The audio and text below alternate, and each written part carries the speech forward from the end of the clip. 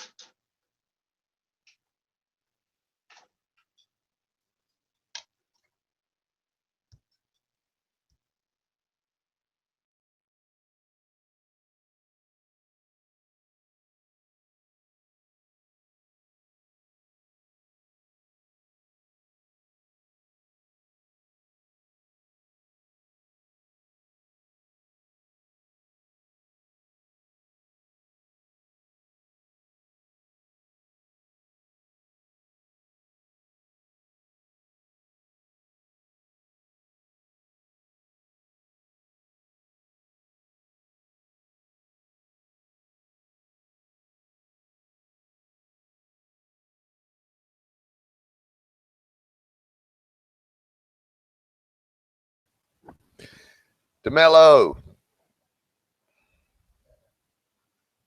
Hey, buddy, what's going on, man? I just walked in the door about 10 minutes ago, man. I was down at the coast taking care of some business, Ooh, classic yeah, car show down there this whole week. Man, I have seen every car that was ever made.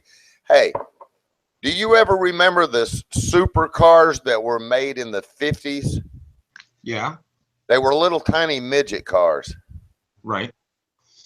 Man, a guy had one down there at a restaurant. It was, man, I mean, completely restored, flawless. Are we talking mid 50s, like the Corvette? It was a 51. This one, Oh, yeah, they're little tiny toy cars, but they got okay. they got four cycle overhead valve engines, and they won't go but 60 or 70 miles an hour. A little town car, but a little two seater. Are we talking British cars? Actually, I can't remember. It may in fact be British. Yeah, okay. Yeah, because I don't recall the American cars, small cars. I remember the British. Yeah. I can't remember. I remember looking these cars up, and somebody needs to unhide Ronan. I don't know who's got mods up here. Yeah, I Pro- remember the pro- British had the MGs, and the Germans had the Carmen Gias and whatnot. yeah, these were called supers, and they were two seaters, Okay, um, hard tops, and they had four cycle overhead valve engines. But this guy had one, man. I mean, they look like little toy cars, is what it is. I mean, right.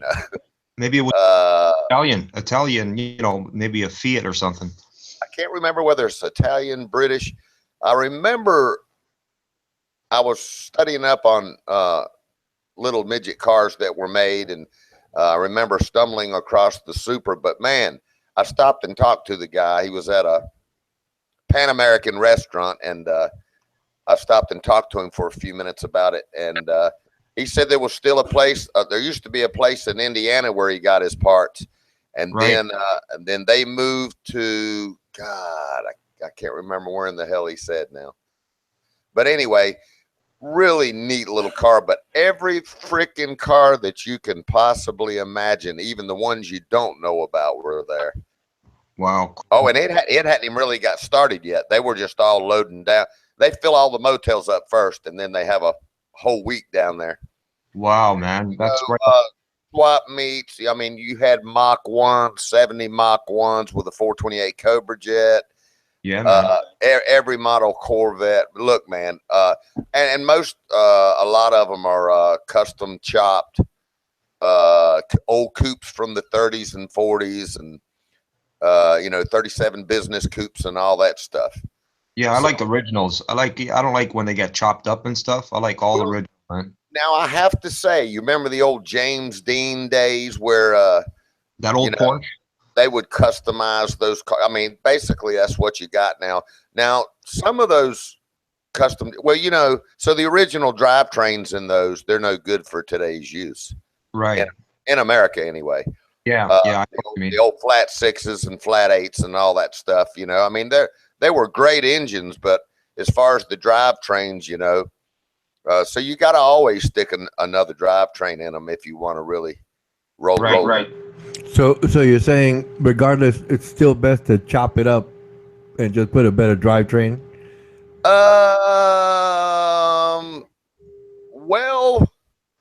Well, yeah, as far as the drivetrain, but as far as chopping it, you know, they chop the tops and everything, and then they drop the top down at an angle, and then you got this small, which it looks tough and everything.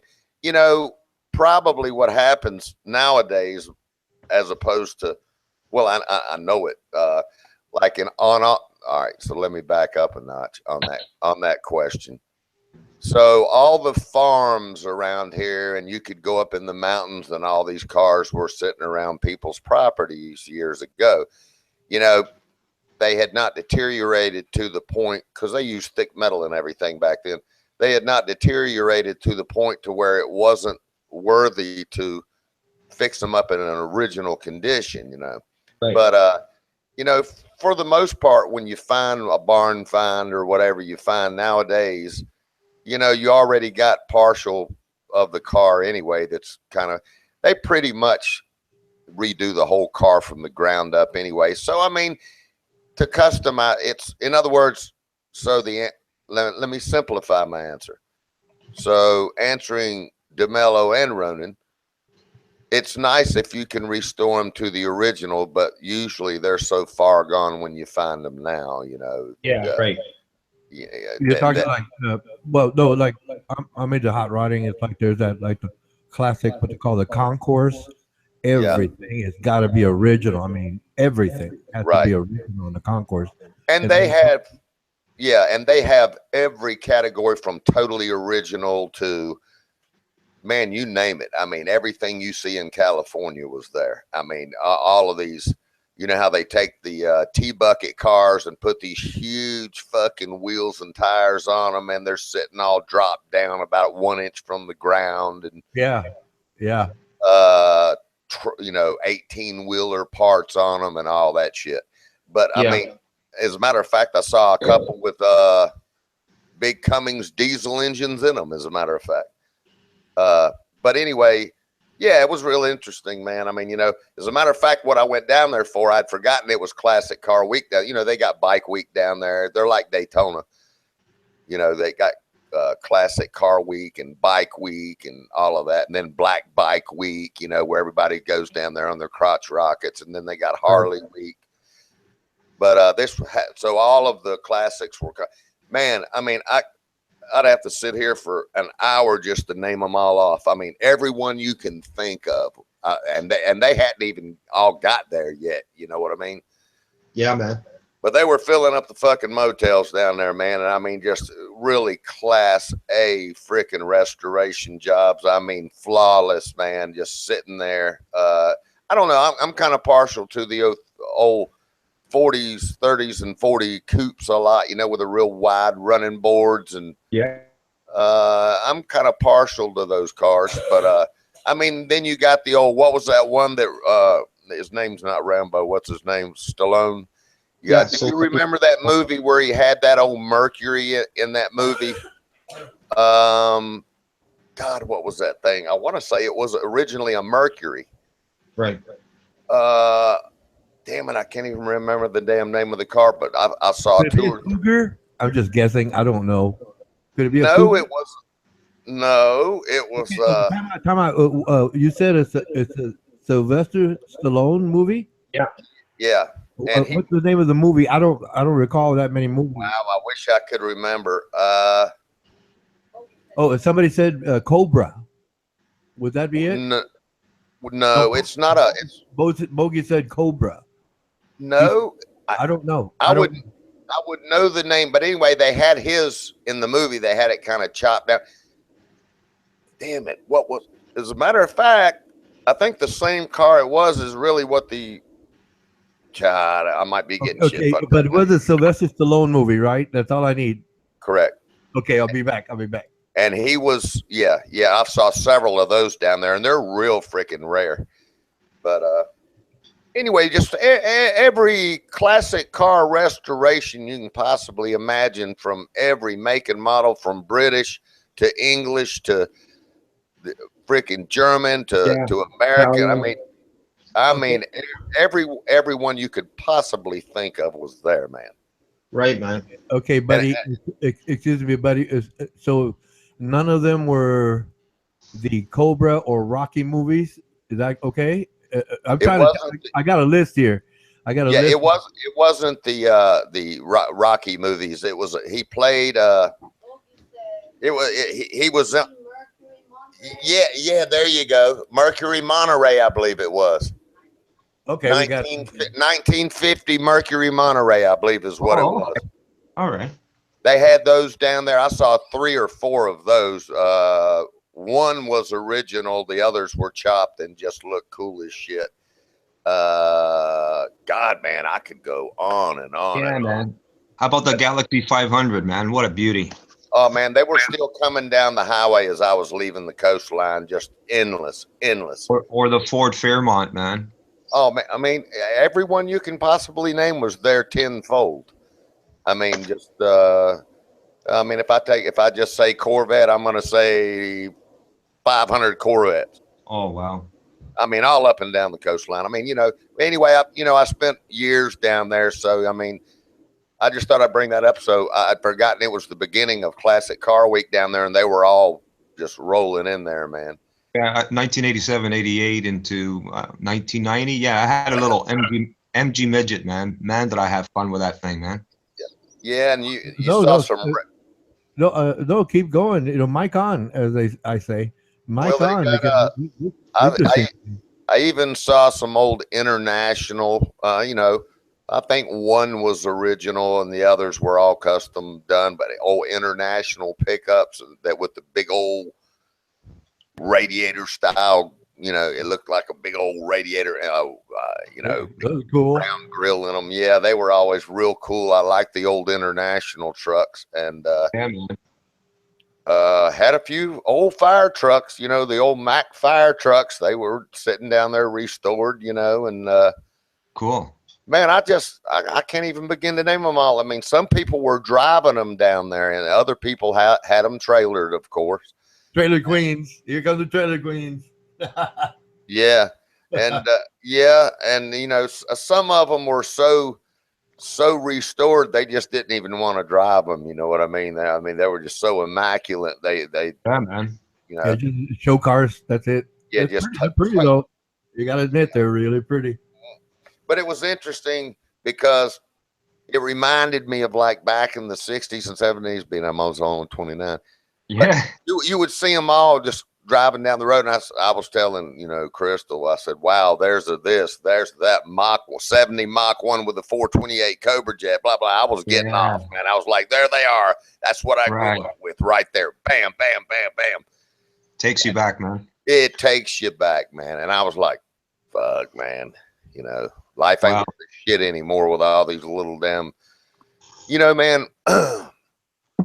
One of my first jobs I ever had, I worked in an automotive shop with this brilliant guy, and his name was Burton. And he told me back then, I didn't understand what he knew back then. That was the first real valve job I ever did. I had a 65 Ford Fairlane 500 sports coupe, and I did my own valve. It had that 289 high performance motor in it. And I did my own valve job. I poured and polished my own heads, ground my own valves, resurfaced my heads, a whole ball of wax. I can see all that right now, man. And he told me, he said, you remember what I told you? He said, as soon as all these imports start, he would never touch a nut or a bolt on anything but an American vehicle. And I didn't understand that because at the time, imports were really starting to come to the States. And I didn't really understand that, back then, man. And everything he told me, and I think I was 15. Everything he told me has prevailed exactly the way he said it would. He said the next thing they'll do, they'll flood the parts market, they'll override the American industries, and then you will not see anything happening in the U.S. as far as U.S. made. And those things that, and he was real good in physics, man. He was, as a child, I think he was rebuilding A&T models, you know, and he was just a brilliant guy, even in physics.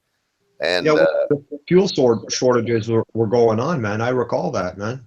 oh yeah, all kinds of Americana versus foreign things were just being introduced and all of that. But I didn't understand that. I was like, you know, because in my mind back then, man, I was like, I'm gonna work on whatever the fuck I can to fucking make money. You know what I mean? Right. And I didn't care the way he did, but he called it, man. I watched everything happen just the way he said it would too. And then he said, and then once they get all their vehicles here, he said, then they're going to flood the market with parts and they're going to skyrocket their part prices. And all that prevailed until Advance and AutoZone came into play. But oh, did he? But anyway, man, just very interesting. I hadn't been to one in quite some time. They have little ones around here, but you know, maybe 50 to 150 vehicles usually on a local realm. But down there, man, hundreds and hundreds and hundreds. I mean, all up and down the coastline, just as I don't know, man. Hey, buddy W, what 40s or 50s model vehicle do you like? 40s and 50s. Usually, the old coupes. I'm real partial to the old coupes. I got it. Okay, time out. I think 37 business coupe used to be my favorite.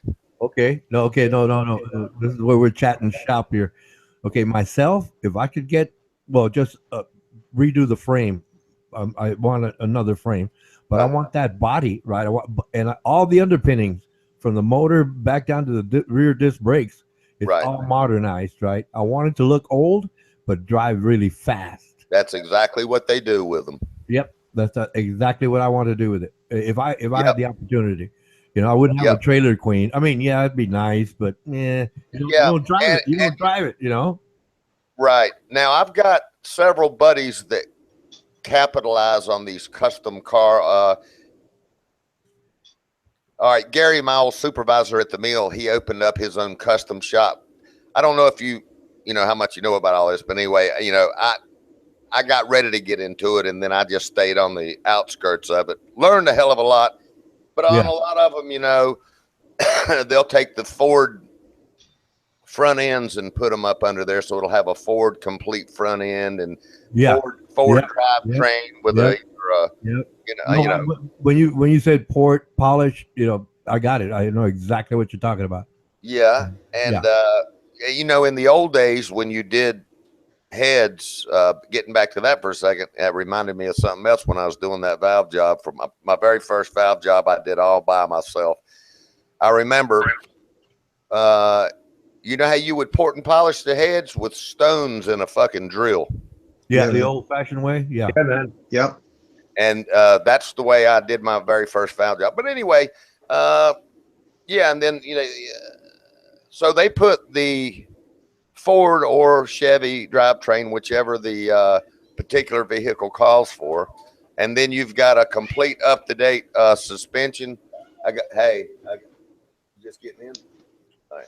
But so yeah, man, it brought all kinds of shit. I mean, it's never ending. But anyway, that one Gary guy, he was one of the first guys that figured, you know, everybody looked for the old Ford rear ends to put up under everything, you know, and then tub their cars. You know what tubbing means? Tub them. Oh yeah. They went for the old Dana 9. They tuck your tires to the inside.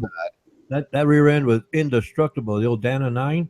Yeah, that's exactly right. But he was one of the first guys that actually figured out how to center those gears in the hog head. Oh, really? Yeah, you know, they were always slightly offset. Right. And they were always slightly offset. Yeah. And the classic Hot Rod magazine. the classic car guys were always trying to figure out, because you know, once you got one restored and chromed and, you know, the whole axle was chrome. And when you look at it from the rear, they always wanted that damn gear to be centered instead of offset like that, just for a look thing. Right. And he was one of the first guys that figured out how to center those damn things. So, you know, anyway, the stories go on and on and on and on. But, Well, man, keep going. I'm interested in listening to that. yeah, I mean, you know, so my whole life, you know, I owned a top shop here for 10 years, blah, blah, blah, while I had my industry jobs through the years. So, you know, I was all it. I could have, you know, told you everything back then, but I don't know where everything's gone in the last 15 years, 20 years now. But, or, you know, what the latest scenarios are. I think pretty much on these classic restorations like this, you know, it's pretty much exactly the way I left, you know, left the industry. I think they're still doing all the same things. Yeah, maybe different intakes and fuel injections and computerized systems on the engines. But other than that, I think all the suspension and, you know, framework course, you know, a lot of them like the real light. They'll even redo the entire frame, you know. They've gone to like light aluminum frames and stuff and that kind of thing, you know.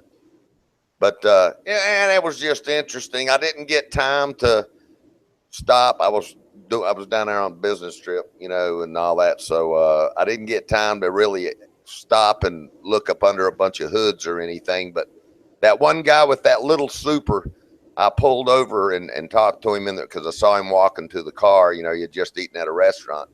Right. And man, he had that thing.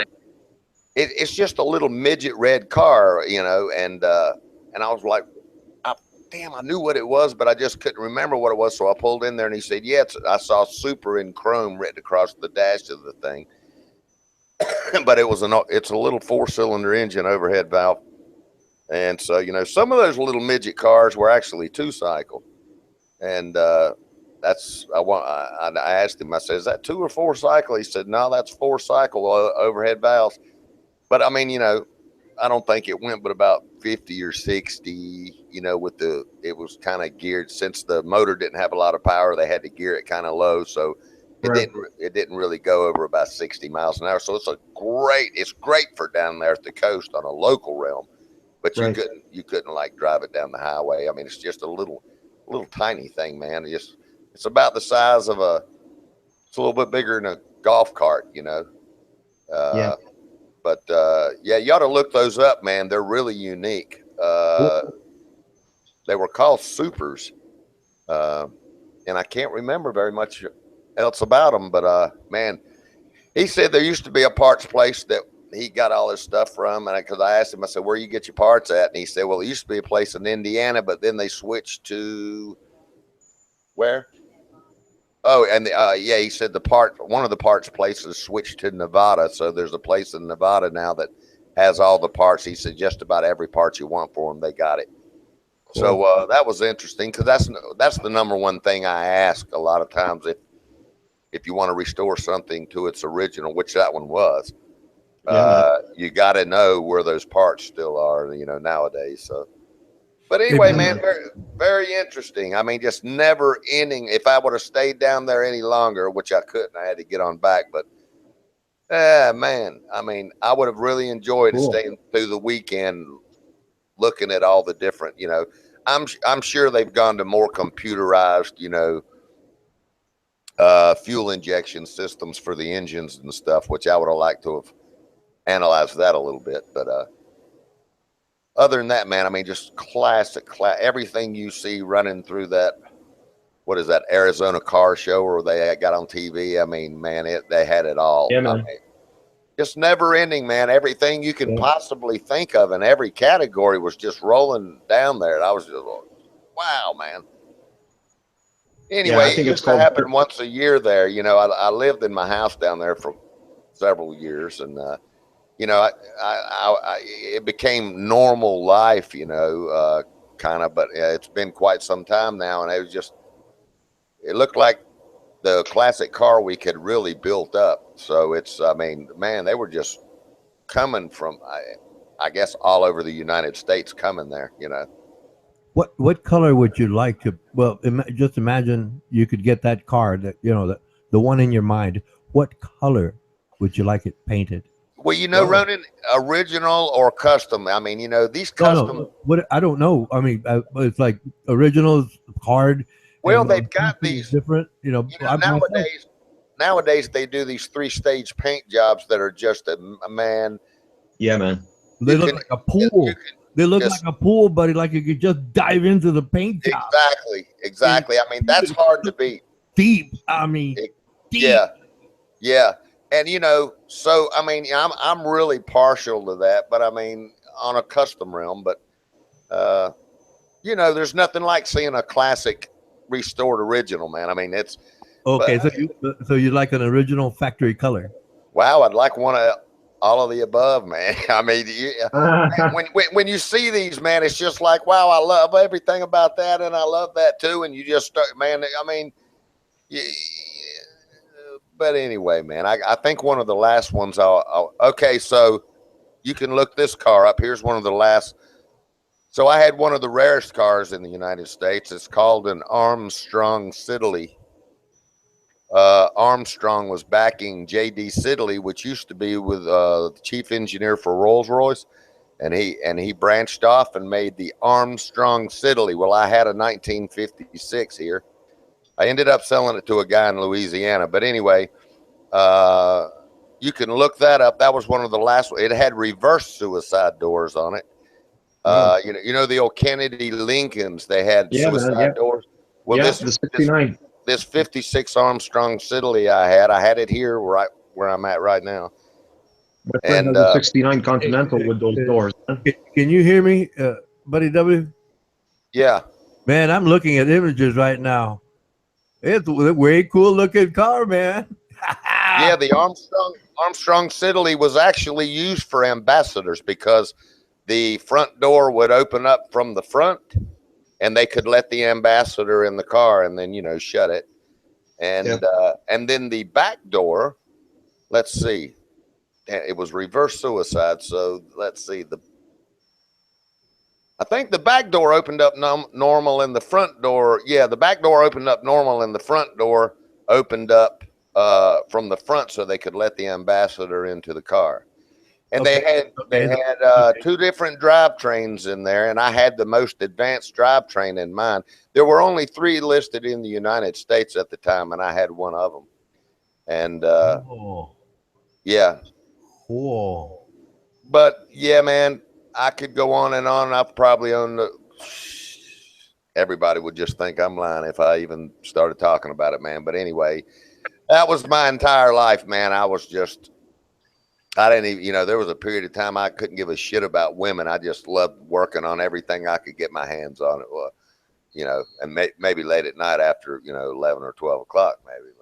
Oh no, I see a lot of different model of Siddeley.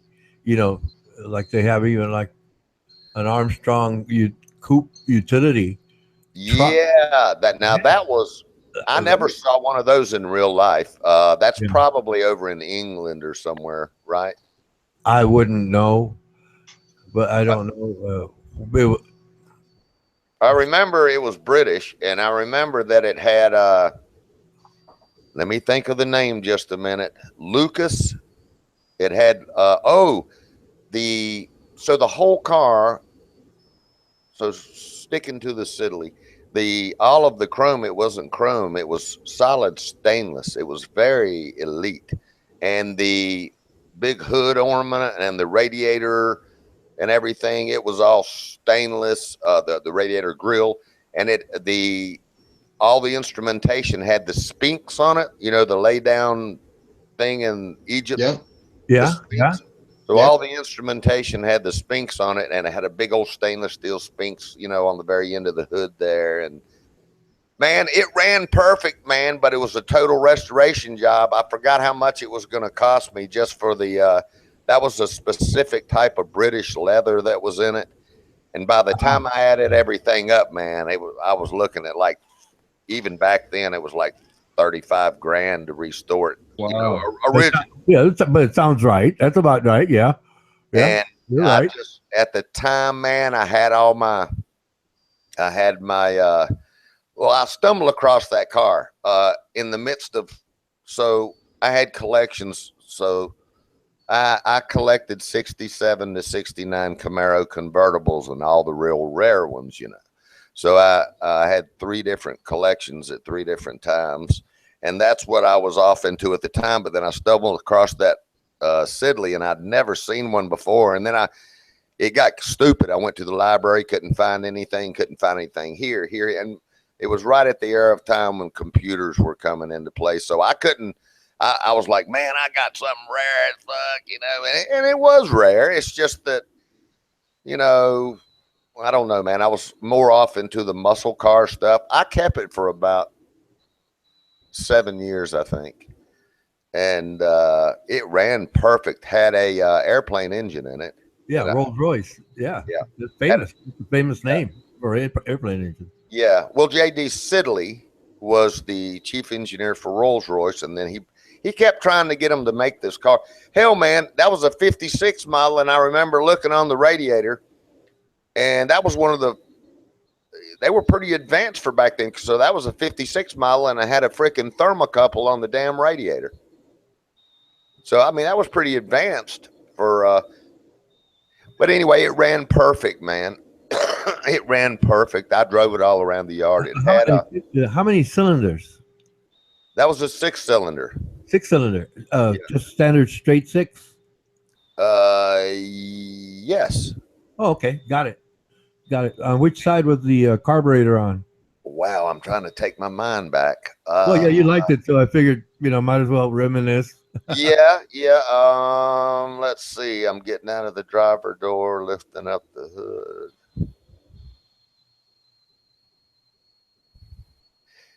It was kind of in the middle of the engine. Okay. So the manifold, the intake manifold came up. It was up, so it was kind of in the middle of the engine, but back a little bit towards the firewall. And golly, I can't remember whether it had 1 or 2 carbs on it now. Yeah, 2 carburetors. So it's basically a downdraft versus side draft. I don't know if it was 1 or 2. I'm trying to remember now, man. I'm not trying to pester you, buddy. I like cars, so. Yeah. Well, boy, I thought I had a gold mine when I found that one. I mean, and you know, so I ended up, matter of fact, it just so happens that the original owner of the car, his son-in-law looked for this car, and he found me somehow. I don't know how he found me. He traced it, and he begged me to sell it back to him. And at the time, man, you know, because I had to redo the floorboards and everything in the car. And at the time, I had so many other projects. I knew it was going to a good home, and I let him get it from me. That's a good idea. So good story. That's a good man. story. But I had all the rare convertible 67 to 69. Cause let's see. Wow, man, I could go on and on and on and on and on and on. More than 7 hours. Well, yeah. So let's see. The last several I had a 69 with the Enduro bumper on the front, rosewood steering wheel, rosewood dash, all the gauges, sprayers on the headlights, buzzer on the speedometer, power houndtooth interior, power top, power windows, power door locks. All the bells and whistles. Yeah, had the hideaway headlights, which had the rally package on it. And that was a real rare one. They only made 500 with the Enduro bumper. Wow, I had 67 Rally Sport Super Sport. I had all of them. I tried to capitalize. Some of them were hard tops, but I tried to capitalize on the convertibles. I was finding them everywhere. And you can't find them like that no more. Everybody's grabbed them up now. But Yep. You know, everybody's catching on. I loved the convertibles, you know, and of course the convertibles actually had a handling problem when they made them back in the 67 to 69, had handling problems. So they put weight canisters in the corners in the trunks. When they chopped the top and made a convertible at the factory, they had to reweight them, you know, so they would handle correctly. And right. So they had original weight canisters back there in the trunks, and wow, man, I could just go on and on and on and on and on. It had tilt steering on that one. So I didn't like the plain Jane 67 and 69 Camaros. They just weren't my deluxe interior, so it had the deluxe door panels and all that stuff. And I don't know, I just really liked the Camaros that had all the bells and whistles, had all the optional stuff, you know. I like the 71, 72, man. Yeah, and each year back then it was interesting. I always found it real interesting. Like in 67 and then in 68 and 69, they came out with more options for the 67 that you would rarely see, you know, that you had to reorder it and stuff like that. Like even the red line on the straight drives, you know, the red line was in a different place on your tack, you know, and stuff like that. So Yeah. you had to match all that stuff up. But anyway, man, I used to just get off on that. Especially the 67 to 69 Camaros. I had several collections of those through the years. My last collection, I had 7 at one time. That was my last collection of those. And so let's see. I think the very last one I restored was a 56 Chevy, and I had all the original 265, you know, V8. Actually, most people don't even know that. Man. The first V8 the Chevy came out with was actually a 265 before they came out with the 283. And then it went from the 283, I think, to the 327. But Right. I'm sorry, they made a 307 too, and that's actually, I ended up dropping That on the Chevelle. I think they had the 307 on the Chevelle, right? I No, recall a Chevelle with the number 307 on it, but I don't know the year. yeah. The 307 was like the one that had the shitty heads and not too many. So if you got a 307, most people wanted to put like dart heads and stuff on it and all of that, you know, and the big valves and soup them up and all that. But most people like the 327 and the 350. And Yep, the short block. Yeah. I prefer man. short block myself. then of course you had your 4-bolt main motors. That's always what I capitalized on with the thick harmonic balancer. I always like the 4-bolt main motors. Oh yeah. And anyway, man, so interesting time of my life, you know, doing all that. And it was just, so this brought all that back to me when I started seeing all these cars coming in. You know, I was like, damn it, I forgot this was Classic Car Week. I told Crystal there just wasn't no way I could stay. I got too much going on right now, but so I had to get on back. But anyway, very, very interesting, man. I saw a lot of, you know, just driving down 501 leaving Myrtle Beach, man. I was like, wow. I mean, you could just see it coming in, man. You don't know how bad I wanted to turn around and go, you know, but all the motels get filled up real quick. So you got to hurry up and grab a motel room, you know, but I wanted to stay, but I just couldn't. I had to get on back. But Welcome anyway, so yeah, anyway, it was interesting, but mostly I had to go down there on business. So I didn't have a lot of time to damn motel I stayed at. Shit, we didn't even get in the damn hot tub, man. I always get in a hot tub, but I didn't even get in the damn hot tub. I didn't even hardly have time, man. You missed out on the hot tub. Come on, man. You missed out on the hot tub? I didn't look at the ocean that damn much. Just trying to dial in and make phone calls and business shit left and right. So I didn't have really time to enjoy very much. And of course, damn Burrs and Chapin own about 3/4 of Myrtle Beach. So, you know, it's these two filthy rich families, and they always monopolize everything, tell the city what to do. Right. And I noticed Grandma's Kitchen wasn't there no more. They've moved of course, they did this several years back, but they moved and it was the trademark of Myrtle Beach. They moved the main pavilion over to the bypass so they could run all the little independent business owners out of business so they could buy their property dirt cheap, you know. Oh, man. And they monopolize it, man. And but anyway, it was kind of sad to see that trademark, you know, that original pavilion move, because it was iconic, you know. And they don't have anything but a cable ride there now on the entire area property where the original pavilion was. But anyway, Grandma's Kitchen was gone, Country Kitchen was gone, and you know, these corporatizing, moving all in there. And I mean, it's I don't know, man. I don't know.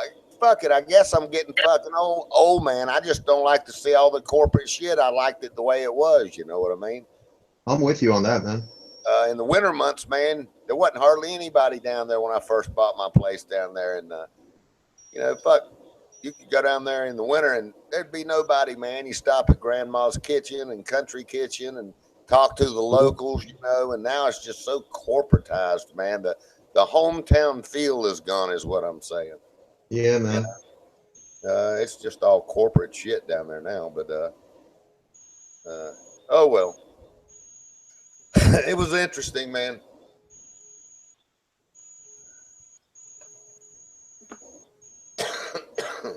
I miss all that stuff, which I got this trike out here. I need to get back on it, and you know, it's real custom, you know, and one of a kind, one off kind of thing. So I need to finish up on it because I promised Crystal we'd ride the Blue Ridge Parkway when I got done. Yeah, I don't know if I told you the story, so I don't know if you remember the Honda Helixes. I bought, so I don't know if you want to look that up or whatever. Anyway, it was a 250cc Honda, and it was belt driven. It's a real big scooter,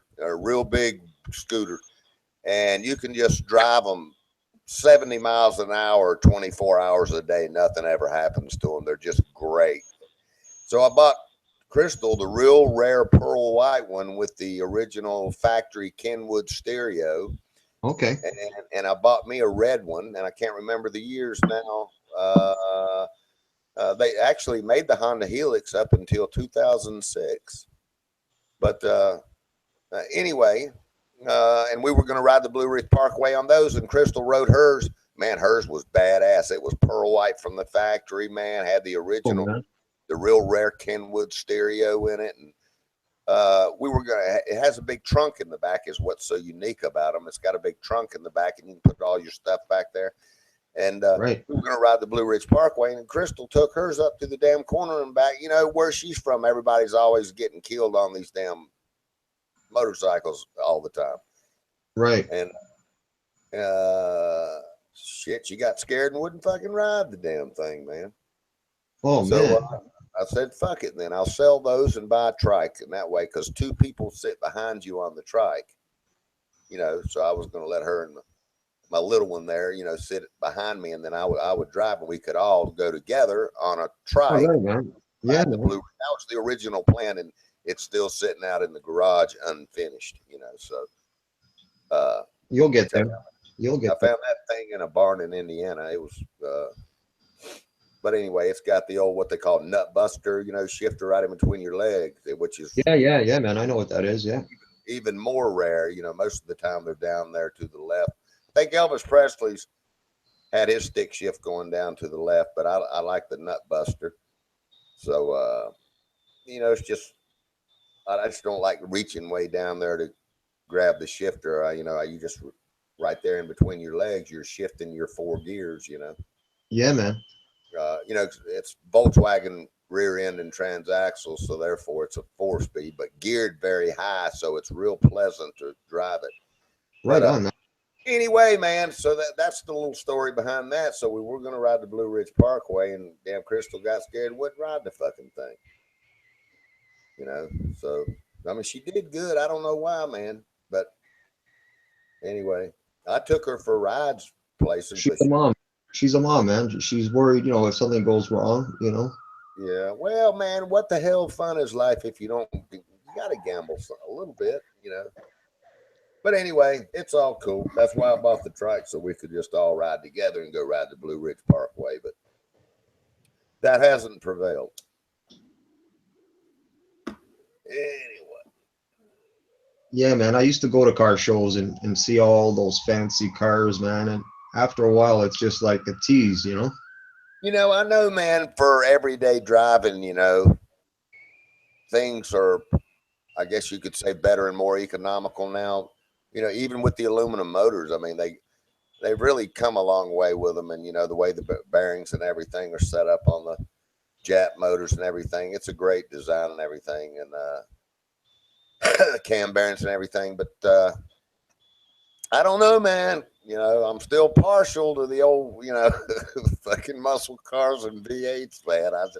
You know, it's what I grew up with. So, you know, there you go, man.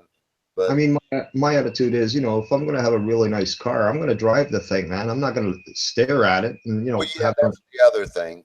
I mean, if you're rich like Jay Leno, you know, Right. you can have a museum and shit. But it's nice to drive. I'm kind of that way now too, DeMello. Well, you know, when gas is back down here in America now, so it's very feasible to drive your muscle car again. You know, we're down to $2 and something a gallon. Hell, Yeah. in South Carolina, it was only $1.90. What was it, Crystal? Oh, Crystal actually saw one gas station down there $1.88. Yeah, man. So I mean, you know, and it's like, what is it around here now? It's about $2.29 a gallon around where I'm at right now, which is still, you know, real good. So I mean, you can actually, it's to a point where you can still drive your muscle car and not, you know, drain your wallet everywhere you go. And, Yeah, man. Up here, it's like $1.10 a liter, man. Really? Yeah. It's a big difference. Well, yeah. Well, this for hey, man, gas got way high there for I don't know if what is it, OPEC was fucking monopolizing everything or what was going on, but the fucking gas got way what was that? What did that gas get up to? $4 something a gallon? It got like up to $4 and something a gallon, man. The highest I've ever seen it in my lifetime. And I was like, fuck, man, I'm gonna have to start driving a bike again. Damn this, you know. So but it's all back down now. And so I mean, it'd be nice for me to grab a couple more and maybe fix them up. But I don't know, man. You know, you got to kind of realize where you're at in life too. If that matter, I'm stupid as this sounds, only because of my phase of life. Not that I don't enjoy it and wouldn't want to do it. Right. I just feel like I need to. Fuck, man. I'm into real estate now. What can I say? Trying to leave everybody with something when they lay me down in my pine box, if you know what I mean. Yeah, I know what you mean, man. So I don't know, but if I get comfortable with what I can leave everybody here in the next couple of years, I may start doing it again. But that was my life before, man. I couldn't give a shit about a fucking house, you know. Yeah. But anyway. All's good, man. So I was a busy character, man. I had my career job. I'd play in the bars at night and fix up classics and motorcycles. You know, that was my life, man. That would be many people's dream, man. Yeah, and right before I got into it real heavy, which I started out life working on vehicles all the time anyway. But, you know, I was supposed to go to work at NASA, and then they had that big layoff. So that changed the direction of my life when I did, because that was kind of like my, you know, my big dream. So I was going to leave the, you know, I was working on fast attack subs and Newport News there, and I was going to leave there and go to work at NASA. And then they had that big damn layoff, and that kind of, I don't know, man, that fucked with me real bad because that was my goal to go work at NASA. Right. And, when that happened, you know, of course, I had a lot of aircraft companies calling me, wanting me to. I almost went to work at General Electric down there where they were making the big turbine motors for the planes. Yeah, man. I almost went there, and but anyway, so that redirected my life back into, you know, fuck, every industry you can imagine, man. It's what it ended up being. From printing to die casting to fucking packaging. I mean, fuck, I've done it all, man. So I don't know. And here we are in Armando Bogus Live.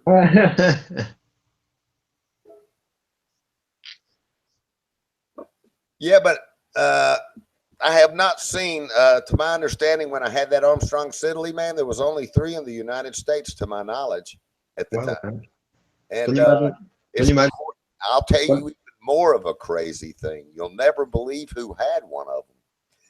When I went through my divorce years ago, my fucking lawyer was the one who had one. Wow. So he had one, I had one, and there was only one other one listed in the United States, to my knowledge. What are the odds of that, eh? What are the odds of that? And he got his passed down to him from his dad, so he inherited his. And Can you imagine what it'd be worth today if you had that?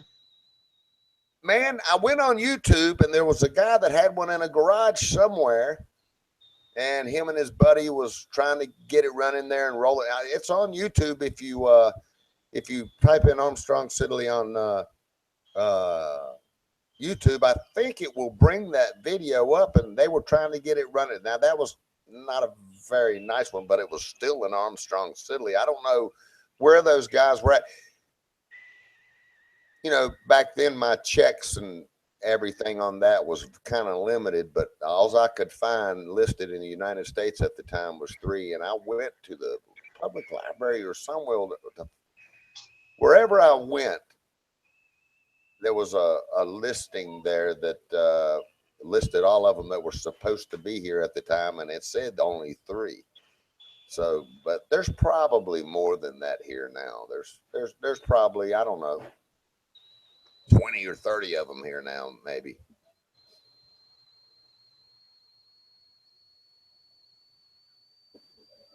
But they did have a coupe too. They sure did. They had a coupe. But Jay Leno, eh? Man, he's a big time collector, eh? Who is? Jay Leno. Oh man, he collects everything: steam vehicles, Yeah, man. steam motorcycles. You fucking name it, he's got it, man. I think he has a car with a airplane, a turbine engine in it. Yeah, yeah. I seen that. Yeah, he's got old fire trucks, man. He's got everything. It was interesting when he left. What was it, the Tonight Show? Yeah. He retired from there and started running his own production of his. You know, it's showing, you know, test driving all the motorcycles and vehicles, and I enjoyed watching that. Actually, you learn a lot. Me too. Yeah, you learn. That was a good concept. I really liked watching that. It's probably still on TV. I just don't watch TV much anymore. Yeah, it was educational, you know.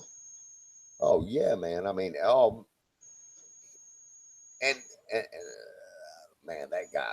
I'd be scared to know how much money Jay Leno's got with all that. A lot of that stuff, I think, kind of got donated to him. It's kind of got him started. I don't know, but he finds real rare stuff. Real rare stuff.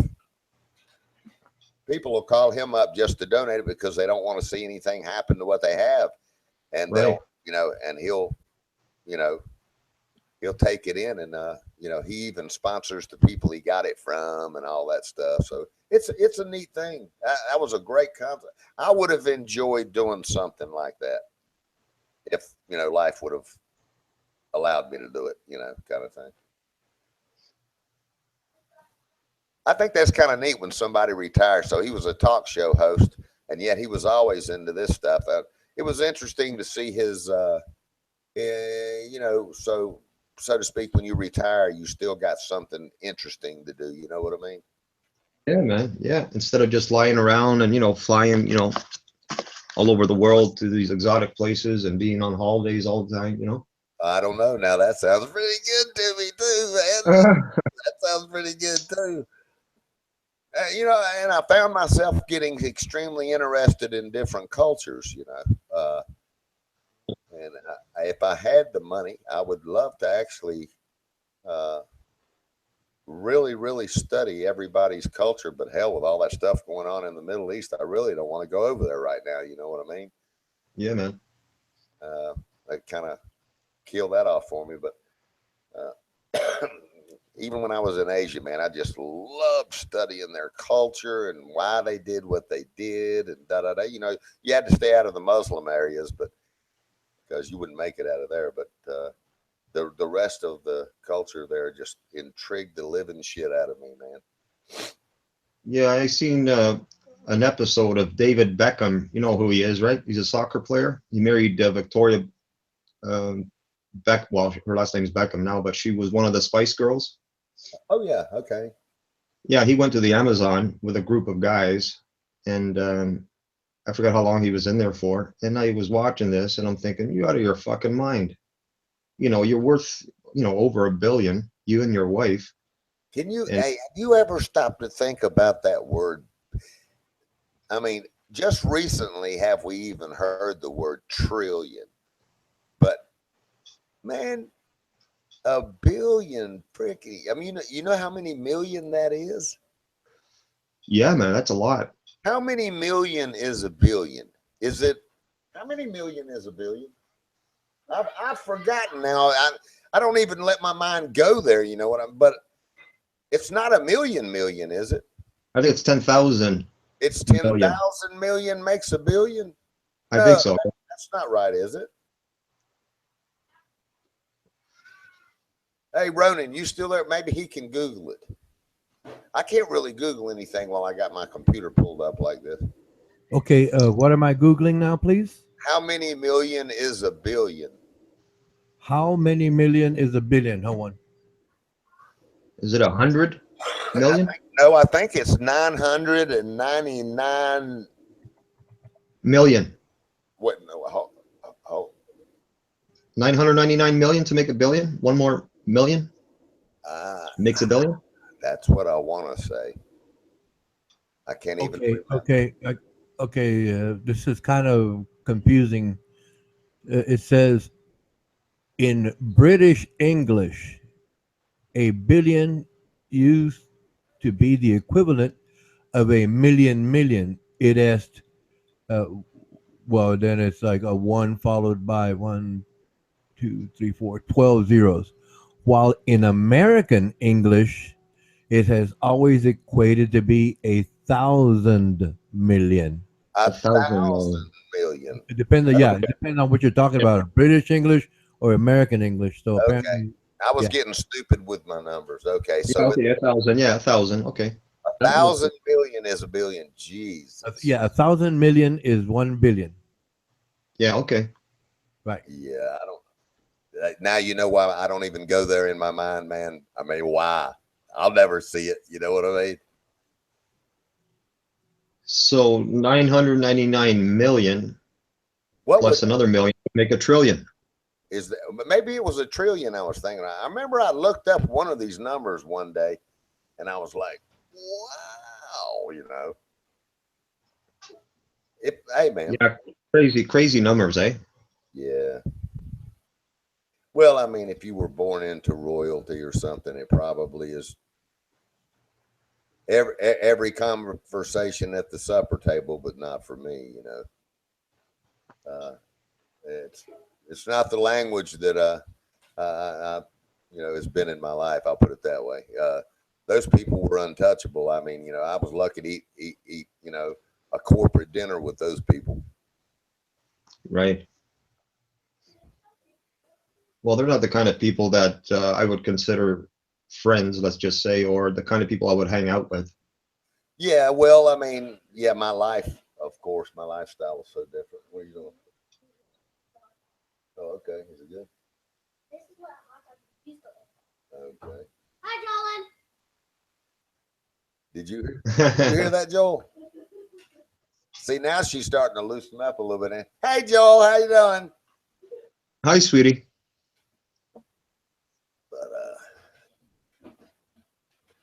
wow, man, I'm just kind of like regrouping in my head from seeing all these vehicles, man.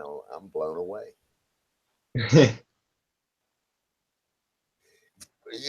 In my mind, because of the way the economics have been, it intrigued me to still see those cars that people were still Yeah, man. doing, they even had the money to do it. Right. Because the economics hadn't been so good here, with the people that I'm immediately involved with. Everybody's tightening up their wallet and stuff. So Yeah, man. I know exactly what you I'm mean. not in that realm of life anymore. If I still was, I probably know many. And I still do, I guess, the more I think about it. But you know, not in my everyday life anymore. So it was just intriguing to see that people still had the Americana, you know, classic Yeah, car, you know, thing going on. right, man. That's their identity, man. Yeah, man, it's who they are, and that's the other interesting, I guess you could say, cultural side of it. That it goes hand in hand. You know, when you talk to the guys, you'll see one guy from Tennessee and another guy from Texas and another guy from Ontario and Colorado. I mean, they're from all over down there, man. You know, and it was You just know what's cool is some people, some Americans are proud of their guns, and these people are proud of their cars. You yeah, know, yeah. It's that's what just makes them American. it's so interesting, man. I mean, it really is. All the way down to talking to the individuals is almost intriguing sometimes as the cars themselves. You know what I mean? Right. Uh, If those cars could talk, eh? yeah. Well, they talk for them, yeah, and that's the interesting part. I mean, they could tell you, you know, you point to a ball joint, they'll go, "Oh yeah, I had to run to Indiana for that part," you know, Yeah. and then we got it back and we took 800 sand by 1200 and we started out with 500 and got up to 800 and then sanded these all parts down with 1200, man, before we, you know, shot primer and paint on the, you know, just everything, man. Yeah, man. I remember the MG midget I had, the transmission, well, not the tranny, the clutch went on it, and I had to go down the road. Luckily, you know, to a little, they had, they dealt with MG parts, right? And I got a British clutch, Leyland. a clutch there. Cost me like $500 at the time, eh? And I took it to my buddy's shop, and I did it myself there. Yeah. I wish I had about a $5 bill And for every clutch I put in. I hear you, man.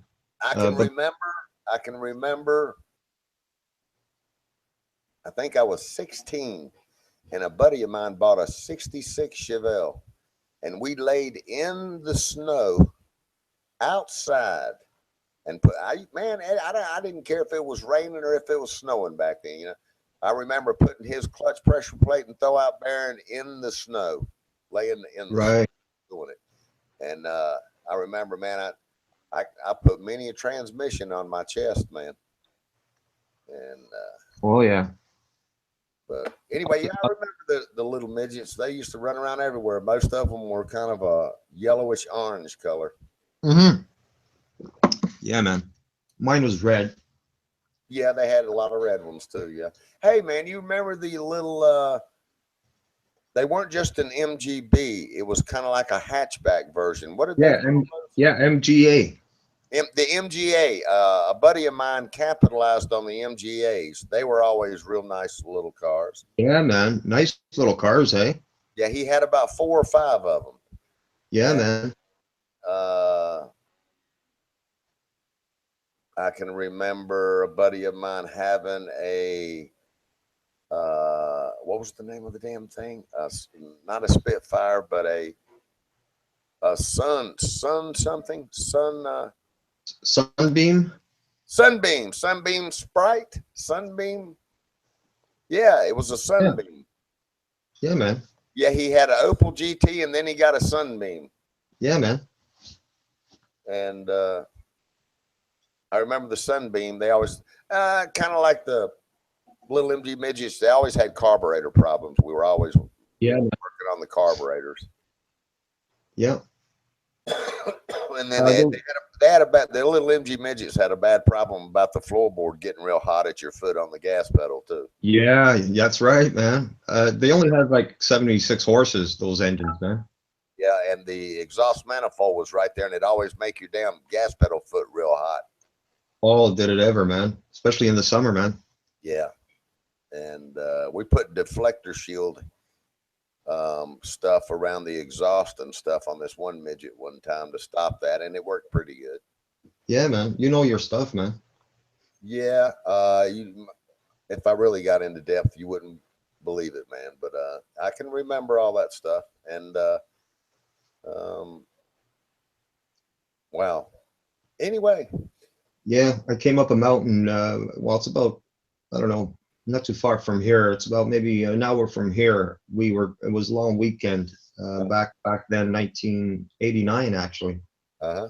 It was a long weekend, May 24 weekend, and my friends, they were in their vehicles, and I was coming in the MG Midget, and I went to overpass some slow car up the hill, and what a suicide mission that was for me, man. I almost killed myself, man, because it didn't have that much power, the Uh-huh. car, the Yeah. MG Midget, and yeah, it was quite the maneuver, man. I had to bail at the last second, go You back know in what, my DeMello? I'll tell lane. you something I remember being real dangerous.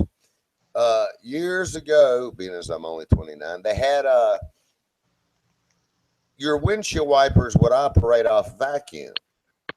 And so when you were going up a hill, the windshield wipers would slow way down because you had to accelerate to go up a hill, and the damn Yeah, windshield wipers would slow down slow as hell. That was yeah, man. always because if it was raining hard and you went to go up a hill and accelerate, Yeah, man. your windshield wipers would slow down, man, real slow, and it was dangerous as shit. Yeah, man. I had a Yeah, lot of that happen, man. yeah, man. And then of course, the old drum brakes, when you had four drum brakes, they were always kind of dangerous. You always had to keep them properly adjusted because they'd always jerk you around if you had to slam on the brake. Oh yeah. And Living dangerously, man. When you're driving that little MG Midget, you're always living dangerously, man. oh yeah, Got to watch for other bigger cars, and trucks, because yeah, they'll just, you know, exactly. go right That's over right. you. Yeah, you're driving a little toy. Oh yeah. Yeah.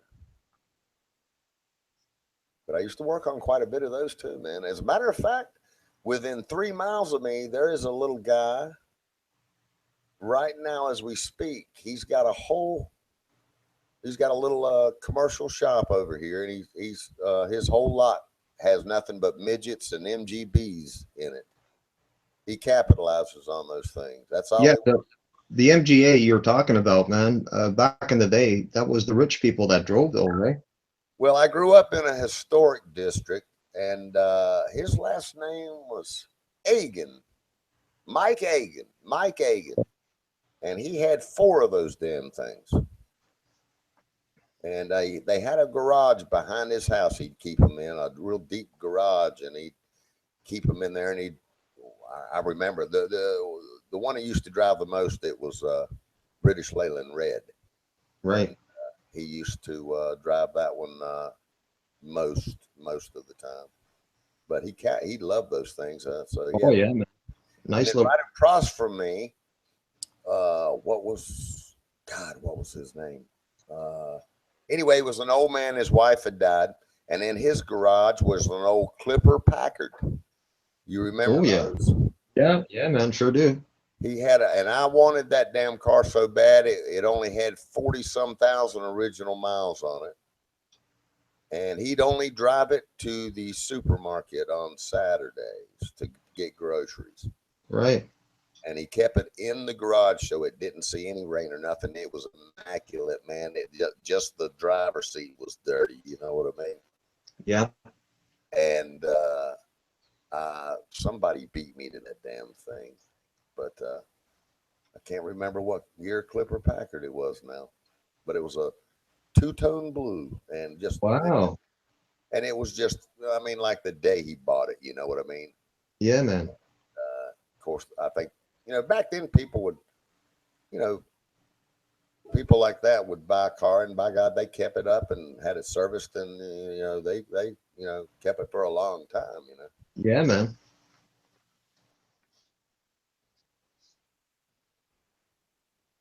Yeah, the old Packards, and then I had quite a few Nash, and I had quite a few Nashes through the years, and Nash and Skyhawk uh, Packards and Sky. Let's see, the Skyhawk. Yeah, I've worked on all that shit, man. Yeah, my boss had a beautiful '69 Lincoln Continental, man. What a beauty with the suicide doors you were Yeah, talking about, man. that's right. 69 had the suicide, right? Yeah, man. Hmm. Yeah.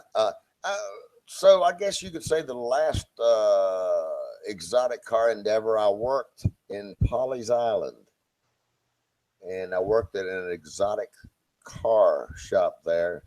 And Polly's Island has all real rich people, and they have citrons. Let's see, my boss collected citrons. You know what they Yeah, are? yeah, yeah, sure do, man. So I worked on a lot of citrons, and That's a French car, man. yeah, I worked on a lot of citrons and Mercedes, and top end exotic cars.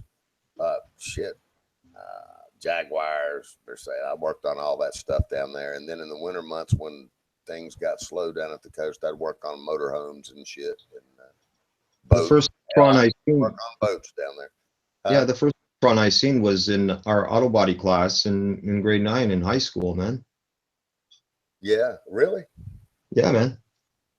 Hey, do you remember on the Citrons where that shaft would come out in the front of the motor there to run the water pump? You remember that? No, that I don't remember. Yeah, they had a long shaft that came out from the motor that would actually run an external water pump that was. Wow, cool, man. Yeah. And do you remember the first Volkswagens? They had pneumatic turn signal arms on them. Do you remember that? You're talking about the Volkswagen Beetle or no? Yep. Back in the 50s, Yeah. when they were first being imported from Germany, they had the pneumatic arms. When you put on your turn signal, and the arms would go up with the turn signals. You remember that? Man, that rings a bell, but I don't recall, man. Yeah, study the very first Volkswagens. They had pneumatic turn signals that when you put on your turn signal, pneumatic arms would go up. But I had a dune buggy. Yeah. That had been chopped down. I guess the body went bad when I got a hold of it. And I looked at the serial number on my dune buggy, and it was 0000246. So that was the 246th Volkswagen that ever came to the States. Wow. Yeah. Cool, man. Yeah. What are you doing, Shotgun? Hey, Tommy. Shotgun. Hey guys, I'm just hanging. Cool, man. Hang on. It's gonna be a ride. Hang on. Yep. Oh, so Crystal rode this thing, but I didn't ride it. I don't like the shit anymore. Yeah. But they got a brand new Ferris wheel down there that has heated and air conditioned and tinted windows in the cars. Yeah. So it's right there on the ocean. It's real tall. When Crystal rode that thing, but actually, Crystal went on a helicopter ride too. And cool. I said, "Fuck that! I'm not getting. Go ahead. I'm not riding that motherfucker." I just don't like it anymore, man. I like to keep my feet on the ground now. I rode those motherfuckers for years. Yeah, I worked on the helicopters in the military, but I don't know. Things are different for me now, Shotgun. I like to keep my hell, man. I can remember. I think I was 14, and I worked on these big high signs for a company called it was either Negley or Piedmont Outdoor Advertising at the time. And man, back then they didn't have safety cables or nothing on those signs. I'd be 150 foot in there walking on a piece of 2-inch angle iron, balancing myself with a piece of steel in my hands. I wasn't scared of shit. Yeah. And no safety cables, no nothing, man. And wind blowing like a motherfucker. But I don't know, man. I went through a change, man. I think I felt so lucky to be alive from the stupid shit I'd done, man. I like to keep my feet on the ground now. Yeah, I hear you. But I don't know, man. So let me ask you this, buddy. If you had the opportunity to do a zip line, would you do that? Yeah. Yeah, I'd do it. Just for the pure hell of it. Yeah, exactly. So it has a If I get in a certain frame of mind, Shotgun, I'm all about that. I don't know if I lived for the adrenaline or what it was. It was natural life to me, so I didn't see it as adrenaline rush. But I just got off on it so much, man. I didn't need anything but I don't know how to say it. It was I look back now and I guess it was the adrenaline rush of it all. I don't know. Yeah. I didn't realize that's what it was at the time, but it was just natural to me. I enjoyed it. Man, look, I used to drag race motorcycles too. Okay, I do stunts and shit. I came in second place at the Piedmont drag strip down here. I came in second place. I was running the Z1 900 Z1B, fastest production bike at the time, and I was running a Z1 down there. I'd stand up on the seat and do tricks on the seat going down the drag strip and shit. Man, I was a fucking nut. Do you still ride? The trike's all I got out here now. I've owned over 500 motorcycles, you know. Yeah. I still own my Harley Road King. Oh man, see, that's what I enjoy now, Shotgun. You give me a Gold Wing, give me a Road King, give me something like that. That's what I enjoy the most now. I don't even really like riding the crotch rockets anymore. Nah. My daughter's old man bought a brand new fucking crotch rocket and brought it by here, and he said, "Come on, man, I know you used to run that." So I popped a few wheelies and shit through the neighborhood, but other than that, man, I just don't. I'd rather just cruise now. I just like cruisers. Exactly right. Cruising on a windy wooded road. Perfect. Yep. Yeah. And you know, a lot of the throttles on the road bikes, you know, they're, you got a cruise there on it now, and you can just set the cruise. Give me a bike I can light a cigarette with a match going 60, and that's what I like. Yeah, but these Gold Wings now, I mean, you got fucking heated seats. That's right. Radios. It's too much. Well, yeah, that's a little bit too much for me. I know exactly what you mean. And here's the real thing, Shotgun. Contrary to what anybody may say, a Harley just has a certain thing, and it just is what it is, and there's nothing like it. I agree. And they've really come a long way with rubber isomode pads on the motor now, to where it's not coming through the frame, so it's really nice now. I'm sure your Road King has all that. But yeah, there's nothing like it, is it, Shotgun? Nope, there ain't. But no, there is not. And you know what? Really enjoy the ride. I think I'm into the ride more than anything else. Now you can enjoy the scenery and everything on a cruiser. You can enjoy things to where you're not so keyed in on the road. You're on a crotch rocket. Yeah. And I belong to a group of what they're called Vietnam bikers. Really? Yeah. I bet. But now that's what makes it fun, right there. You go exactly right. The ride and the camaraderie. Yeah, man. There's nothing like that. That's the bomb. I always enjoyed riding with other people. Probably the most, I think. It's fine if you go on a cruise, but I don't know, man. It's something about riding with all the other people. It just really that's the bomb there. That's what makes it.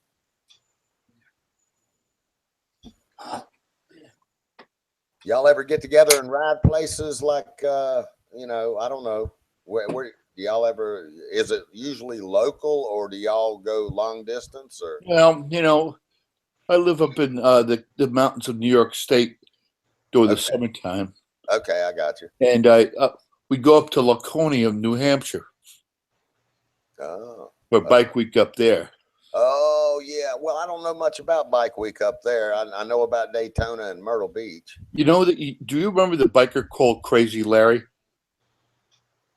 That sounds familiar to me. Yeah, he used to build bikes out of Brooklyn. That sounds real familiar to me. And he was up in Laconia, and he stood up on the seat, and he crashed and killed himself up there. Yeah. Well, Shotgun, just so you know, I lived my life doing a lot of that stunt stuff. And are you talking about Indian Larry? Yeah, that's who I'm talking about. Okay, yeah, I know what you're talking about. Go ahead, please. Yeah, that's why I look back, and I'm just really thankful to be alive now, man. And I can't even believe the shit that I did back then. I just had no fear, dude. No fear, man. You just, you know how it is, man. You can't die. You know what I mean? I know. And but anyway, man, yeah, I used to do all that shit. Yeah, as a matter of fact, Larry, that's right, Broden. You're right. the last time I drag raced my Z19, well, you know, I had a big wreck and went into a coma and shit, and they clocked my ass at 90 some off my bike at the end of the drag strip. So my bike went one way and I went the other, and they clocked my ass at 98 miles an hour off my bike, and went into a coma and shit. But you know, it's all good, man. Oh, you're still I with like cruising now, though. It's really the traffic is what bothers me more than anything now, Shotgun. It's the population is so thick in most metropolitan cities. It just, I don't know. It's Yeah, I would never take my bike into New York City, but up in the Catskill Mountains, it's just perfect. Oh yeah, that's the good spots to ride. Yeah, absolutely. And it's kind of the same here too. I don't even like going in this any cities really anymore. It's just so populated. It kind of ruins the whole mode of riding almost. Yeah, too many fucking blondes and big SUVs talking on the phone. Well, and then you got that added in now. So population came, and then the cell phone. Now everybody's texting. Next thing you know, man, you're just riding along or sitting at a stoplight, and somebody just hits you, and you know you're gone. So yeah, I'm real worried about that texting thing nowadays. I'm never really worried about my own skill of riding. It's always the other person. Right. Is what I really, when I ride now, I really watch the traffic more than I watch anything I do on my bike. Yeah, it's watch what they're doing, you know.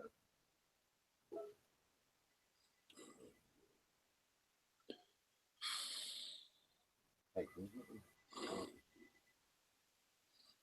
boy, I'm gonna tell you what. I guess I don't think I'm addicted to it, but you know, so I didn't.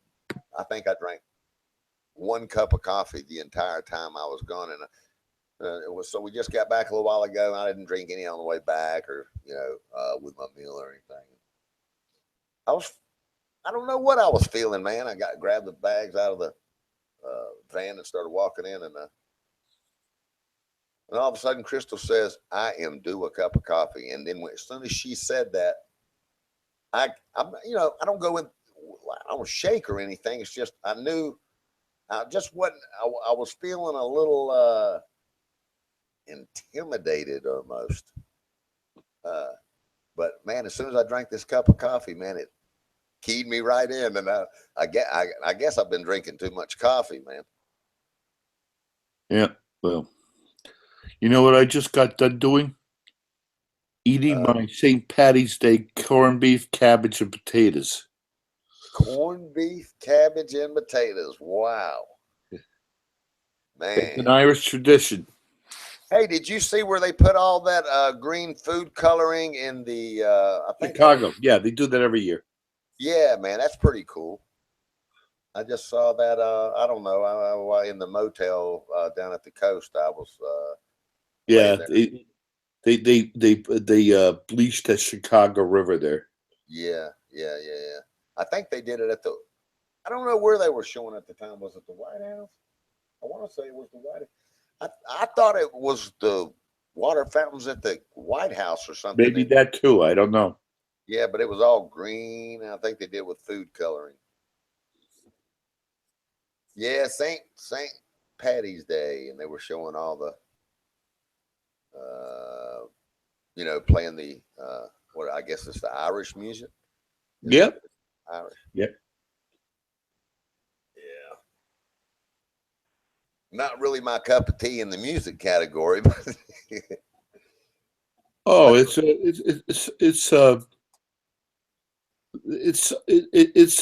some fun.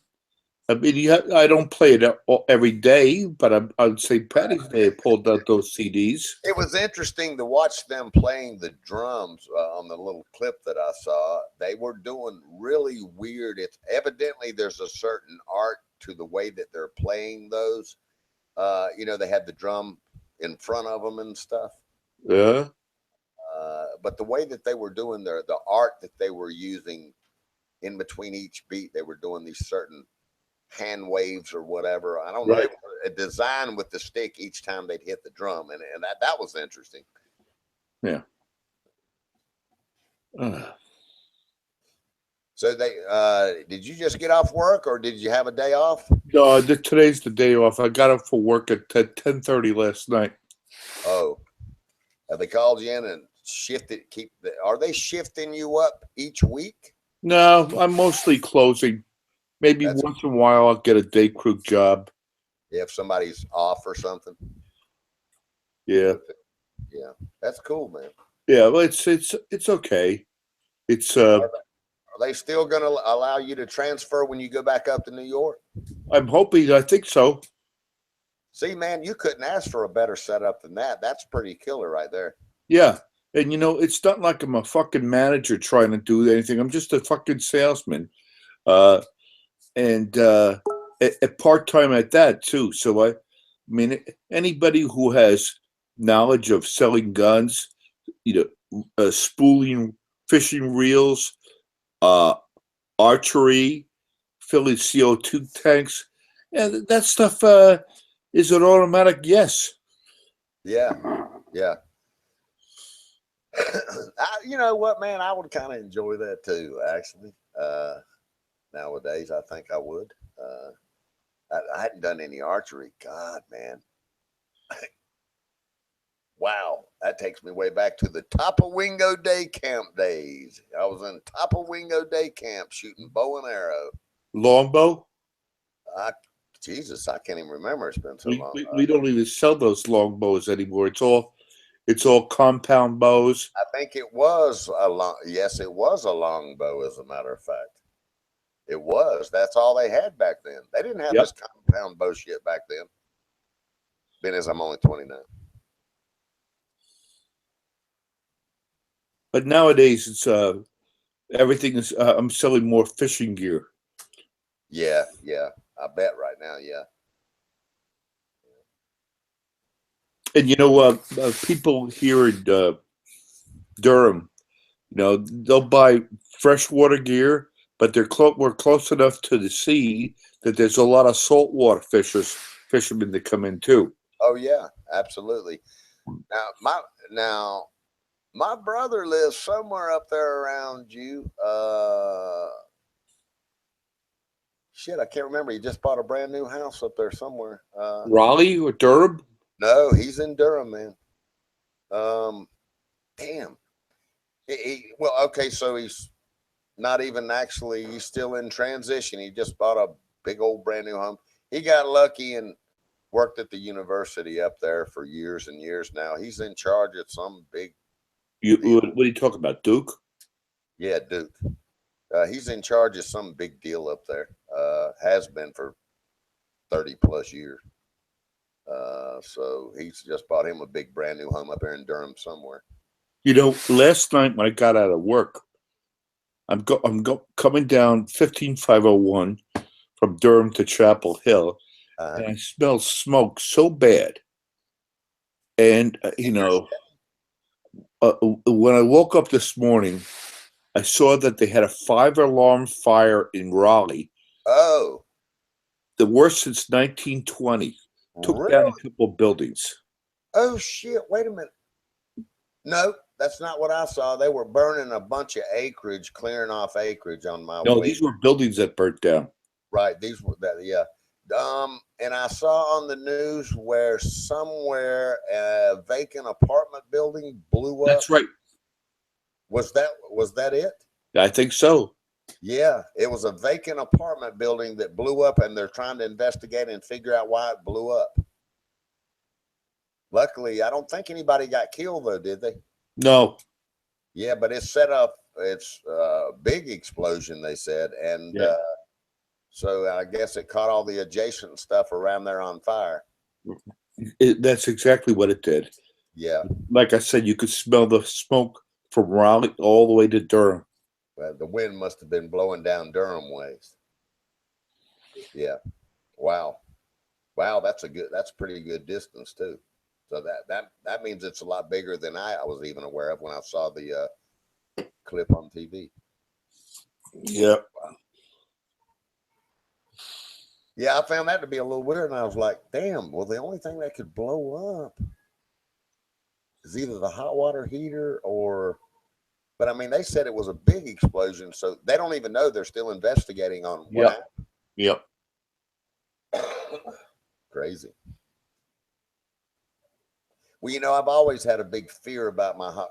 When I first moved into this house, the hot water heater, which I built another bathroom down here now, but the hot water heater was on the inside of the home, and I do not like that. So I bought a low boy and piped it in up underneath the house at the other end of the house. But years ago it used to be a big thing, people's hot water heater blowing up.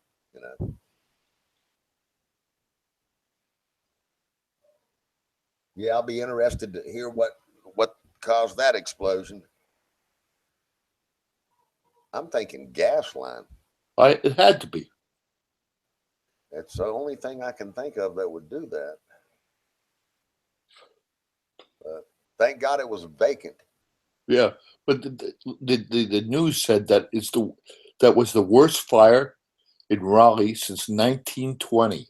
Well, from what I saw, that could clearly be true. Yeah, because you don't never hear about any. I can't ever remember hearing of any real serious fires in that area or nothing.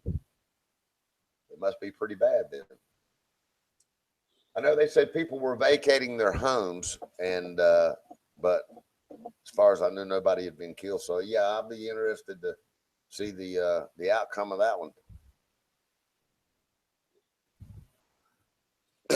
I'll be right back, Shotgun. I'm gonna get me another coffee, man. I'm feeling pretty good now. Good enough. Be right back. Oh. Oh.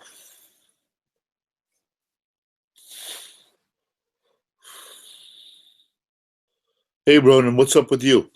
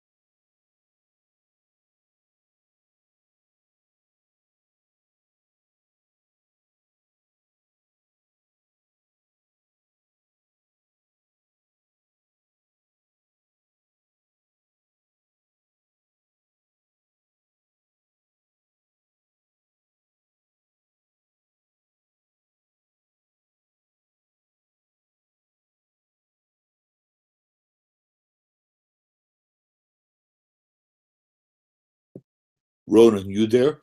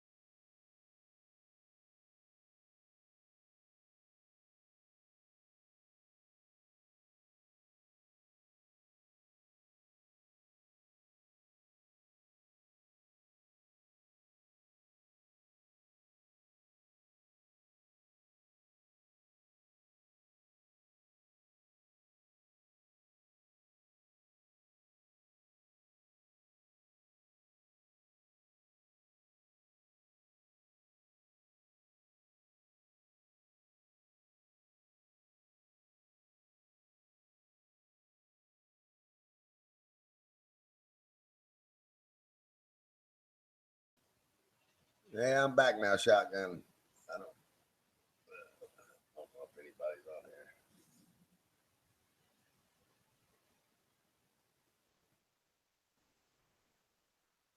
Packy, packy, packy, packy, packy, packy, packy, packy, packy, packy, packy, packy, packy, packy.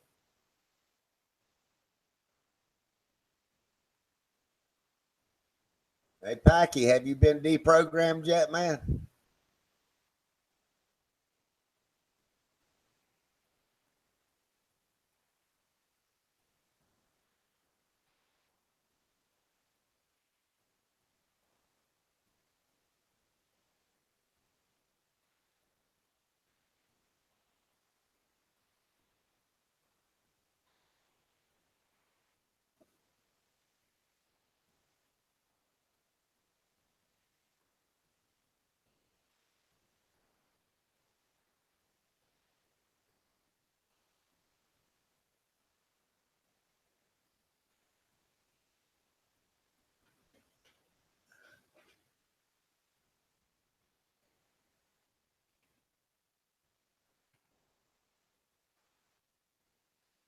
How do you spell gullibles? Gull?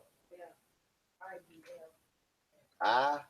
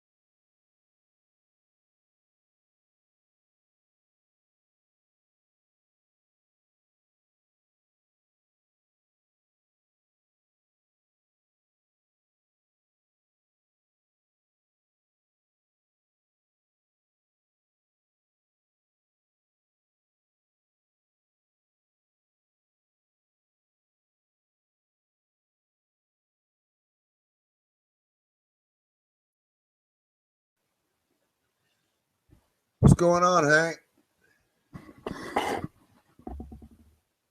I think I fixed my car. What was the problem? You know those spring clamps that spring shut?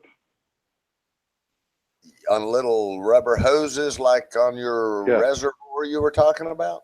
Yeah, that was it. Yeah, I'll be damned. That's good, man, because that's good. So I got one of the better ones where you screw it in tight. Cool, man. That's always good when it's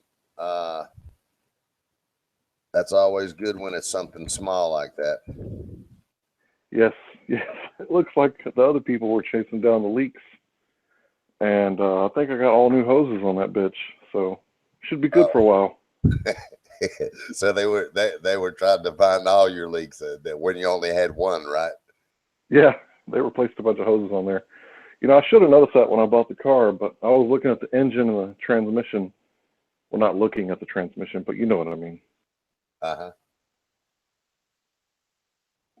Yeah, that's good, man, because that's kind of a pisser when you get what's a new car to you, and you know you don't want any major problems, but that could have turned into a major problem. You know, if the car would have overheated a couple of times there, you know.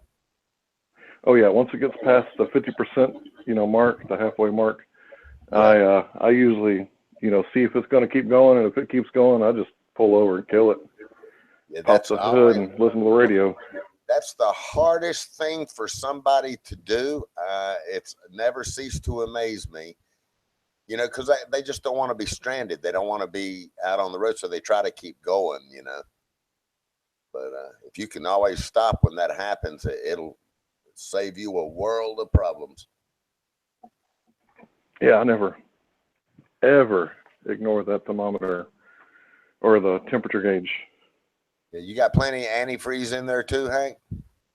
Oh yeah, I burped it and bled it, all that good stuff.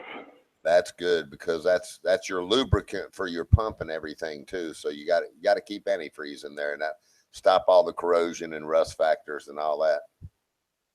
Yeah, I didn't put any water, only pure antifreeze. That's cool. Yeah, it already probably had enough water in it anyway. Right. Yeah. But yeah, I'm back on the road, so I'm happy. That's cool, man. You know, the more and more you were talking about that area, I kind of felt good that might be all it is. So that's good. Yeah, you start getting off on head gaskets and water pumps and everything. But did they run a pressure test on it at all, or you didn't have to?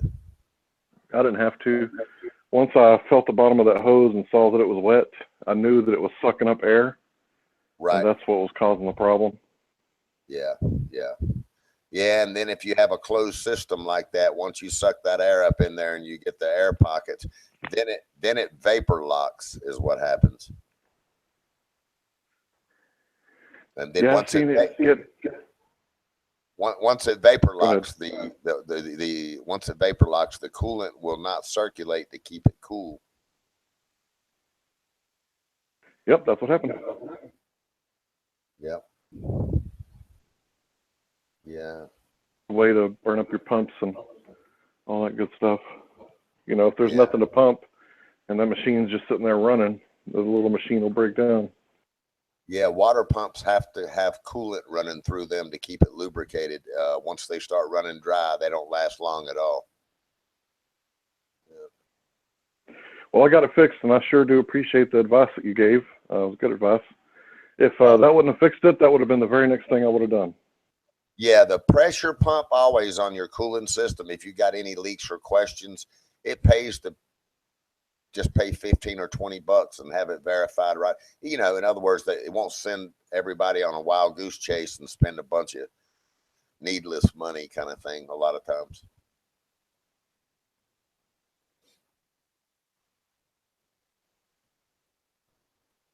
Yeah, and it makes you feel good driving your car too. Then you feel like it's dependable again. And you know, it's when you got something like that going on the entire time you're driving it, you're on pins and needles, you know. Yeah, I think I should have paid more. Oops, he dropped out. Don't know why. I guess he lost signal.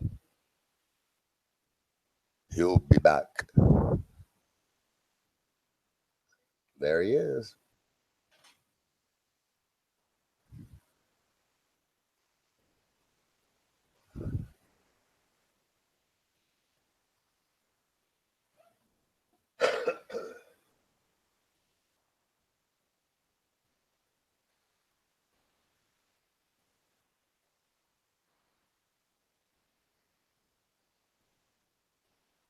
He dropped out again. I think he's in a bad signal spot or something. There he is. There you my go. phone is blowing up. Dropped out a couple times there. Man, we were in a motel down at the coast, and we kept trying to sign in, man, through the iPad and this. I listened a little bit, but that's the best I could do. We were in a top floor room all the way in the. They had a classic car show down there going on, and all the motels were full, so we had to stay on a 6th floor all the way in the corner, and the Wi-Fi that they had there was I don't know, for whatever reason, man. I even called the office down there. I was going to try to sign in while we were down there, but I think Crystal tried once or twice to get in, and I think she got in one time, but then dropped back out. I couldn't get a good enough signal to stay in the hangout. Yeah, I think that's what it is. Plus, I keep getting these notifications, and I'm trying to turn it off right now. Looks like there's 2 hangouts going on right now. My shit must be lagging. Snooze. 72. There we go.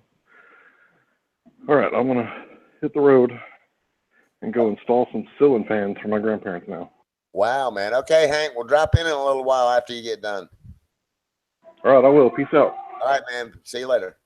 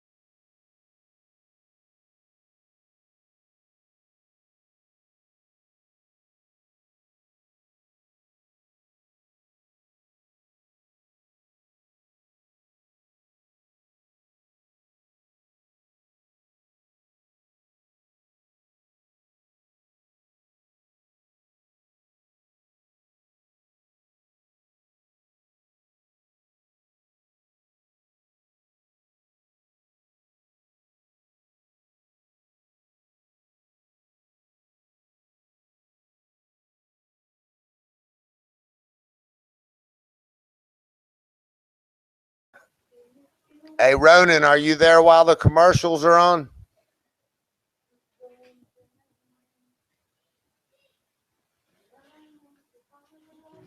Well, yes, but I mean, the show resumed. But if you'd like to chat about something, No, please. while I was down there at the coast watching a little bit of TV, uh, did you see where, hey man, I'm not opening up a can or anything, but I just happened to see this on the news. So I didn't even know what was going on about the Rachel Maddow thing and the Trump's taxes, but I saw down there where somebody supposedly got his taxes in the mailbox of 2005, or Rachel Maddow presented them or something like that. And did you see where he paid 38 million in the year 2005? Well, yes, but the rest of the report goes on, and a man named I think it's Stephen K. Johnson. He's a Pulitzer Prize winning uh, writer, and Uh-huh. he's been following Donald Trump since back to in the 70s. So Right. David K. Johnson, that's his name. But he said, well, yeah, this is probably his best year, and it's not really 38; it's actually 36. And then he cited something in the law, tax law, because he knows Right. it's the law thing. So Right. it's 36. But he said this was probably sent to me by Donald Trump. It's a ploy. He's doing it, and that, well, like I said, that was Yeah, I further just down. saw a quick clip of it. I didn't have time to. I was real busy, but we were in there drinking. I went and bought some coffee and shit, so we were making a pot of coffee in the motel room, and I just happened to have the TV on, and I just saw one quick clip. We only watched TV for about 15 minutes, that shot, when I saw it, but that was only one of the things that was being reported. Somehow ended up in somebody's mailbox or some dumb shit. Yeah, like I said, the gentleman's name is David K. Johnson, Okay. and it's they're speculating that it was Donald Trump who sent it, but I agree with you, Ronan. it doesn't say anything about the attachments. I mean, attachments and schedules. Yeah. Exactly. That would give the see. The problem is not that he paid that taxes or that he's a billionaire. That's not the problem. It's what the government now wants to know is where did the money come from? Right. If it came from Russia or illegal deals that have been reported, well, there's the problem. It's Yeah, not. I agree with you, Ronan. I Yeah. thought I had remembered them discussing the tax thing before, and I heard quite a few people saying, well, the taxes ain't going to show the people anything anyway. It was almost like, to me, and the way I took it, it's been months now, but the way I took that scenario was, I mean, I know enough about taxes to know, well, fuck, even if he releases his tax return, that's not going to specifically, that's just, in other words, categorizing it, that's not going to really tell where any monies went or came from. Anyway. Well, Ronan is correct when he says that there were no attachments. I mean, when you get attachments, besides the two front pages, it'll show loans, debts, Right. who you owe. Yeah. And that's kind of what I'm saying. In other words, in my mind, when I heard the tax stuff going on, months ago, I was like, well, wait a minute. Let's just say he releases his taxes. But that's not going to really tell you. Oh, but anyway, let me digress a minute. So a guy's been following Trump since the 70s, so he must have been awesometized by Trump and been following him since the 70s. Yeah, well, he's fascinated by the person Donald Trump. Oh, okay. And he's been reporting on him, right? But like I said, it's not. I mean, fine, he's a billionaire, great. Fine, he paid a lot of taxes. That's also very good. We thank him. But the point being is, like Shotgun is alluding to, there's the addendum and schedules, and what people want to know is where did he get the money? If he got it from Russia or China, and right now the way they're speculating, it was illegal, ill-gotten gains. So because the IRS is never going to open up and say, well, Donald Trump paid this or Ronan Canucci paid that. They don't do that. That's Well, why you get. The IRS sure did target a bunch of conservatives and got caught doing that shit. Oh no, they're pretty well sealed off because I mean they don't communicate with anybody, and they have different servers for people who contact them. I mean, it's really pretty well bound up. It's pretty Yeah. secure. but But on I, the other, go but on ahead. the other hand, uh, we already knew that he was a businessman, and what he had done with his taxes or whatnot prior to him running for the presidency is not relevant to me. It's not to me either, Shotgun. And here's the thing I want to say. I hadn't been following the guy close or anything, but I've known of him, since the 70s. Of course, he's a real private kind of guy, so you never knew of all the things that are coming out now. But my interpretation of the man all through the years was, I never heard any stories of him setting up, foundations to accept all this. I mean, he did it from getting zoning and building motels and buildings and business. Yeah, that is a especially in New York City. That's Right. a fucking challenge. Yeah. Well, his daddy had told him in early years, that's not us. We need to stay on this side of the bridge, or something like that. And I do agree. Like you all are chatting. Hey, whatever he did before he became president, let's put that aside. Let's deal with the now. What's Exactly. now? And Yeah. that's what all of these problems are that are coming up in the now. And like I said, well, fine, like you say, let's put it aside. Hey, he was private citizen. He was doing business. It's his right. I mean, that's what we are. So, but in the now, well, it changes a little bit. We'll find out. We'll find out. yeah, I just kind of always admired him because the way my interpretation of him through the years were, I kind of looked up to him just because I felt like he wasn't after a bunch of corrupt money. He was about earning it within the law's limits of building things and all. I always kind of respected that because you always heard all the dirty stories about these people getting rich off corrupt ways and everything. I always felt like, bricks and mortar, you know what I mean? It's kind of the way I always viewed the guy. When I lived in New York City, there was a period of time, like in the 80s, that the Japanese were buying everything, all sorts of stuff. Absolutely. And I've also seen Trump go through bankruptcy in Atlantic City. Right. Yeah, but that's business. I really don't hold that against him. That's part of the business. Actually, Shotgun, when you get to a certain point, you always want to use the bank's money and not your own. Exactly. And, that's the big, that's always been the big thing for blue collar workers. If you got the money, you can get any amount of money you want. If you don't have it and you need it, you can't get it. But yeah. So I always kind of looked up to the man. Oh, there you go. Okay. You can unmute now, right, Hank? I guess I saw you go. Yeah. Okay, cool. Yeah, I mean, But I've known that he's put up buildings as collateral for other projects. I mean, what? Well, and I remember him hearing stories through the years about, did you ever see these specials on TV? Even the mafia looked up to Trump. It was kind of crazy to me. Because you would hear all the stories. There you go, Pammy.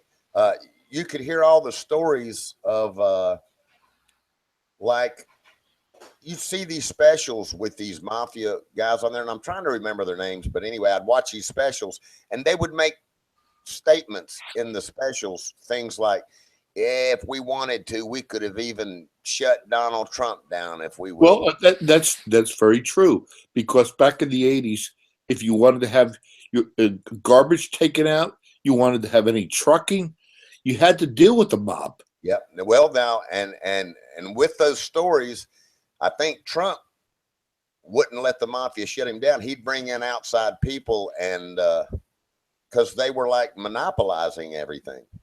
And well, I think I mean, in the early 80s, he had to deal with them. Right. And not until Giuliani came around and cleaned up a lot of those things Right, did right. you had choices. I remember hearing stories he had to bring in outside people because they had him blocked and monopolized, and he would bring in outside people to do jobs and stuff because they were trying to buck with him, you know, and all that stuff. But I mean, you know what, man? If you can get through that, then my understanding of Trump was he always kind of fought corruption. But you know, it goes back to the art of the deal. When you're faced with those kind of circumstances, you have to make things manage, and sometimes it might be a little shady, but that should not disqualify him, but even more qualify him as a deal maker. Yeah, I mean, the fact that he didn't become part of it, I guess, is what I respect. You know what I mean? In other words, he kept doing bricks and mortar instead of, you know, getting into the mafia business. You know, I never heard any stories that he was. You would hear little spin stories, but nothing. I think he pretty much made his money within the law's limits the majority of his life, as far as I know.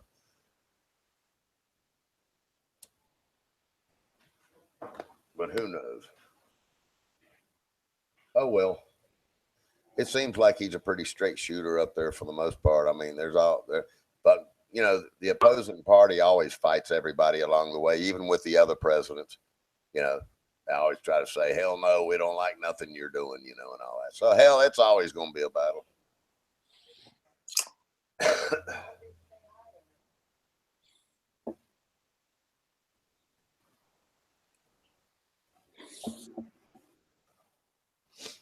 But yeah, I just happened to see that clip while I was on TV.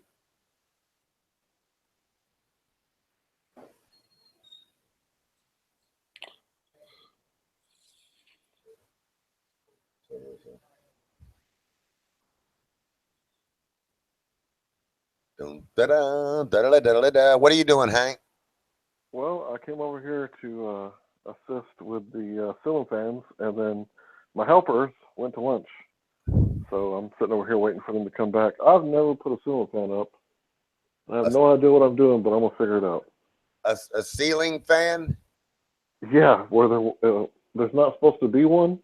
So I guess I'm supposed to find the board and drill it into the frame of the house, of the ceiling, and then I'm supposed to wire it up. But I have no idea what I'm doing. Never done it before.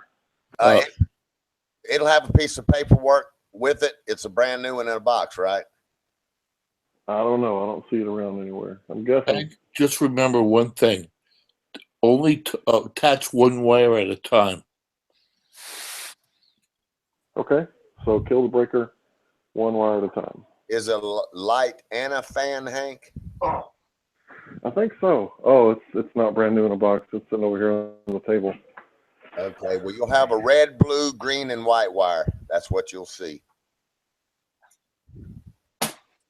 And it's real. It should be color to color. As far as hooking up the actual power to the fan, it'll pretty much be self-prevalent. You'll see, but where the power runs into it, it should be.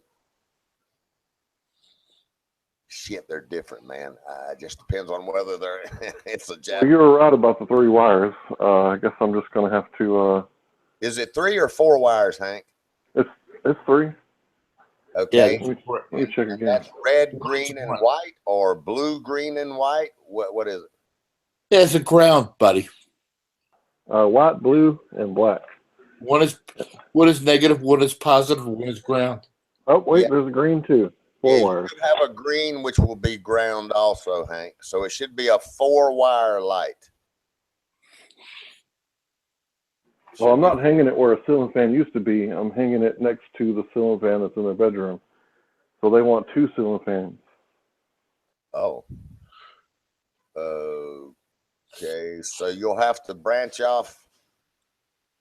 You're going to have to do a you're going to have to tie into the Romex wire in the ceiling then.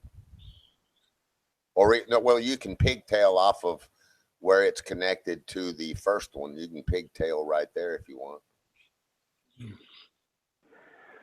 Well, hope I don't mess anything up. I am not an electrician. Okay. I mean, I can handle circuits. It's just hanging it to the wall.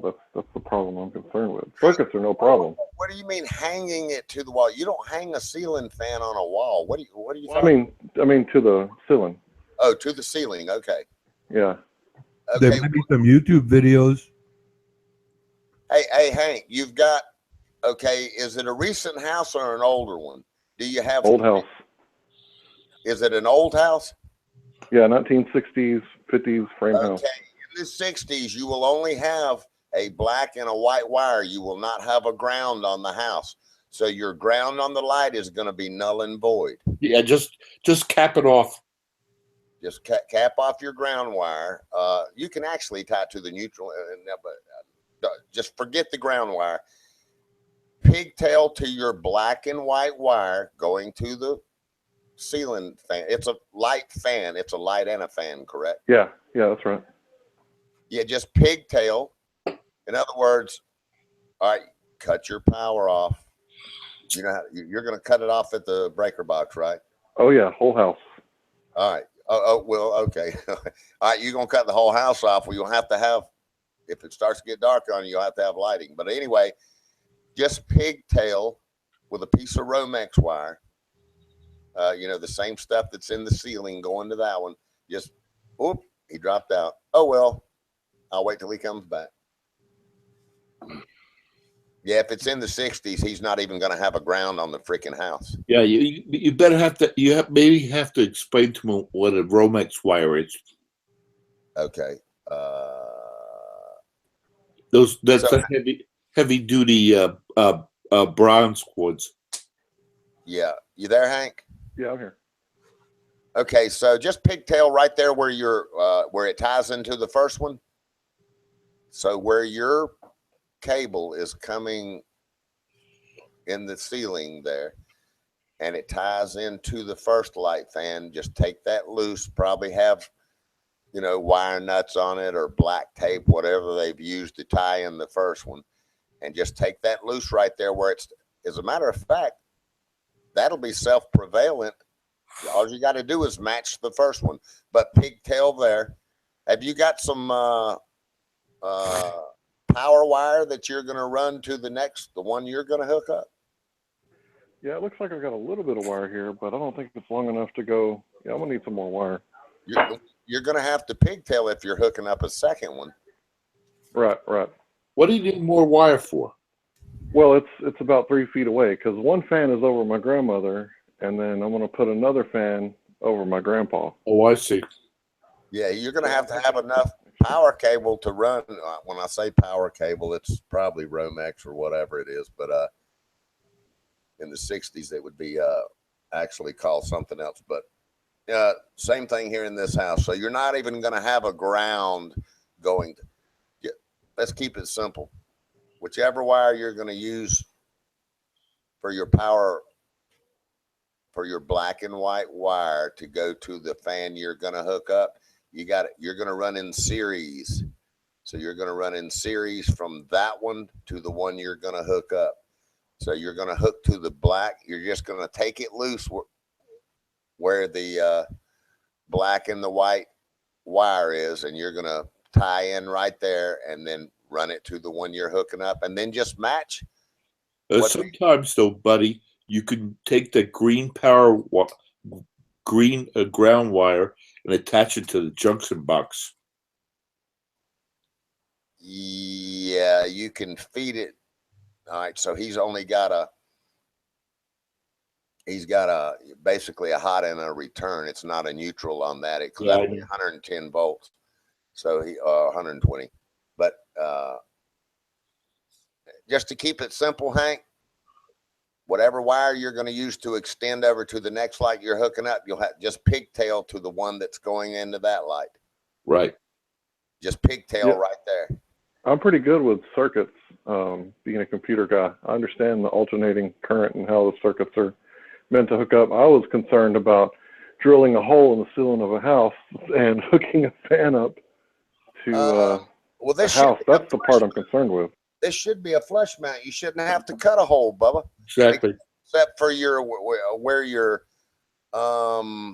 except just a about what, a half-inch hole or so for your power cable to run right there.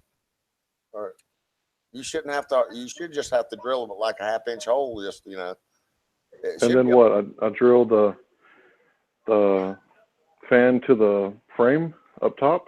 No. You go to Home Depot and you buy an aluminum bracket that will attach on the inside of your ceiling. And then you could attach the fan to that. Oh, Hank, is this like one that somebody already had? It's not brand new. Do you have your mounting bracket? I don't know. Oh, okay. I'm not good at working on houses. Let me look at what I got You here. can't attach a fan to the ceiling just through the wood or whatever you got there, because it's going to vibrate loose. Right. He's going to need a. You know what? You. I think he's going to have to install a junction box too, Shaq. I think so too. Yeah. You're going to have to install a junction box for your power cable to run into, and then your bracket's going to attach. So it's going to be a 4x4 box. And you might even see them octagon shape, but that's a 4x4 box. Right. The octagon shape will have more inlets and outlets for your cables. And stuff. Yeah, but Hank, what you should do, Ronan was correct, is go on the internet and look on installations, and I'll show you more in detail. I think I'm gonna do that. I think I found the mounting bracket, but I'm not gonna feel good unless I drill it into an actual board. I'm not gonna let this thing fall on my grandpa. As far as your junction box, you will have to connect your junction box to one of your cross beams in the ceiling. Exactly. Cross beam. Yeah, that's the word I was looking for. Well, that's what I call them. Rafter or whatever. Yeah, whatever you call it. That board. I'm not going to let this thing fall on my grandpa. So it's going to be drilled into the wood, and it's going to have to be very sturdy. Your junction box will be nailed or screwed to the rafter board, and then your mounting bracket and fan will connect to your junction box. Okay, thanks very much. I'm gonna go look up some how-to videos on how to install a fan in the middle of the ceiling where there's no fan. Thanks, guys. Man. Yeah, man, they got plenty of how-to videos on there for that, I'm sure. Yeah. All right, I appreciate it, guys. Peace out. All right, man. Well, I'll be damned. Ray in the house. I hadn't seen Ray in a while.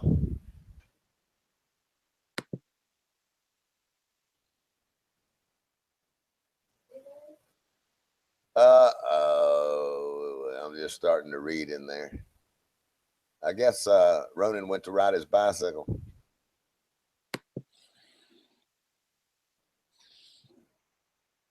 What's up, Ray?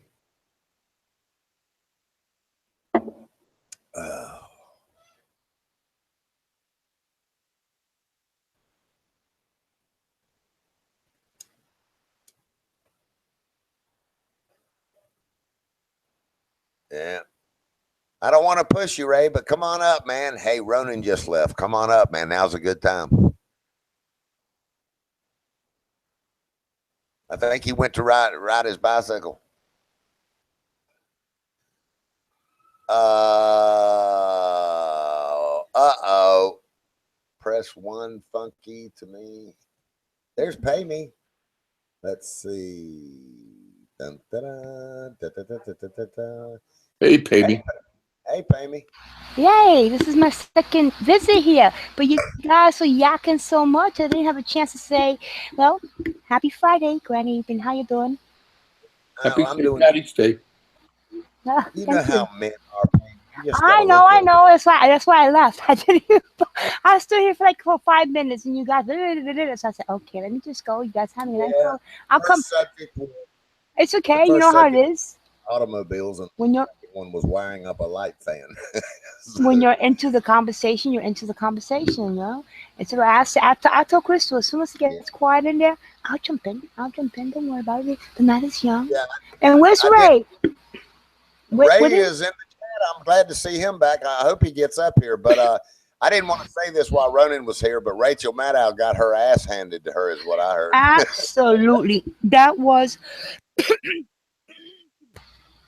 I just saw about a buddy. 10 or 15-minute clip down at the coast. Buddy, that was epic. That was epic. If Ronan K ever dares post anything more about that mad cow in here, you know what she went and did? She got the 2005 tax returns, right? That already had been exposed a year prior to that by the New York Post, right? And she alluded, she put a tweet out alluding that look, her tweet said something to the effect of, I have Donald Trump's tax forms or whatnot, you know. And then she put seriously in like alluding that she had those sought after, you know, recent tax forms. But you know, everybody's saying that this is a Geraldo Rivera moment. I disagree, because if you remember Geraldo Rivera, he for 2 hours, you know, he didn't know what was behind in that vote. You know, he never knew. He didn't know what was there, what was gonna find there.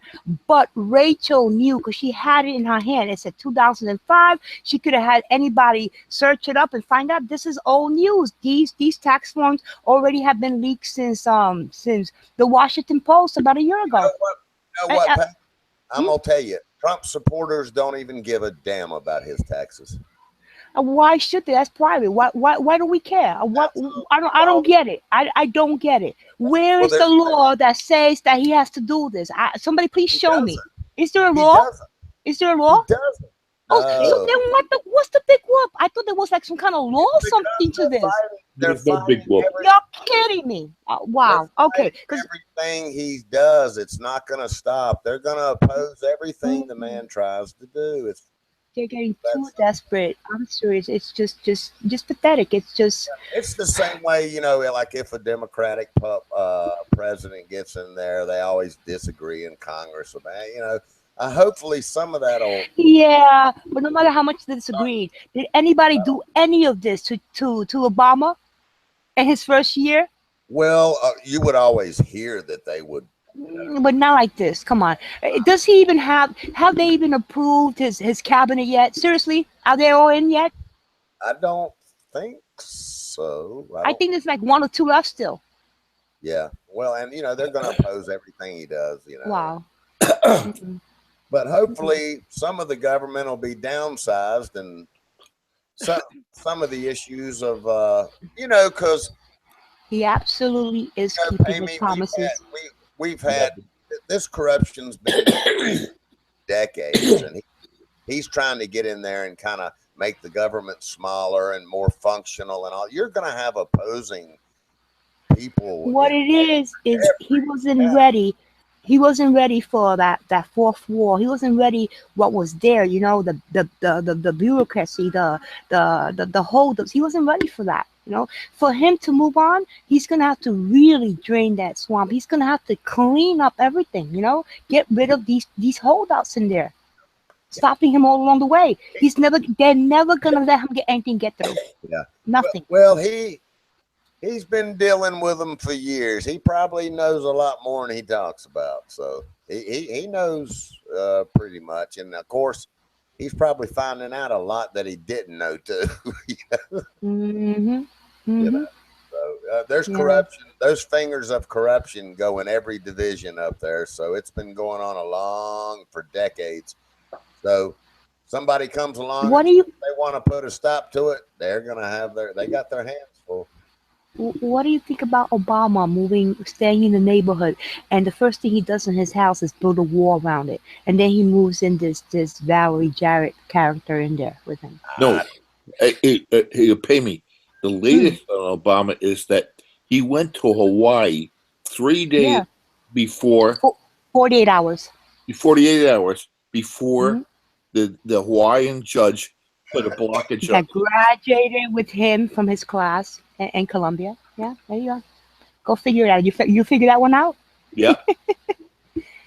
He went to Hawaii out of nowhere, 24 hours, 48 hours before that, right? And this judge actually is someone he knows. This person Right. went to school and graduated with him. So there you go. And they're not judging the order on the order. They're judging it on intent. They're not judging the order for legality, which he has. He has every right in the world to, and the right given to the Constitution to put that There, through. there's They're one. judging it on what Giuliani said. They're trying to put intent into it. They Yeah, can't. This court cannot second guess a precedent. there's one Okay. thing for sure. It sure is dialing everybody in on politics, ain't it? Absolutely. Half of America, they just went to work every day. They kind of, Mhm. the way America kind of looked at it was, it's so fucking corrupt up there. I'm just going to go to my job every day and not even. Exactly. The thing And now everybody's dialed in now, and so they're watching every little move and every little thing going on up there now. It's kind of interesting, actually.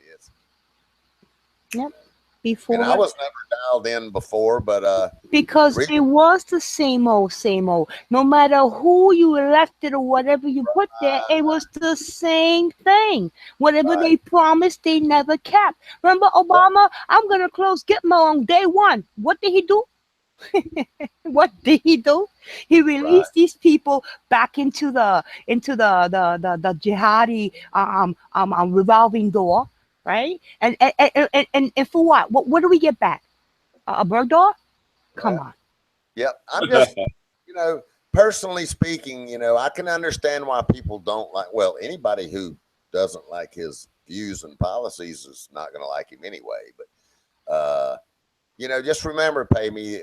There's a whole lot of people here now that just don't want any of these things to happen, and so it's going to be. Existential threat is real, and they're feeling it, and that's what I'm serious. They're gonna just keep Well, I'm on coming glad at him. somebody else other than the American people are feeling. Hey, threat. Penny, did you Mm. hear the story about this Marine who went down to Texas by accident with two handguns and he was jailed for like months? Who went And to Texas? he went from Texas down to Mexico Uh-huh. and he crossed the border with Uh-huh. his no turnaround. He had two handguns in his truck. Mm-hmm. Well, the Mexican government jailed him. He Yep. was in there for 4 months. And Obama said, there's nothing I can do about it. Wow. Just But wow. what happened was a couple of congressmen got him out of the jail, and Trump paid him a $25,000 check to help him get back on his feet.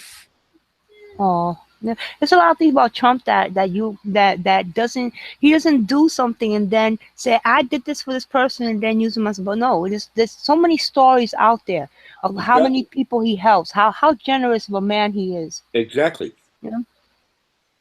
Anyway, but I don't know because I be hearing shotgun like really get flaky on Trump and say yeah Trump is this. I've heard you talking with Ronan here, so I don't know which side you are. If you're on Trump's side or you're on Ronan's side, I don't know Who, me? shotgun. So yeah, you. I voted for Trump. Yeah, so did I. Yeah, no, I'm saying that I've heard you like really get flaky and stuff, and I don't know about Trump, and I'm sorry, that's the best president we're ever gonna have, you know. Well, there's certain things that I have reservations on. Mhm. About especially when he tweets out that Trump Tower was tapped. All right, do you? Nobody has evidence on it. All right, I can I wish. speak on that? Can I speak on that? Yeah, go ahead. Right. You know where Trump got that from, basically. Right? Remember all this stuff about Flynn and the so-called conversation he had on the phone with some Ruski agent or something, or I don't know, or I don't know what it was. But the Washington Post and the New York Times both said they had transcripts, okay, of this conversation, right? And it was true. This conversation did happen, you know, but there was nothing said in that conversation that was illegal or was anything. It was just that he failed to disclose the fact that he had that conversation to Pence. That was it. But that's where mostly it came from. Remember, if there's a transcript, right, on Flint, are you following me? Then Yeah. how was that transcript? Transcript to what? To a phone tap, right? A conversation he had from Trump Tower. And now we find out that the FISA court, there was an original FISA court how you call it, application to actually bug the Trump Towers, because there's a Russian bank there, and the Russian bank got some pings from some strange Russian, I don't know what, and because of that, they try to set that up. But you know what? You heard what happened, right? That they investigated and they found absolutely no connection to Russian whatever, anything nefarious. They didn't find any of that. But you don't hear about that on the news, do you? No. Yeah, that was it. If they have found any nefarious connection of Trump and any Russian connection of Russian influence, don't you think that it would have this would have gone live? You know? Yeah, I hear what you're saying, but I think that Trump could do himself much better if he didn't tweet out these. I disagree with you. I disagree with you. Really? Yeah. Well, I disagree with you totally, because that is his. No, you don't realize that Trump is not only Trump. Trump is also the master troll. Do you understand that tweet stopped it? That tweet stopped the Russian connection, because for now, if they were gonna keep doing this, the Russian connections and Flynn and all this and that, then they would have to say, where did that information come from? Oh, it's from a transcript from a wiretap. So all of a sudden, Trump out-trolled them with that. You don't get it? Hey, there's another thing that I just thought about listening to you guys talk. So, and that he sent his taxes to that reporter, could be too.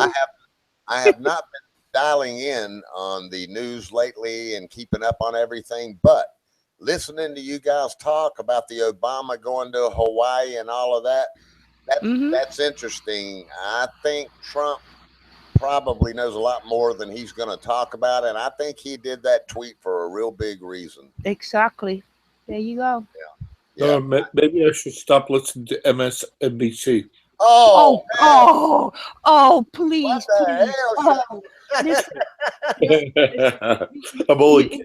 If you want an entertaining guy that's politically that's an atheist, that's politically atheist, that'll be Lionel from Lionel Nation. He sounds like my cousin Vinny. You know, you got to check him out on YouTube. He'll give you great analysis on what's going on. Lionel Nation. Lionel Nation, okay. Okay, he's cool people, and also Stephen Molyneux. Here also, he's a Brit though, but he has a way of applying philosophy, and I'm saying you gotta just watch any of his programs. Everything is always so brilliant, and he gives great analysis of what's going on too. And it's also sort of unbiased, you know, well, sort of. Those are two people that I listen to better than NBC or any of those stations. You kidding me? You're not gonna get truth from that. You're just gonna get spin. Do you still go listen to Milesburg? Absolutely. I should go in about half an hour. You know that I had a nice conversation with the Newsmax mod today. They have a nice talkative one. You know, where was that mod like 5 months ago? I wonder, but now we have one there. You know, well, it's a pity there's nobody there though. Well, it's dead. It's absolutely dead. The spammers have kicked everybody out.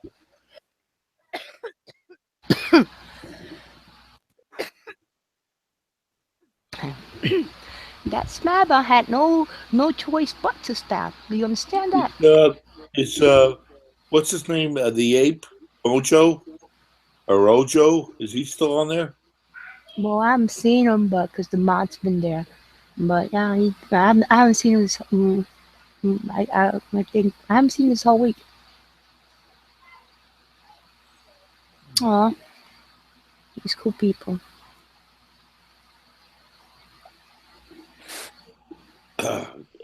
Hey, did all the snow melt up in New York by now? Well, for me here, it's still on the like on the grassy areas, but like the sidewalk and stuff like that is cleared off of there. You know, there's like lumps of ice and like there's like 2 inches of ice on my windowsills and stuff. You know. Yeah. You know, just for real quick, we were gonna get really hit with like 2 feet, but I think we just got like under 10 inches or Yeah, something. it went up to Albany. Yeah. How was it up there? Well, I'm still down in North Carolina. I'm going up to New York State in the end of April, but so I don't know.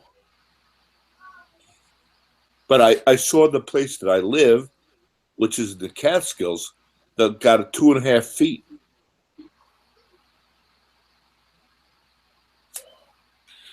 I don't know. That was some strange stuff. That was just strange. I just stood here just looking at it at the window and just saw these. When I was a kid living up there, we yet used to have snow on Easter. It's not a big deal. Mm. Well, yeah. There's been times that Easter's been on it falls on March, and yeah, it could snow. And my mom told me that in 1959 or something, that it actually snowed or flurried on Mother's Day in May. It was, yeah, in New York City, she said, somewhere down in 59 or something on Mother's Day. There you go. Trump, Trump, Trump, Trump, Trump. But Did you anyway, guys hear that speech where he said, "Don't listen to the fake news. We are building the wall." Did you hear that? yeah. That just amazes me. I still don't believe that he's the president, though. You know, I just gotta, wow, really? I knew he was gonna be, but I don't believe it that it actually happened. Isn't that crazy? Yeah. Did you see what else did I see while I was in the motel? I saw an interview with one of the, I don't know if she was the representing one of the judges that opposed his ban, his travel ban. She's a liberal. Uh, so I guess that's liberal in Hawaii, a liberal judge. Oh God! You know these people want to cloak. You know, people living in Somalia with our You know what, constitution. Pammy? This is to defend us. This is not about immigrants But coming see, here. It's just too bad. the It just liberals aren't worried about us. Pay me. They're how do I lightly say it? They're more worried about humanitarian more than protection and security. For But some reason, these namby-pamby snowflakes, when the you know what hits the fan, oh wow. well, the first paycheck when they finally go and get a job, and they start seeing where their taxes are going and what's really going on, that might wake them up a little. You know, in other words, where's the argument that they take $600 a week out of my paycheck, and they're funding all the feeding the illegals in sanctuary cities with my fucking tax dollars? I don't want my money going there. I think Trump They never wanted to talk about gonna that. stop giving them federal funds. Wow, yeah. You know what I'm saying? In other words, where has the fight been for the American worker? And they're getting funded by all of our tax dollars. Where's the fight been about? Hey, the American people don't want their. In other words, they didn't even want us knowing where our Okay. tax dollars. Do you realize that it seems like it's contrived to be that way? It's like Of it's like course, those that don't give to the system are welcome and made easier to get in the system and stay on the system, but the actual middle class people who are working, paying taxes, supporting that is not protected, and they're wow. it's Pammy, do you just it's. see this? Do Hmm? you see this? Woman gives birth to 11 babies. Oh my God! Do you At see one that? time, Well, that's at what one time. Mando's presenting on the Wow. hang. No, 11. Wow, that's like that's beyond a litter, no? I just can't even imagine. I mean, my Oh God. my God. Yeah. how does that like even happen? Oh my I don't know. That usually usually those things don't happen on their own. Indian woman. It's an Indian woman gives birth to 11 babies. My God. That's the record though. I don't think there's ever been 11 babies born, right? That is just unbelievable. And they all lived and they're all okay. I mean, that's amazing. Wow. Hey, Wow. well, I bet Daddy's gonna have his nose to the grindstone now, buddy. Wow. Wow. 11 kids. Sorry, Okay. sorry, Pop. It's gonna be double shifts for you. Wow. Yeah. No love making and all working. Yeah. Yeah, hey, you can rest assured I'd be telling that doctor to put some extra stitches back in my wife. Hey, I'm gonna tell you a true story, and this is a true story. Or should I tell that story or not? I actually told the doctor that one time, but anyway. But because the baby was real healthy, and everything, and I said, well, I better leave. I better leave the rest alone. I'll be in the garage tonight. Well, let me tell you something about that. That's a misconception right there, because that people go and have 1 kid, 2 kids, 3 kids, 4 kids. Look at these fools that are having 18 and plus kids, right? So you understand that does go back. You know what I mean? Mm. Yeah. Because if Well, that you know wasn't what? true, it'll be like throwing a pencil down an elevator shaft, and I don't think any other kids would happen. You know what I mean? You know what's interesting to me when I analyzed all that stuff through the years? When you get, and I'll just quickly say it. I had remembered studying economics in school and poverty levels and different countries and all that stuff. But it is amazing that you go to a country that's got a high poverty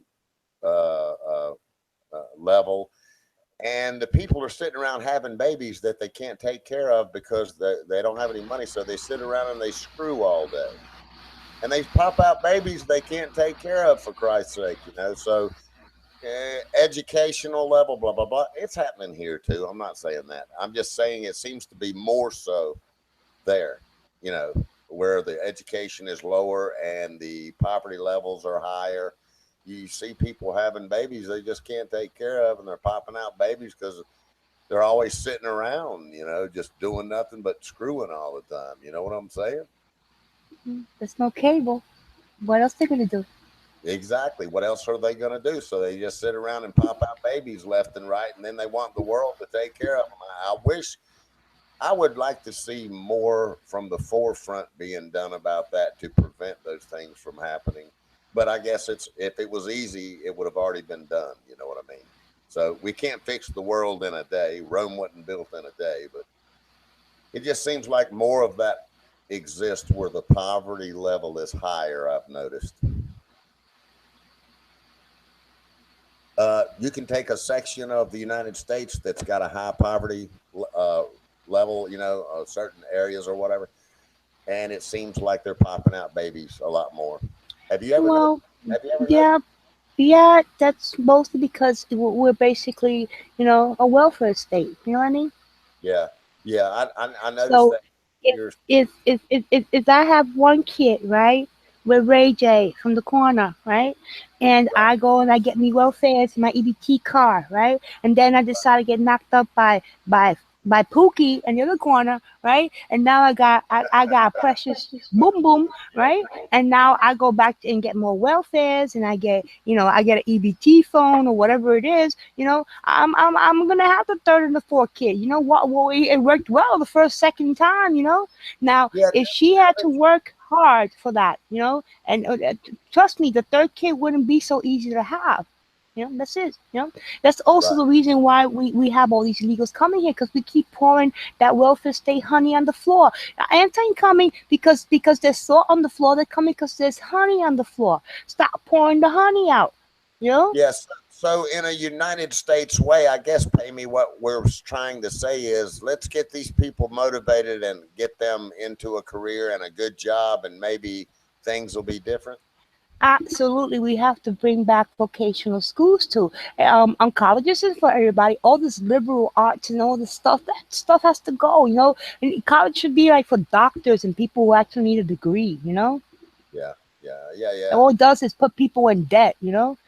Nowadays, buddy, I could get an education on anything, any kind of lecture you want, you could get it on YouTube online. Let me ask you this question, thinking about all of this. Would you tend to believe that sanctuary cities funding with our tax dollars all the illegals to come there and be hidden and all that and give them all this free money? It seems like that would promote them to have a lot of babies too. Exactly. I wouldn't give them a cent. And we haven't. Remember, I'm in Lithuania here, New York City, and the mayor has said that he doesn't want illegals getting arrested. Yeah, De Blasio is a piece of shit. Oh my, he's made it illegal. Yeah, he's a mess, ain't he? Oh my God, he's made it illegal for you to take a crap in the streets again. The homeless people are taking. This city's a mess. I want to get out of here. I've never want to leave my city. I had enough. I had enough of the city. Where are you gonna go, Pammy? I was thinking of Texas. I was seriously gonna about 6 months ago, seriously moving to Texas, and then the place that I wanted to go got flooded. Not the place I wanted to go, but all access for me to get in or out would have been flooded. So I said, I'm staying here. Pammy, I think if you'll just hold tight, that some bitch ain't gonna last much longer. Oh, but it gets worse. We might get Hillary. Hillary has been saying that she's going to run for mayor. I heard Hillary was trying to run for office. No, she's finished. I think she finished, Pammy, but don't hold me to that. But I don't think she could run for dog catcher. Oh, you'd be surprised. You'd be surprised. Remember, 75% of these fools that I share space with went for her. Only 25% people show signs of intelligence in this city. You kidding me? Of course she'll win. She'll win a landslide. I'm going to tell you why. When these Wiener tapes come out, she's done. That's the only thing that's like holding her back, Yeah, I think you see a lot of opposition.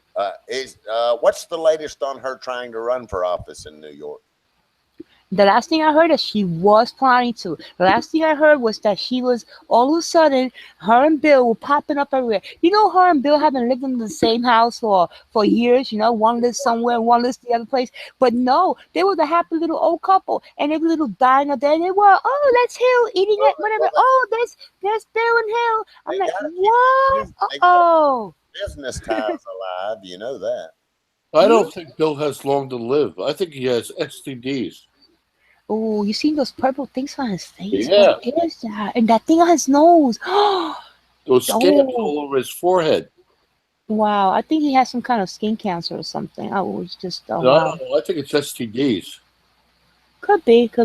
It's so sad. I wish he would have recognized his son. You seen his son, the black son he has? No. Absolutely handsome. It's just like a black version of Bill. A real decent, humble boy, And, of course, Chelsea is not his kid either.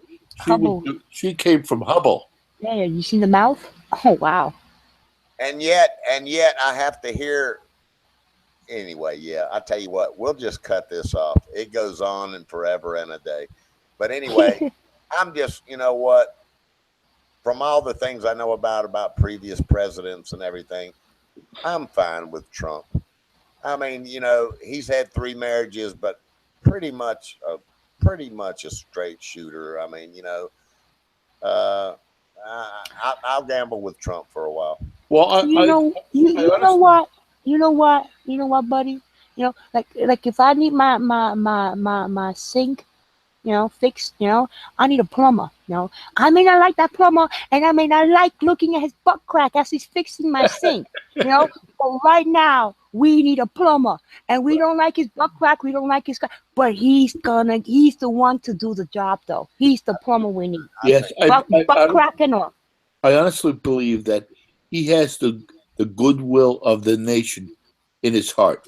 I do too, Shotgun. I really, really do, and I've never He been. has to. What reason would he Never have been to able run really for? say that since JFK. I've not. And look, I've told many times in here, I'm not for either party. I'm for what's real and what's right in the truth. And Right. Right. JFK, regardless of his personal life, all the Kennedys as far as that goes. Yep. But I really felt like he was trying to do right things. Well, he was like a playboy and you know just. But when he got there, him and his brother realized what was going on, and they try to change it. You know, And that's really try to change it. and you know why that's why he's dead because No, really, you think? I'll tell you why. I think that his father Joe was in bed with the mob Well, as he a was. as a bootlegger, Yeah. Mm-hmm. and then he went to the mob in Chicago and convinced them to give uh, uh, uh, John the vote, and they did. He I They forget the felt name. that they did. I know.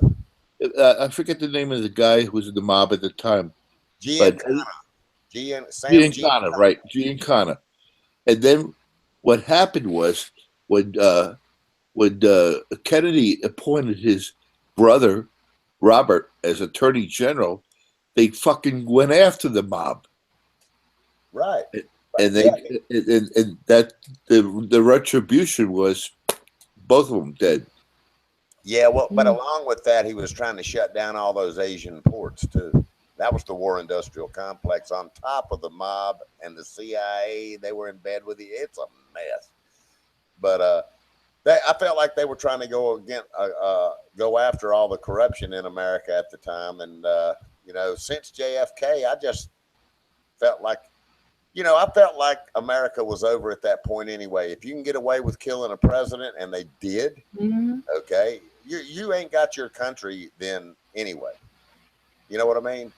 If they can get away with killing a president, uh, I mean, Wow. you've lost your country at that point anyway. So I felt like Yeah. since the '60s we've lost this country anyway. But I really felt it was gone forever in all categories this election year. It was, and it pretty. We're not just to follow up on the conversation we had prior. We're not out the red yet. We're still very Do these much in the people red. that oppose? Do these people that oppose? I think they're just pumped up with peanut butter and bullshit. In other words, I don't think they really understand the severity of losing the country. I don't think they understand half of what they protest about. I don't. I honestly believe that there might be an assassination attempt on Trump. Oh, you Well, think? I thought about that a lot. Did you guys see that Snoop Dogg video in which Yeah, someone dressed up clown like a bad. Trump gets shot with a gun that says bang, some one That of was those. bad. I saw That that. can you imagine if they had done that to Obama? If like Kobe Keith or something or whatever came out and and killed Obama in a video. You know Think, what think, happened? think about this. What's going on right now? Okay, when Bush Jr. or whatever he got out, he was like done with politics. He's into his library now and doing different shit. Well, behind the lines, who knows? But here's what I'm saying. Look at Obama. He tried to help somebody running for president using our tax dollars, flying around campaigning with Hillary. Mm. And now he's still not happy. He's still fighting the president that's in office against his views and policies.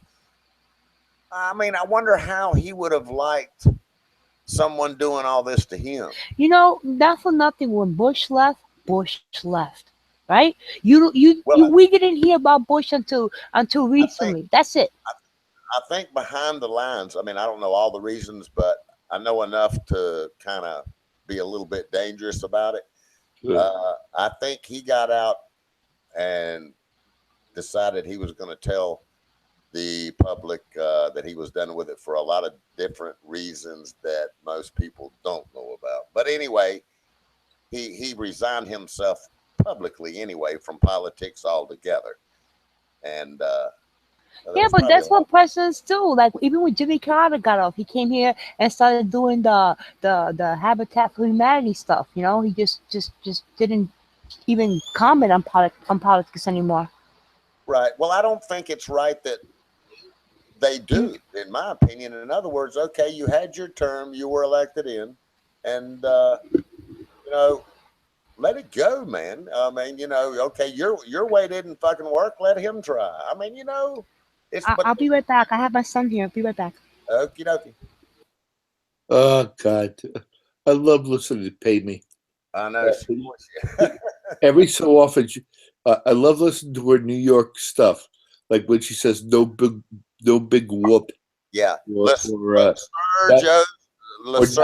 not for nothing. Right. LaSurge owes me $5,000, just so you know, Shotgun.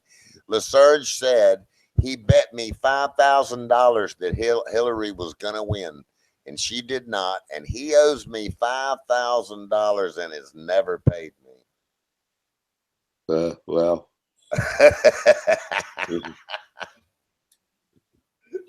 Like I ever expected the basement boy to ever give me $1.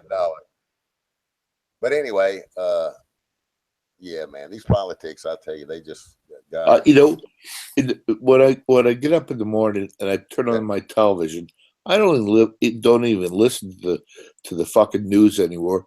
On channel 38, I think it's TBS. They have old episodes of MASH. Oh, I'd rather watch that. Yeah. And you know what? Here's another thing. You know, when you get these live streams, you're lucky to have 15 to 2,500 people. Very lucky. Yeah. And during even during Trump's campaign, the most I ever saw him get was like maybe 10,000. But you know what? This fucking giraffe that's just about to give birth has over 200,000 people. Well, that's crazy, right? I mean, it's amazing. It can amaze you the different categories and what really people are into. It's amazing. Exactly. They'd rather see a giraffe give birth than listen to politicians. Yeah, well, out of hell. You know what? As far as the politics itself, oh God, I'm about burnout on it, Shotgun. Yeah, me too. All the opposition and the issues and the argument, you know, I'm just like, okay, man, he's in there for 4. If you elect him in again, he's in for 8. Let him do his fucking job and try to help him. Let's see what happens. Right. You can turn it around if you get somebody else in there later. I mean, damn it, that's what's always been going on anyway. Right. So, instead, most of the media will say every day, how outrageous. He's mentally unstable. Yeah. Fuck you. Yeah, I know. It's crazy, man. I'd rather be rebuilding a 72 Chevy truck. Yeah. Which reminds me, I got to have my brakes taken care of. Yeah, you got disc on the front? Yeah. But you know, I think I have a linkage problem because I have to pump them.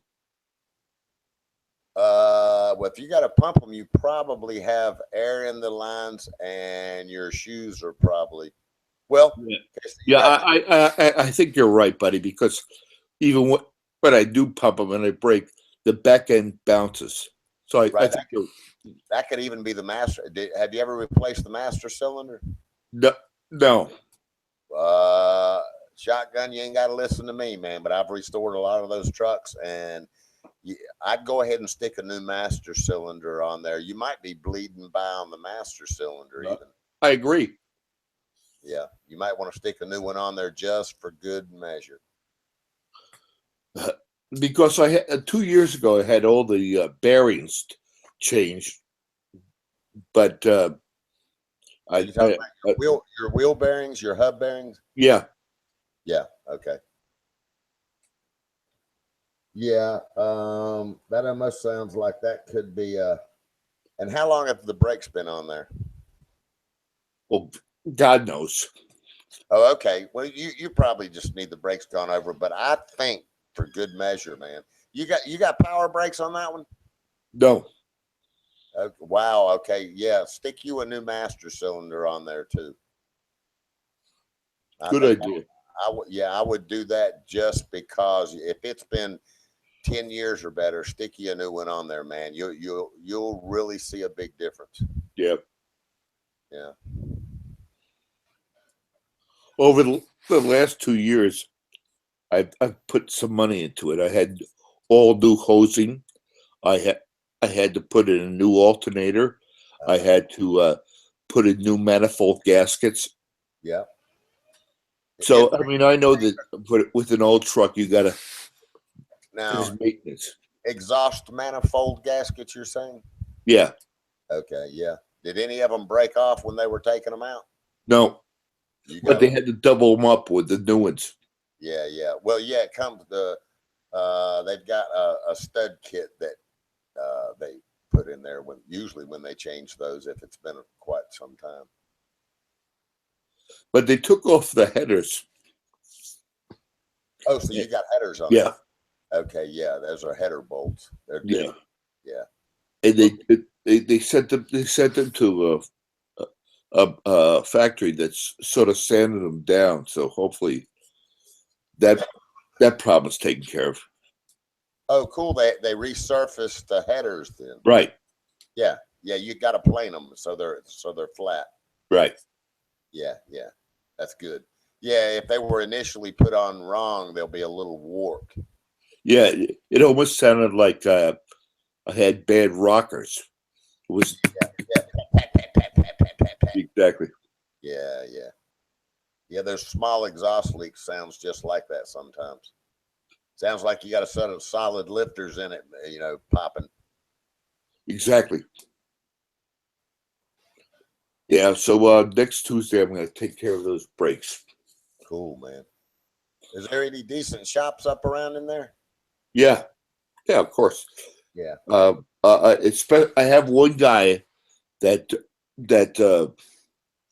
they're old mechanics and they know all trucks. Yeah, they know them, man. They know them. Matter of fact, about 2 years ago, I had to put in a new starter, and they said that there's no heat shield between the motor and the starter. That's why it was going bad. So and when you put on headers, it's more heat around the starter. Right. Yeah.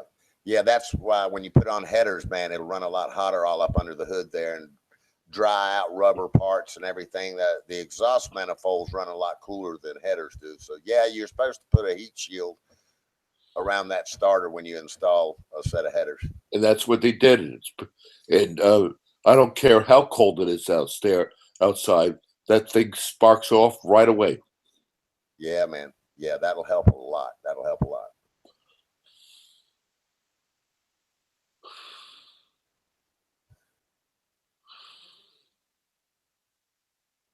I love that truck though, buddy. Yeah, man. I got a lot of experience working on all that stuff. I restored several for my son and several Fords and Chevys. And wow, man, the 69 that I restored, you would have loved it. I put all the goodies on it. It had factory air, power disc brakes. I put a 308 gear in the rear end. What else did I do? All the factory gauges, brand new instrument cluster. Yeah, that's something I'll do down the line. None of my gauges really work except for the fuel gauge. Well, they had a damn, if I'm remembering right, I think they had an oil pressure gauge and they had a oil line running to the damn thing that was always leaking. And they've got, you can take care of that. I forgot what I did now in that category. I think I ran brand new stuff, metal lines all the way up to the gauge. But yeah, man, I got, and I switched. Let's see, I switched the wheels too, and made it. I got him all 5 lug deep set wheels on it, and let's see. But when we first got the '69 Chevy, it was a 375 gear, and You know, the '69 Chevy looks exactly like mine. I think they had that body style was from '68 to '72. that's right, that's right. And so you know, just the grills and all were different, but yeah, and that 375 gear that was in it, because it was a short bed, you couldn't Yep. take off. You couldn't take off without spinning the damn tires, man. You couldn't get any traction. So I put a 308. Actually, I'm sorry.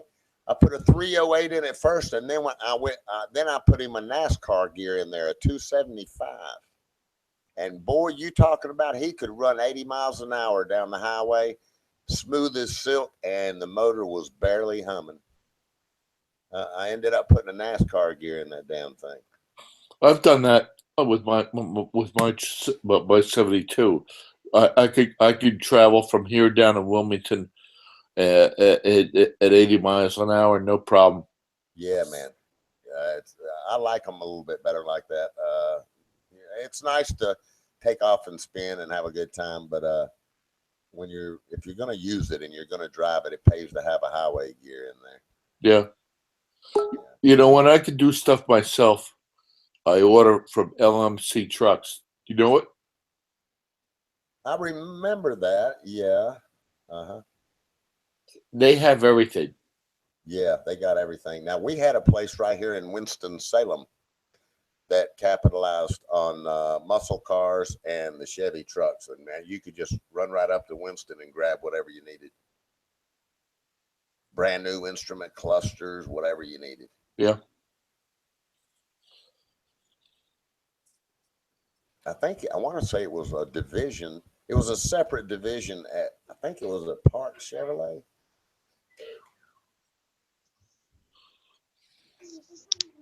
Yeah, I'm not. You know, I only try to maintain the core stuff. However, if I had extra money, there's a lot of other things I'd like to do. Like I need a new steering wheel and a couple other things. No big deal.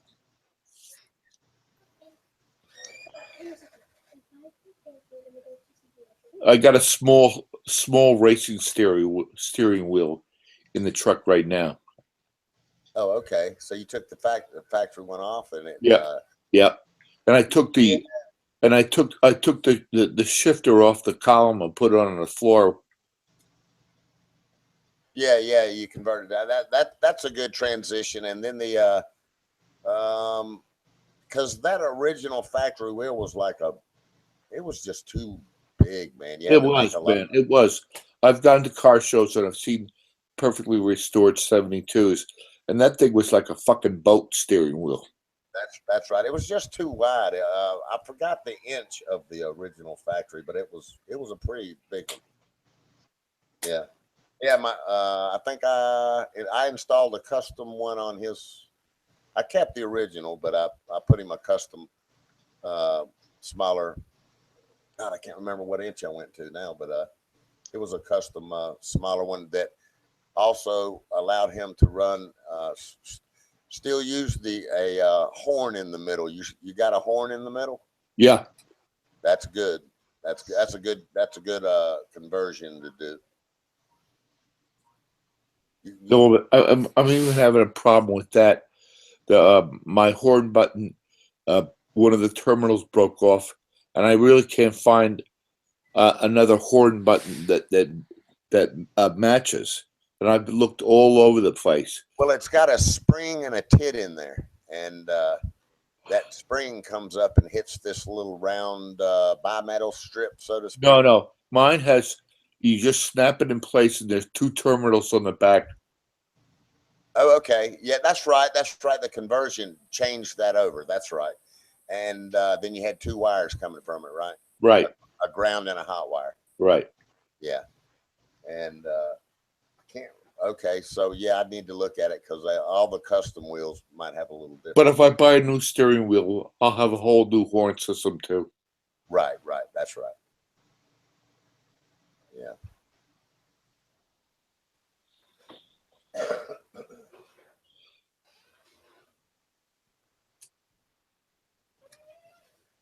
second, LaSurge. Armando Vargas, the Bible will teach you to be more like me. Hey, what's up, DeMello? Not much, man. Just What? chilling. Yeah, what'd you drop out of here, man? We were starting to talk about some good subjects when you dropped out of here earlier. I needed to lie down for a bit, man. What's Oh. up, Jose? Hey, how you doing, Tommy? Good. Yeah, my buddy had a one of those little steering wheels, and it is Toyota Celica, man. He had a nice little old was a '75 Toyota Celica, man. Man, it looked good, you know. Hey, Yeah. hey, Ray of Sunshine is saying, let me read this. Oh no, I'm sorry. Wait a minute. Somebody's talking about a 1948 Ford F1 with flathead V8s. Oh, that's Tex talking about that. Wow, that's a nice truck. Yeah, the old flat 8, man. I loved those motors. They were real durable engines. You know what I found was when I was a kid, one of the best engines out there was the Slant 6 in a Dodge Dart. Oh yeah, and they had them in the Valiants too. I got a phone call. I'll be right back. Yeah, man. Yeah, I seen a lot of those engines, Tommy. Yeah, you couldn't destroy them at all. Yeah, man. I used to pump gas from that early age, man. Full service gas station. I used to put oil into a lot of different vehicles, and yeah, I know exactly what you're talking about, man. And they were clean too, you know. Very clean. Yeah, man. But it was always interesting when I used to hear a Chrysler, whether it was a Valiant or a Plymouth, it didn't matter. When they start up, it was that distinctive sound, eh? It made a different sound than a Ford or a GM. Yeah.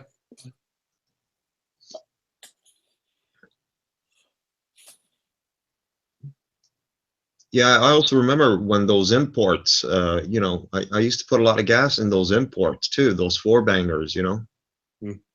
That's when the big cars were slowly being phased out Yeah. back in the early 80s. Right.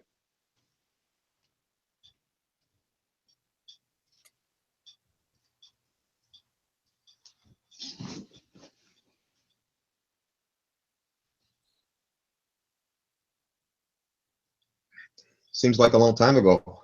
I know, doesn't it? Yeah, man. One of these days, if I make it rich, I want to buy a GTO. Oh, a Pontiac GTO, eh? Yep.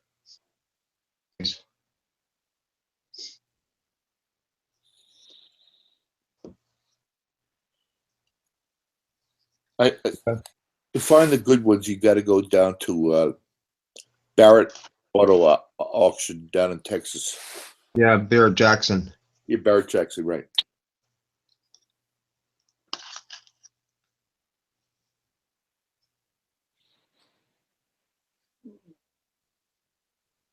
Yeah, I went to an auction up here in Toronto International Center before I came up here, and there wasn't that many Americans there at the time, actually.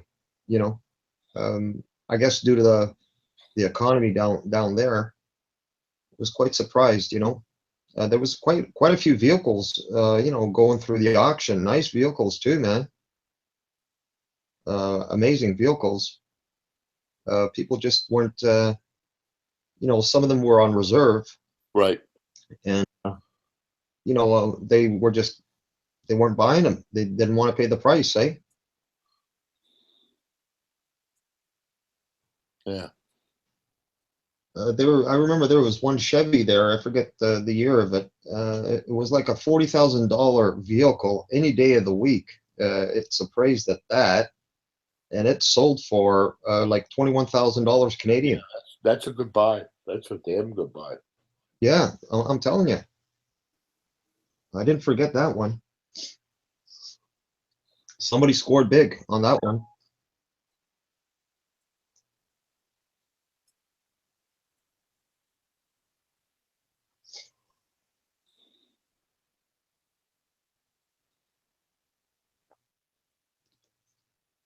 Yeah, that's where I bought my 73 Porsche 914 there at that auction in 1987. That's a nice car. Yeah, I don't have it now. I sold it years ago.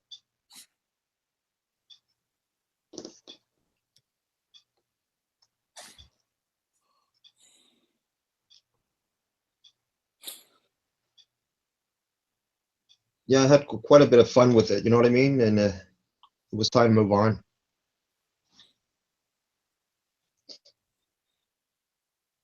Move on to bigger and better. You know. I never owned a Porsche, but I owned a Jaguar XJS 12 cylinder. Oh, okay, yeah. That motherfucker ran like a. I had to go down to San Antonio, Texas to pick it up. I bought a secondhand, but I think I flew. I don't even think I saw Arkansas.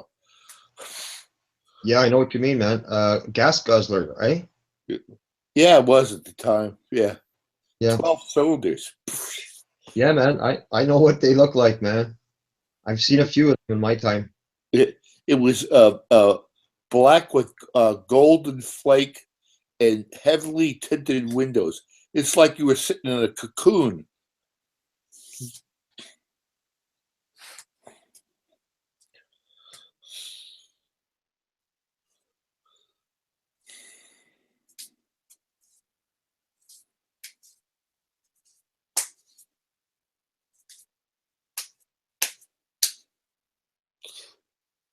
The only problem with those Jaguars at that time was they had they were using Lucas Electric, and there were certain problems that went along with that.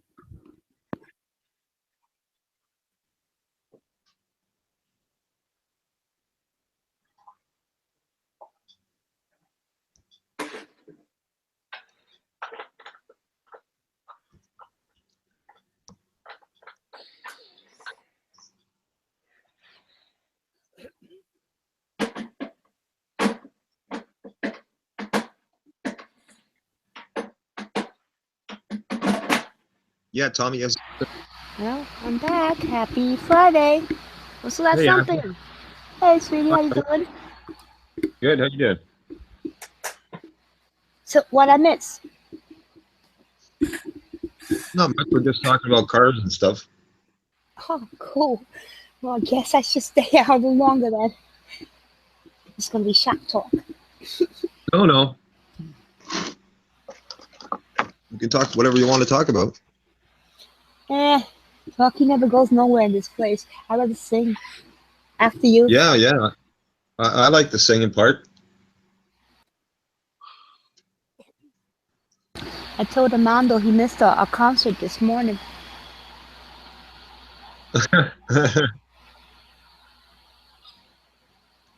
Yeah, Dave did well with that song.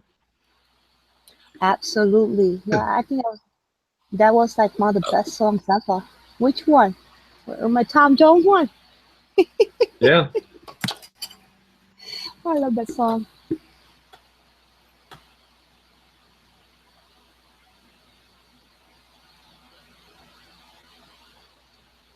Hey, Pavey, did you have corned beef and cabbage today? No, I didn't. Don't like corned beef and cabbage. Sorry.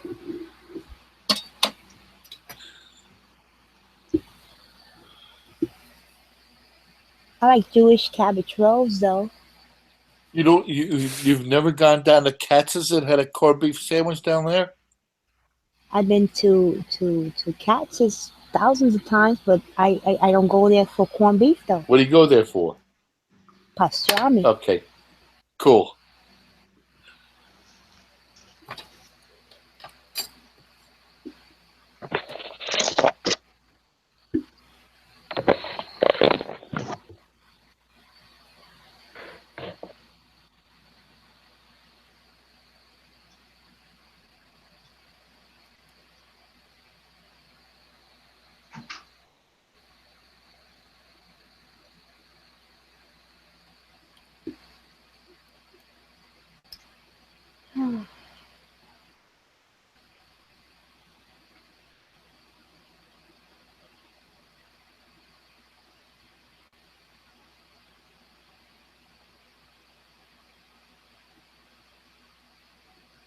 Tommy always makes me hungry, man, with his food talk. And you know what? I've cut down on my food so much that I've lost 20 pounds in the last 2 months. Wow, that's good, Tommy. Yeah, I've shrunk my stomach. Cool. Yeah, today I splurged with the corned beef and cabbage, but tomorrow I'll have a protein shake. That's about it. Oh, so you're doing it to the shakes?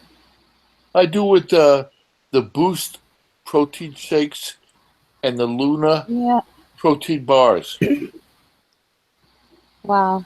It's better if you do it to, like smaller portions of actual food. When you do the shake thing, once you start eating solid foods again, you're gonna put on those 20 pounds again. You know that, right? Oh, don't put the Malloy on me. No, remember that's how we learned that from Oprah Winfrey. Remember Oprah Winfrey went from fat cow to skinny cow, remember? She did that with the protein shakes. And then when she stopped taking when she stopped drinking them, she blew up again. Well, I'm encouraged. I lost 20, and I think I got 20 more to go. I'm a 6'1" at 220 right now. So if I can get down to 200, I'll be happy. Yeah, yeah. Just do it healthier though. Do it by eating smaller portions of good food for yourself. Yeah, yeah, you're right. Dude. Learn the lifestyle, not to cheat to get there, because then when you stop doing that, you're gonna put it back on. Keep the metabolism running high. Mm-hmm. Yep. Gotta just eat smaller portions and good food, change your lifestyle, the way you eat. And we don't Lots have of to eat it. vegetables. And also, shotgun, we don't have to eat every single day. You know that we could take one day of the week and not eat, and just let our body, put out whatever's in there and get those toxins out without stressing our body with digestion. Yeah. I do it twice a week. You fast one time a week? Twice on Twice. Sundays and on Wednesdays.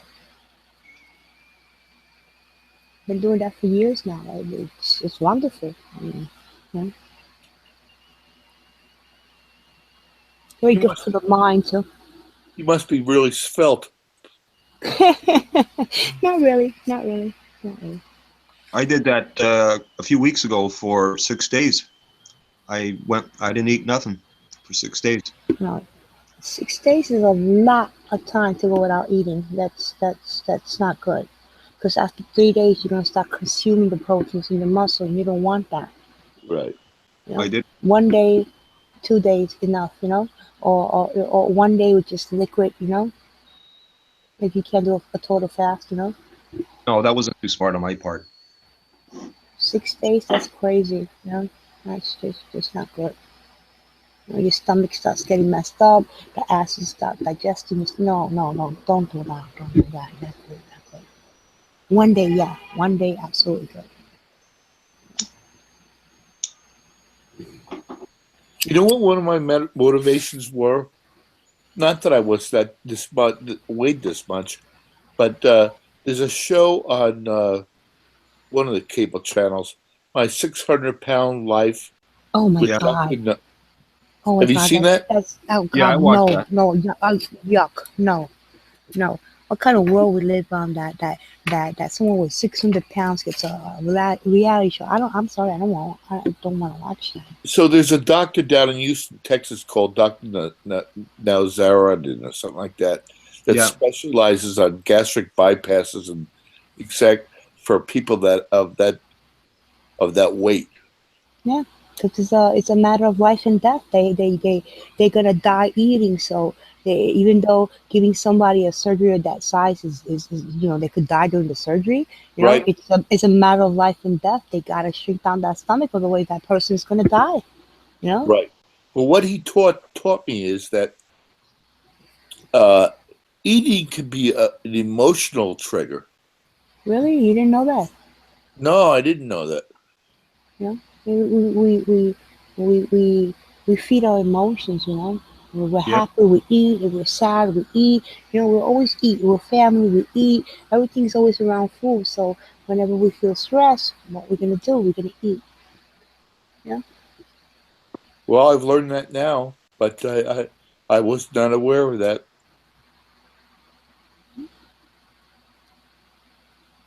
Do you want to tell us what emotions you were feeling?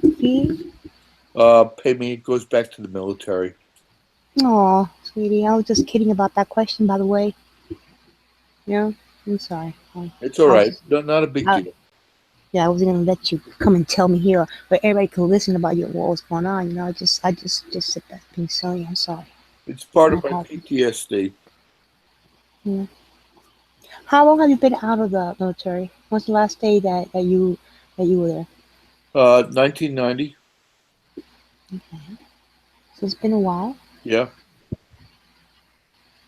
You And I never got really obese, but I got up to 250 pounds at one point. know, all in the middle, What? all in the stomach. Yeah, yeah, yeah. Yeah, I have yeah. no butt. That's unhealthy. I'm glad you lost that belly though, because that's on a man that's horrible because that's where the heart is, you know.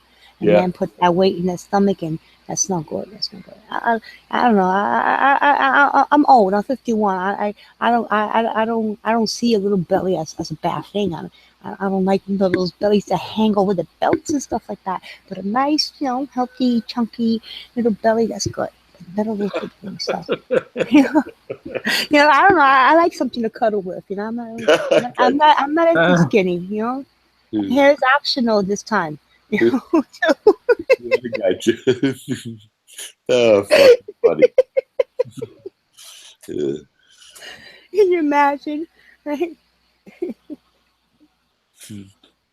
No, it's only been since 1995 that I put on the weight. In 1995, actually, baby, I ran the New York Marathon. You're kidding me. Nope. I ran the New York Marathon. In the same year, I went down to D.C. and ran the Marine Corps Marathon. Wow. Wow. And what happened? I'm going to tell you exactly what happened. Um, I had two dogs, two big dogs, German Shorthair Pointer and a Weimaraner. And I went out for a run one day, and I came back and laid on the sofa, and my two dogs laid across my knee, and they killed my what they call the peroneal nerve that goes from down right onto your toes. And so my foot was in a drop position. I had to wear a brace for 10 months until the nerve grew back. Wait a minute. What happened to your legs? Who Oh, laid on you? well, my dogs, you know, some drunks fall asleep on their arm, and they kill the nerve that makes their hand go up and down. Well, what my dogs did was they laid across my leg, Uh-huh. and they killed the peroneal nerve that goes How can you do all the that? way How can down. What do you mean they killed your nerve? How can you do that? I don't get it. They compressed it. They compressed it to the point that But uh, what you just I don't get it. You were laying on the floor and they laid on you? I don't get it. no, I was on the couch. They were on the couch, and both of them laid across my leg. Wow. Wow. So anyhow, when I got up, I couldn't move my foot up and down, and Wow. I had to wear a brace on the bottom of my foot all the way up to my knee until the nerve grew back. Nerves grow back an inch a month, so it took me like a long time to grow the nerve back. But at that time, like I said, I was a runner, and I was taking in so many carbohydrates, bagels and stuff like that, spaghetti, that I wasn't getting rid of all those carbohydrates. My diet was like the same, and I was not being able to get rid of them. So that's where I gained my weight. Yeah, the carbs will do it for you. You only have carbs the night before the race, or when you're gonna race or something for the energy the next day. But if you just have it the way around, you're gonna get fat. Right. That's I have carbs the day before the fast, by the way. I always have some bowl pasta or something with rice or potato or something.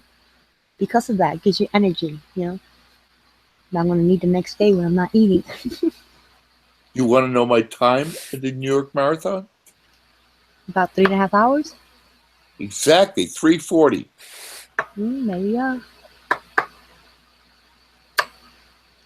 I mean, it was sort of depressing when I crossed uh, the the East River uh, bridge, and as I was going across it down to York Avenue, and the speaker came across. That was the halfway point, 11 miles.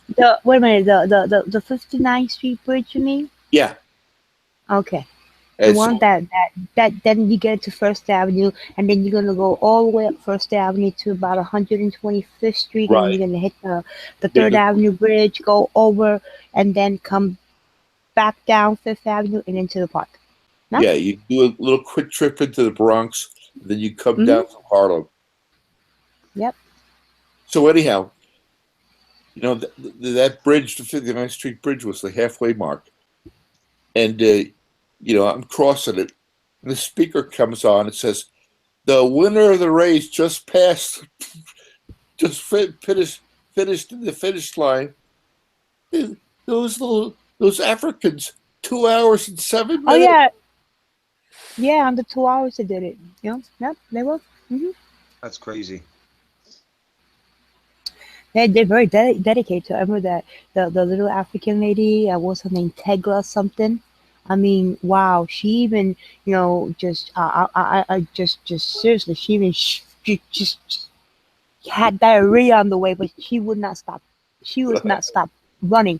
She actually kept running like that, right? Everything running down her body, and whatnot. Yeah, seriously, yeah. Are you kidding me? I would have just stood there and died of embarrassment. Just bury me. I'm done. Wow. It was a nice race, though. The only problem is that when you get down to like the 24th mile and you're North Central Park, there's an incline. Oh, the hill. Yeah. The hill, they call it the wall, because you're dead already, so now your legs are tired, so Exactly. now you're going uphill. I mean, that's cruel though. Yeah, I That's know it cruel is. though.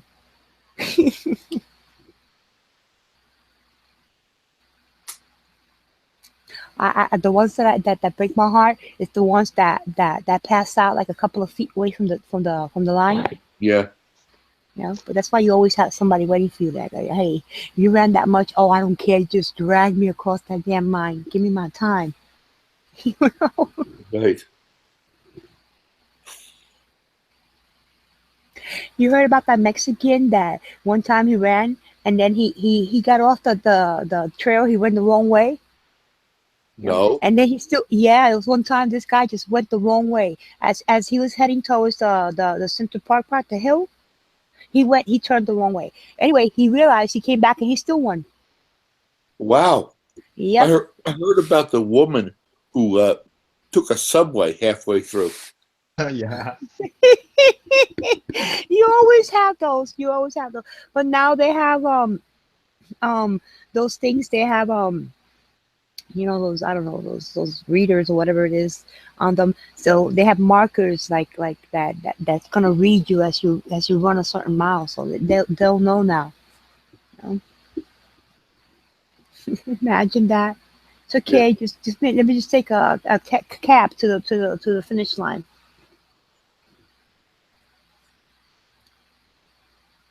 I had fun. That's what you're supposed to do.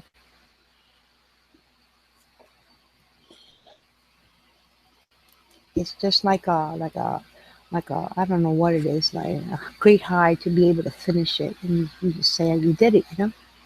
And then Yeah. I think it was the next year I ran the DC Marathon, which was a lot of fun. You go across to Georgetown, across the mall. You start off at the Iwo Jima Memorial, and that was the year that Mickey Mantle died, and I sewed a number 7 on my sleeve. Aw, Cool. do you have a Mickey Mantle card, baseball card? I was a big Mickey Mantle fan.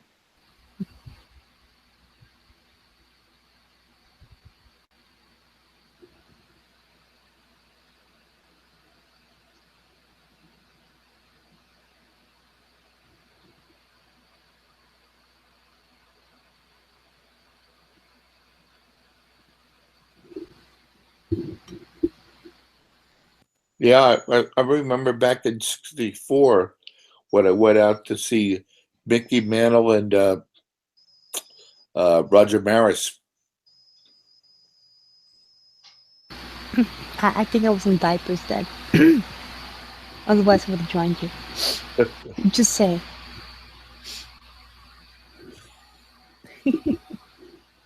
I wonder how much a Mickey Mantle rookie card would be worth.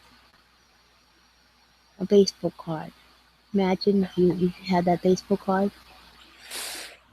Yeah, they're probably worth a fortune now.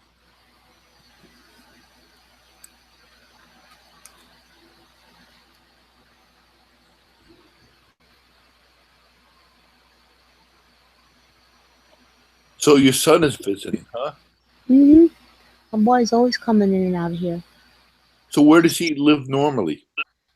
with his girlfriend, but he can't work over there, so he comes here to work. What? But in New York City? Mhm. Okay.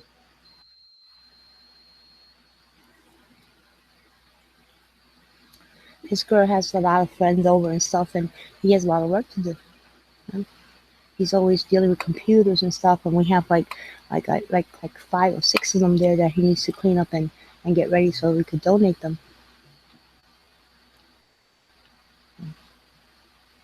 So he comes here, and there's an extra room there that he could do that in. Well, you like having him there, don't you? Not really. I can't stand him. He knows it. Hmm. Are you kidding me? That's my one and only baby boy. Are you kidding me? Everybody else is a girl except for him. So he's special.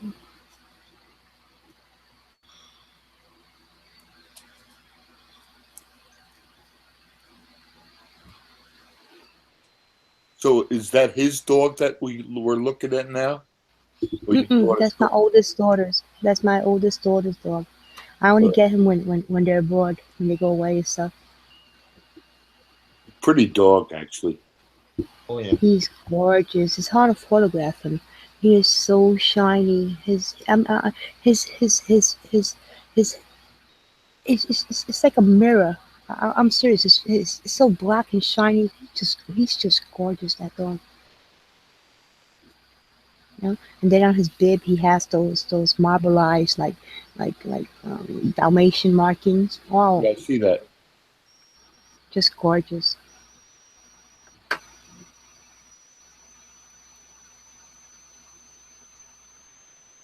Hey, Dave.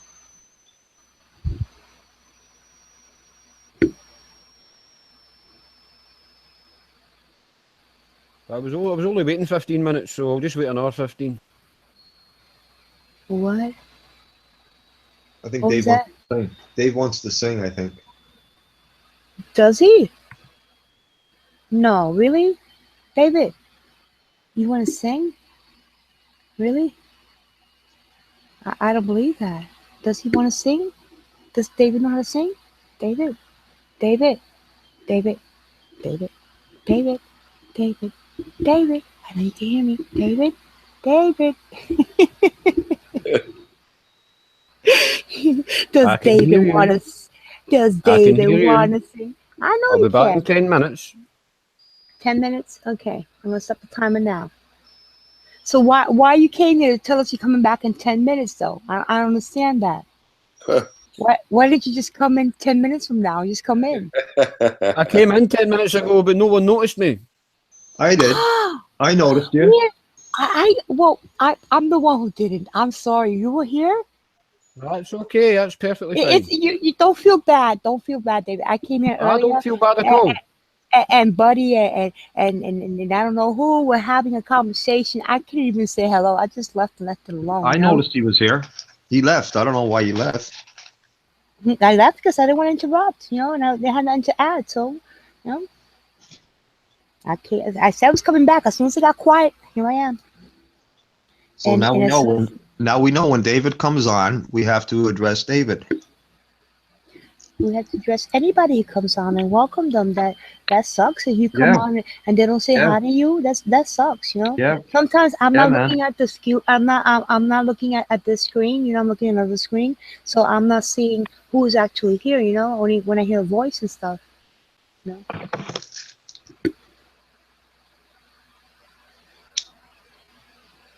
There should be a really cool announcing voice, right? That every time somebody comes on and say, like, David Simpson has just entered the panel.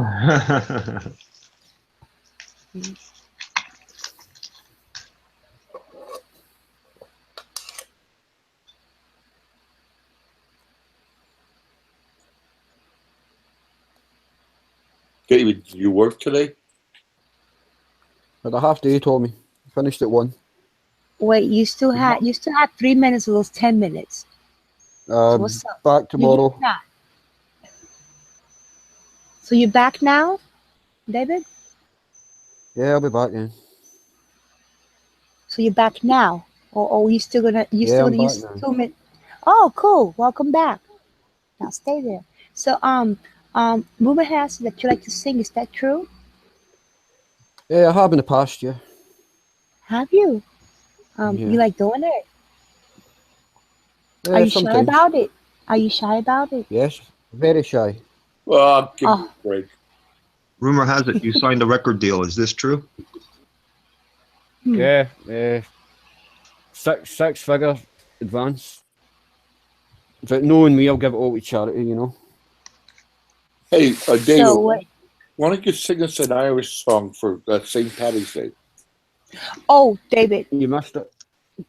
wait. You gotta do that really happy, upbeat one again, please. Yeah. Please, you gotta do that But that's again. a Christmas song. That's Ah, okay. Do it. Was it a Christmas song? No, it was an Irish song. When Irish eyes are smiling. No, that wasn't that. You're about the one, the New York one. So that was a That's Christmas song? Every yeah. day should be Christmas. Go ahead, sing it. Yeah, do that one again, David. Just give me a minute. Got a cigarette. I'll try it. I think Tommy's gonna love that song, man. Well, he's usually my fiercest critic.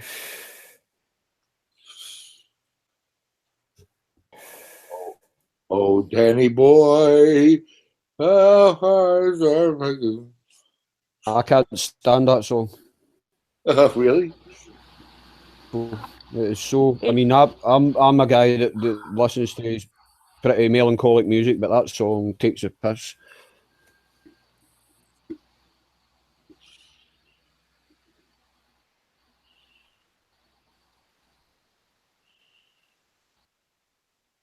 Oh, talk away. I'm not going to be singing this for a wee while yet. What? You need a drum roll or something? No, I'm just not ready just now. But I will sing it. I come here to sing, but then we gotta beg you to sing, and then when it's your time to sing, I No, don't want to it's sing. not like that. Oh, It's nothing like that. I'm it just is not ready like yet. that. Oh, I'm you're just not not ready ready yet. yet. You're not ready. Okay. You're setting me up for a fall here in case I make an arse of this now.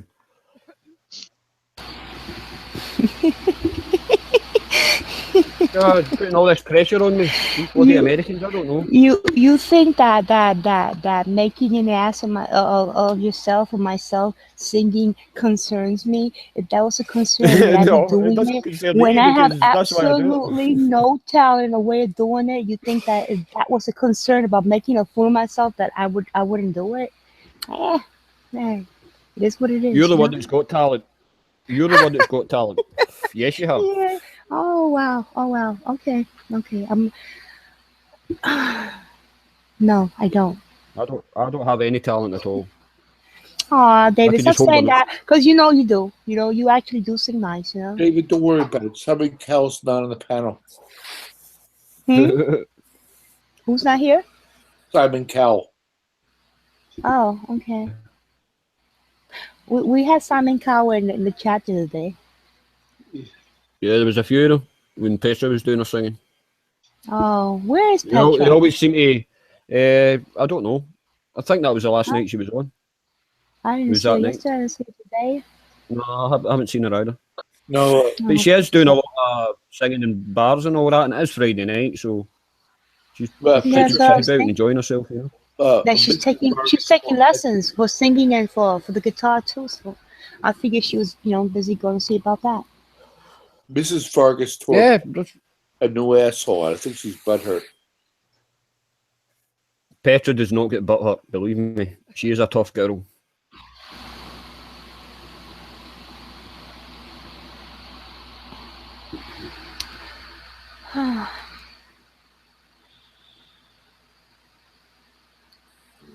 Does anybody here know how to rap like Pitbull?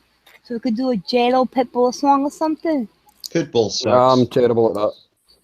Oh, come on. At all.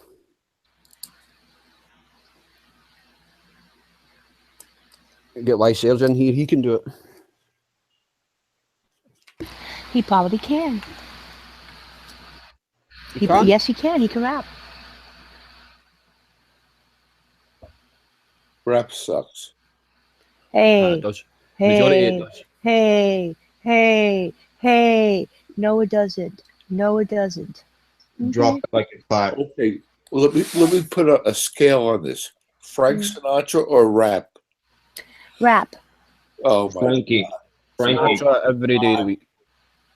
Rap. Frank Sinatra. Rap. We won't be listening to Eminem in 50 years' time. We'll still be listening to Sinatra in 50 years' time. Eminem. Yeah. Well, I will. Eminem is the best. But you won't be listening to him, or someone in their 30s now won't be listening to Eminem 50 years from now. Whereas you will be listening Slim to Sinatra. Shady. Mm. Friggin' Slim Shady.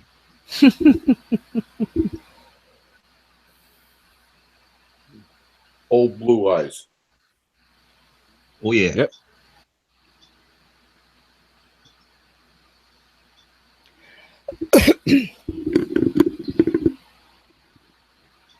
and you'll still be listening to the King, Elvis Presley. Absolutely. I only like 2 of his songs, though. I done one a few days ago with Buddy in the ghetto. I done that one. Are you lonesome I can't- tonight? Yeah, I can't really do Elvis all that well. I'm not really going to Elvis kind of voice, you know. I like wise men say, falling in. What is it? How it goes? Only Fools rush in. rushing, but I can't. And help falling in love with you. Oh, stop, baby. You get me excited. Really? Oh wow! It is Friday. Hmm. Excitement should be abound. Right. I'll wrap then, okay? Oh God. Okay. If you have to. No, I don't. But I will for just to I don't know, just to mess with shotgun. But I still need a pit bull up here though.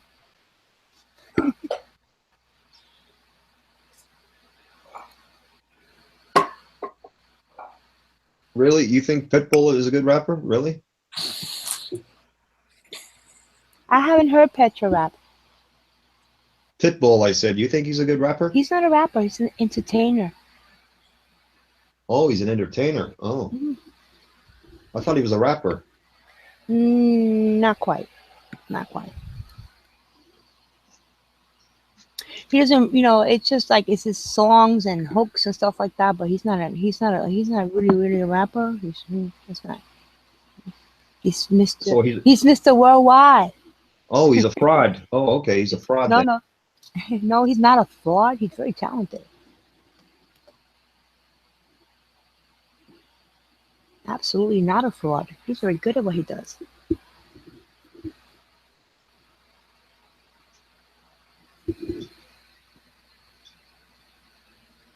I'm surprised he still has a career Why would you be surprised? because I don't think he's very good at what he does. Plus, he, Well, apparently other people disagree with you because he does have a career. plus, Yes, I love me for it too. he probably owes millions in taxes. What? Like many other rappers, he probably owes millions in taxes. I hope not. Well, he's been around for a long time, so if there was any tax problem, I guess he would have got tripped up on that ages ago. You know that IRS was going to be after him because they know he's making money, so they're going to be watching everything. So if that was true, I guess that he would have got caught up by now. Yeah, just like MC Hammer. You remember him, Tommy? And 50 Cent, too. He owes millions. Can't touch this. I remember him. But, of course, Al Sharpton owes millions of taxes, too. Why isn't he not in jail? Yeah, Because he's a rat. he's a rat, all right. You remember that case with him and Maddox on the Tawana Brawley? He knew all along it was a lie. Yeah, absolutely.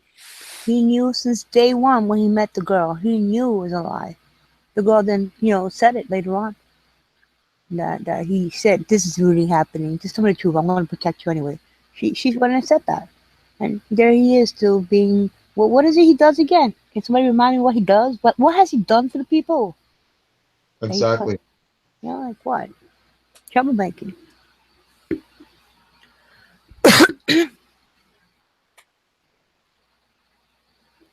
How about Farrakhan? What is he doing for the people? Nothing. He became a Scientologist now. Oh, Really? really? Yeah, he still does what he does, but he got all the what is it, the OT7 level or 8? I don't know what the highest level is. He got it in Scientology. Wow, he must have spent a fortune to get to the highest level. Well, yeah. Why don't the feds investigate Scientology? Because it's a religious group and they're exempt. Right. Scientology isn't what it used to be. It's really dying out. You don't. There's some heavy abuses going on in Scientology. And, well, it's a cult. Of course, it's a cult.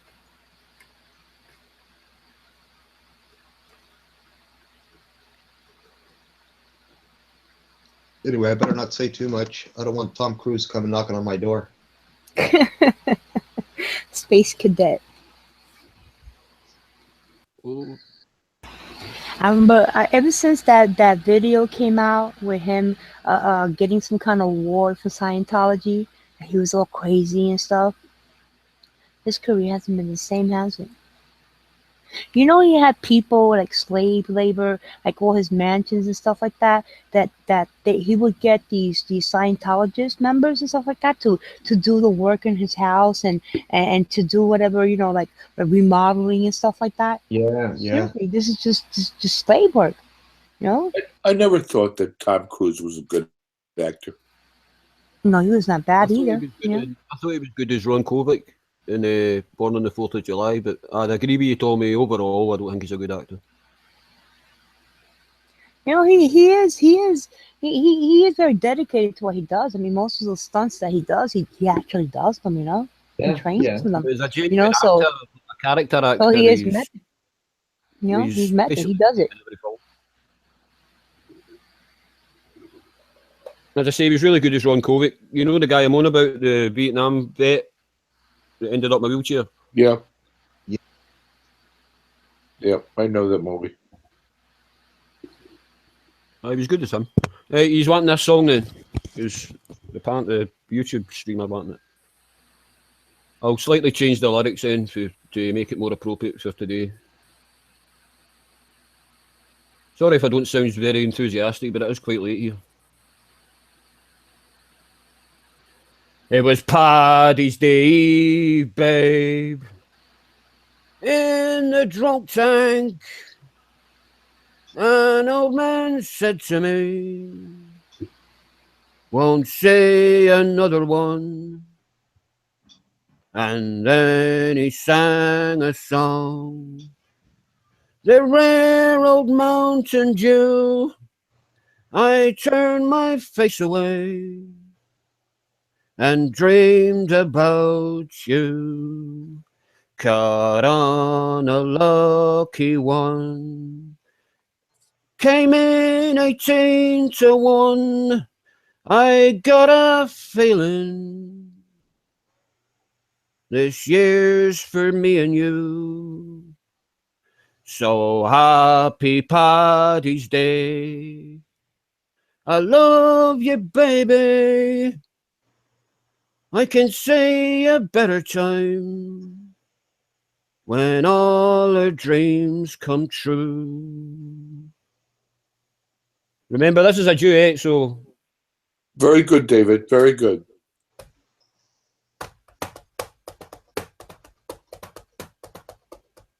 They got cars big as bars, they got rivers of gold, but the wind goes right through you, it's no place for the old. When I first took my hand on a cold Paddy's Day Eve, you promised me Broadway was waiting for me. You were handsome, you were pretty, Queen of New York City. When the band finished playing, they hauled out for more. Sinatra was swinging, all the drunks they were singing. We kissed on a corner, then danced through the night. The boys of the NYPD choir were singing Galway Bay. And the bells are ringing out for St. Paddy's Day. No, there's still more.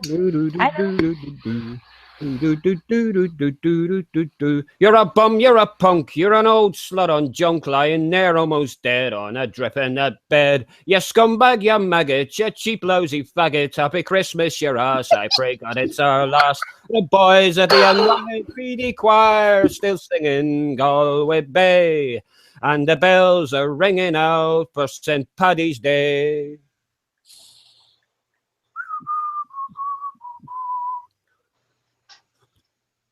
Do, do, do, do, do, do. I could have been someone.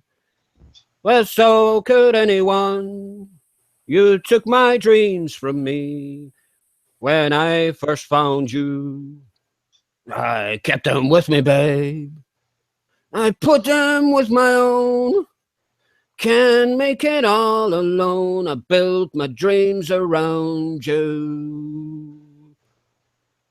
The boys of the NYPD choir still singing Galway Bay, and the bells are ringing out for St. Paddy's Day. Hey, that's it. Nice, Dave. Very good. Very good. That was good. Don't ask I me to like sing that any more one. Irish songs, please. You don't gotta. That's Irish enough. All right, next one has to be a rap song for Well, shotgun. you're going to have to do it. Oh, I can't rap. Yeah, you're doing it, I Abby. can't rap either. Oh, no, I can't. I can't. Yeah, you gotta do it, David. You gotta do it. God, I even got applause for Armando. Fucking hell. Oh, I'm telling you that one was really great. I hope they heard that. Yeah, that was great, Dave. How much delay is there from like when we're talking here and when they hear it in the chat? I feel like, It's about 7 seconds or something like that. oh, okay. No, because sometimes when this thing ends, it yeah. All right, cool. Yeah. Oh, As the night away, with the light and staying on the phone.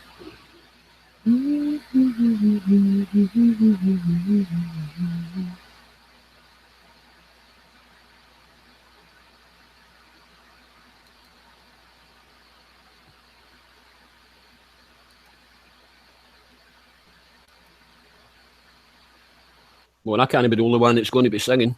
Someone else has to. If I get Ah, Packy in come. here, I gave a whole concert this morning. My throat hurts. yeah, you were fantastic. Oh, really? Oh, Yeah, I honestly think that with a little bit of cigar in you, a little bit of smoking cigar in you makes your voice a little husky. yeah, Very nice. yeah, it does actually.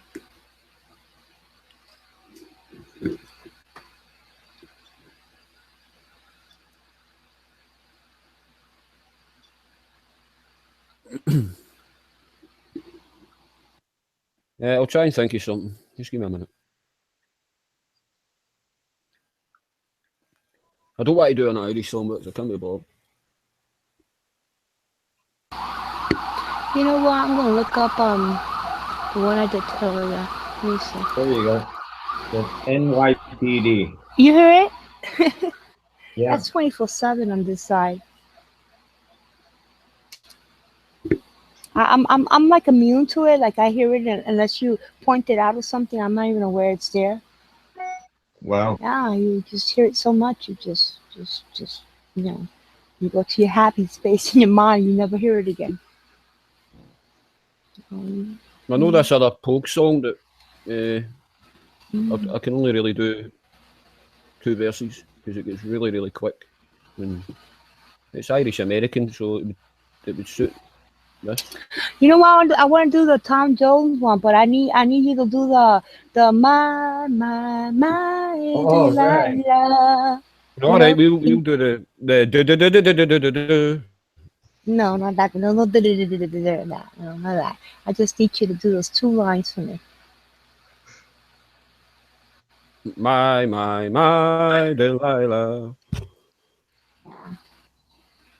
Why, Delilah? And then that's it. Now do the rest. My throat's tired. If I do the chorus and the verse, I'm just gonna gonna go silent, and then you hear my son, Ma, wake up! He passed out.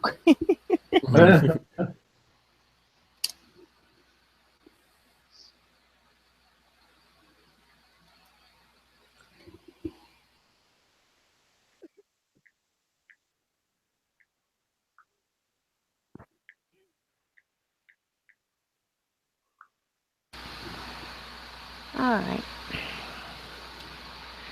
I saw the light on the night that I passed by his window. I saw the flickering shadows of love on his blind. I was his woman. As he deceived me, I watched and I went off my mind. My, Oh, Delilah. come on, help me. Why, Delilah? Thank you. I could see that man was no good for me, but I was lost like a slave that no one could set free. At break of day, as that girl drove away, I was waiting. I crossed the street to his house and he opened the door. He stood there laughing.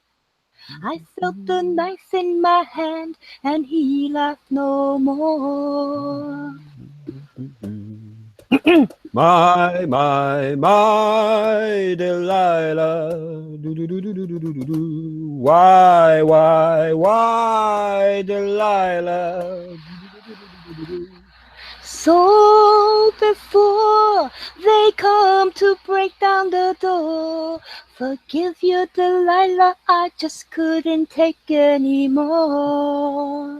And that's all I'm gonna leave it at, because more than that, I'm gonna die. Okay. So sorry, I kind of ruined the first chorus there, Tony. No, it's alright. I did it better this early, I guess, but I'm just. I love Tom Jones though. Tom's cool. Petty Shan. You know, Shan was here earlier for about 5 minutes. She was on the YouTube chat. Oh, I know, but she's oh, making dinner and all that, and I don't know if she'll be back at all. I doubt it because it's midnight here. Oh my God, you kidding me? Oh, maybe it's better that way because you know Tom Jones is like her homeboy somehow and shit. Yeah, no, And to hear me, that's just and reminded me. then to hear me clearly like that. Oh no. I think it's better. I think it was better shooting. I'll be so embarrassed. Okay. No, she would have been jumping for joy hearing Tom getting sung. Oh. Right, I'll do another Pogue song then, but I don't know if I'll be able to do this right. I'll give it a bash. I don't know. Fast forward it a wee bit because the intro goes on for a bit.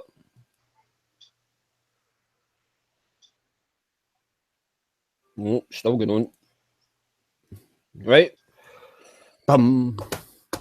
The Cadillac stood by the house and the Yanks they were within.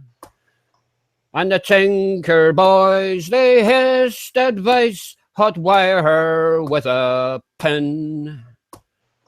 Then they turned and shook as we had a look in the room where the dead man lay. So big Jim Dwyer made his last trip to the shores where his fathers laid. Well, 15 minutes later, we had our first test of whiskey. There was uncles giving lectures on ancient Irish history. Then all the men telling jokes and the women, they got frisky. At 5 o'clock in the evening, every bastard there was pisky. Well, gone away, there's nothing left to say. Farewell to New York City, boys, to Boston and PA. He took them out with a well-aimed clout, he was often heard to say, I'm a free-born man of the USA. He fought the champ in Pittsburgh and he slashed him to the ground. He took on Tiny Taranella and he only went one round. He never had no time for reds, for drink or dice or whores. And he never threw a fight unless the fight was right, so they sent him to the war. Fairly well gone away, there's nothing left to say. With a St. Joe and Iron Gold in Mary Kay. The calling of the rosary, Spanish river far away. I'm a free-born man of the USA. Very good. Excellent. All right. Excellent. That was great. That was great. That really was great. All right, Shotgun, it's your turn. Shotgun? Oh, God. Where did Shotgun go? Huh? Is How he about muted? the mellow? Right, I'm ready. It's the mellow. Oh, so you ready? All right, here, I'll give it a shot. I've been the wild rover for many years, and I spent all my money on whiskey and beer. And now I'm returning with golden great score, and I never will play the wild rover no more. No, no, no, never play the rover no more. I went into an alehouse I used to frequent, and I told the landlady my money was spent. I asked her for credit. She answered me, nay. Such a customer as you I can get any day. And that's no, nay, never. No, no, never, no more. Will I play the wild rover? No, never, no more. Then out of my pockets I took sovereigns bright and bright, and my landlady's eyes opened wide with delight. She said, I have whiskey and wine for the best, but the answer I gave her was only in jest. No, nay, never. No, no, never, no more. Will I play the wild rover? No, never, no more. I go to home to my parents, confess what I've done. I'll ask them to pardon my prodigal son, and if they caress me as often before, that I will never will play the wild rover no more. Never said I was a singer. That was good. That was great. Thank you so much for sharing. That's the first time I ever heard you even sing something. Thank you so much for sharing that with us. I appreciate it. Thank you. But yeah, you suck at it. I love it. Yay, somebody who sucks harder than I do. Yay. Finally, someone. Thank you, Shaka. Sing another one. So, I'm only kidding because this is not about, talent and stuff like this. It's about, singing with heart, and that was sung with heart. I appreciate it. hey, David, do you know that song? Sorry, No. Tommy, I've got a. Wild Rover? What is it? Yeah, I know it. I didn't. That was the first time. Thank you. Thank you for first time I heard it. Very nice. I don't know a lot of Irish music, to be honest, although. Oh, Irish music. Let's sing any music. I want to sing Jennifer Lopez music. How about that? Nobody wants to rap on me. Well, I'm not singing it. You can sing it if you like. I still want to. Is anybody in the chat who could sing Pitbull's part of the rap of On the Floor? Come on, like Serge. I know you could rap. I know I can sing From the Halls of Montezuma.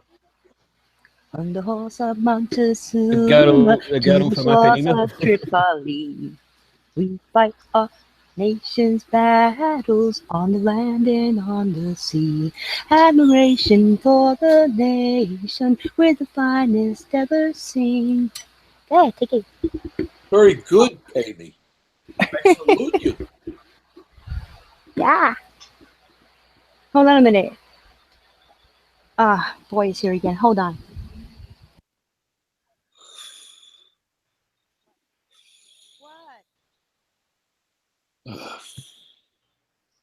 And this is a fun chat tonight. Yeah, man. Call somebody else. Hurry up. I don't know why you didn't call you on your phone. All right, so call her back. Her phone's probably dead from calling you. I don't see nothing. She didn't call me. Oh, wait a minute. Oh no, I don't know. Wait, hold on. Oh, God, I have your phone. Oh, new message. Hold on. Oh no, this is something else. This is not doing that. One missed call. Hold on. She could have.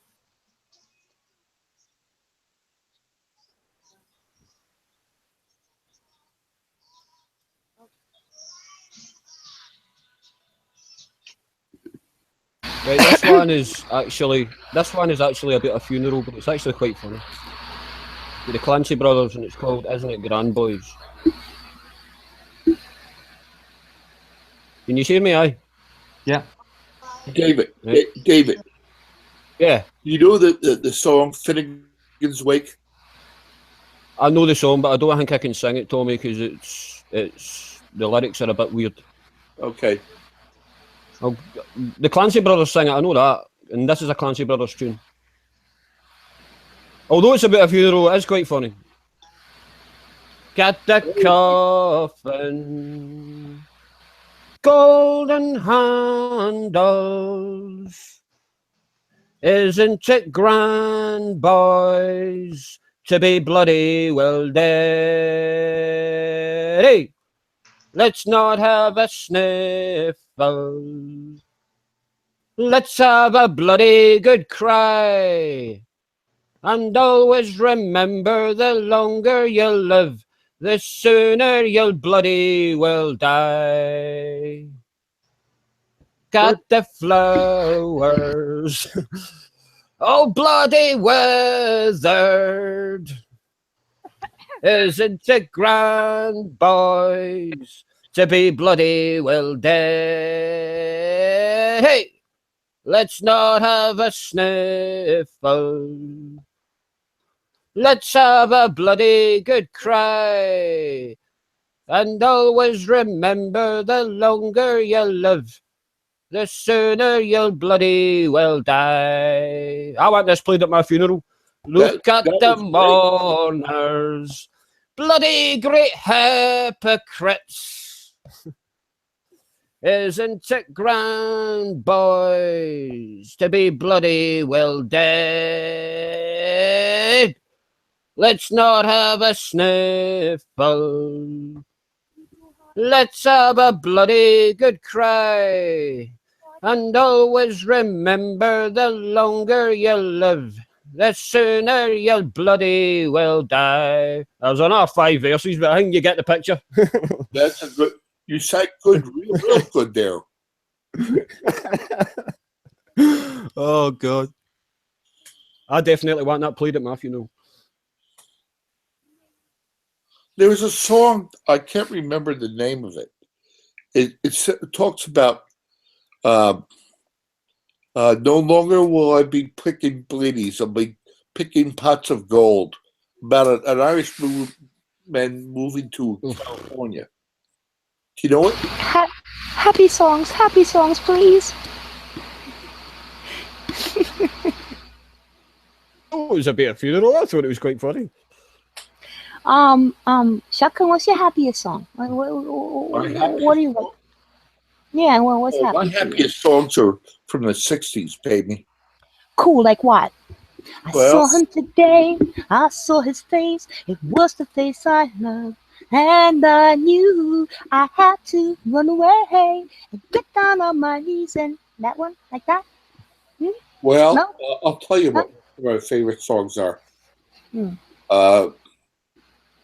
Don't Bring Me Down by the Animals, Along Comes Mary by the Association, We Got Nothing Yet by the Blue Magoos, Kind of a Drag by the Buckinghams, The Rain, the Park, and Other, the Cowsills. You got my drift? Yeah, and I can't sing any of those, so keep going. The only one I kind of know is the Animals one. I'm waiting for you to hit one that I actually know the lyrics to. All right. Oh Lord, don't let me be misunderstood. Oh, I love that. Well, Let me see if I can find the lyrics. I've got an Oh. entire playlist of 60 songs, Tommy, and I'll run them by you and see if you like any of them. But there's about Yeah. 80 here. Or you pay me. What was that? There's a lot of them I can't bloody sing. Yeah, I like Tommy's taste, man. Eric Burdon and the Animals. Oh yeah, man. what you see is what you get, the dramatic. Understood. American Woman by the Guess Who, Oh yeah. See You in September by the Happenings. Oh, I could do that Almost- one. All those songs are, I'll well, be if Pay Me says you can do that. Every day while you're away, don't forget to write. See you. In September. I love those songs. you when the summer's through. Here we are saying goodbye at the station. Summer vacation is taking you away. Have a good time, but remember There is danger in the summer moon of love. That one? Yeah, Oh, that's that's the one. nice. It reminds me of walking the deck on Coney Island. Oh man, Aw, I love that song, Abby, Yeah, Tommy. it's a I good like that song song. too. So I was waiting for him to tune this one that I could actually remember the song, the lyrics to, you know? In the summer. Yeah, I know that song, I man. go to pieces, Peter and Gordon. Baby, do you understand me now? Sometimes I feel a little mad. Yeah, But don't you know that no one alive can always be an angel? When things go wrong, I feel real bad. there we go. I'm just a soul whose intentions are Intentions are good. good. Oh Lord, please Lord, don't let don't me let be me misunderstood. That's my music. If How I about seem how about edgy, I want you to know that I never meant to take it out on you. Life has its problems and I got my shares. And that's one thing I never meant to do, 'cause I love you. All right, Abby. Baby, how about don't you know I'm just human and I got thoughts just like any other one. And sometimes I find myself alone regretting some foolish thing I done. But I'm just a soul whose intentions are good. Oh Lord, please Please don't let don't me let be me be misunderstood. misunderstood. what about Crystal Blue Persuasion by Tommy James? Nah, I don't sing that one. How about 5 o'clock World by the Fogues? Nope. All right. The Game of Love by Wayne Fontana. Oh no, sorry. What about Walk Like a Man by Frankie Valli? I mean, I like those songs and everything, but I don't sing them though. You know, She's I don't not know there, them. but it's not. I'm not comfortable enough singing them, but I do know those songs. They're great Stone, songs. Stone Soul Picnic by the Fifth Dimension. Mm-mm. Sunny by uh, you get my drift. That's my music. How about Unchained Melody, Abby? Wow, you need a voice for that. Did you know that? Oh, I actually tried that in a karaoke, but I'm not singing it here. I It's can't one do of it. my favorite songs. I No, it's can't a do great it. song. I could try, but I'm not. Maybe like in the early during the day, not at this time. Not after I've been smoking a cigar and whooping and hollering. You know, nah. Mm-mm. Oh, my love. I'm not singing. No, I didn't try that. Whoa, my love. Nah, see, that's dreadful. I can't sing. You like White Rabbit, Tommy? Jefferson Airplane? That's a great tune, man. Are you still? Yeah, he's here. How about Procol Harum, A Wider Shade of Pale?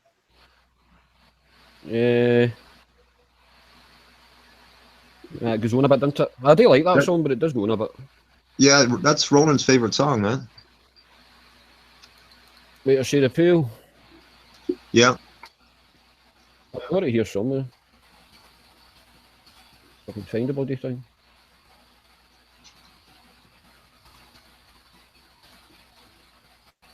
Oh, here it is.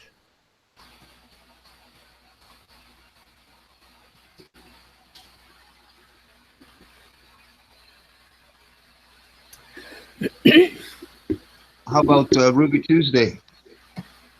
How about I wish I was a I'll punk give you. rocker? I'll How about I wish I was a punk rocker?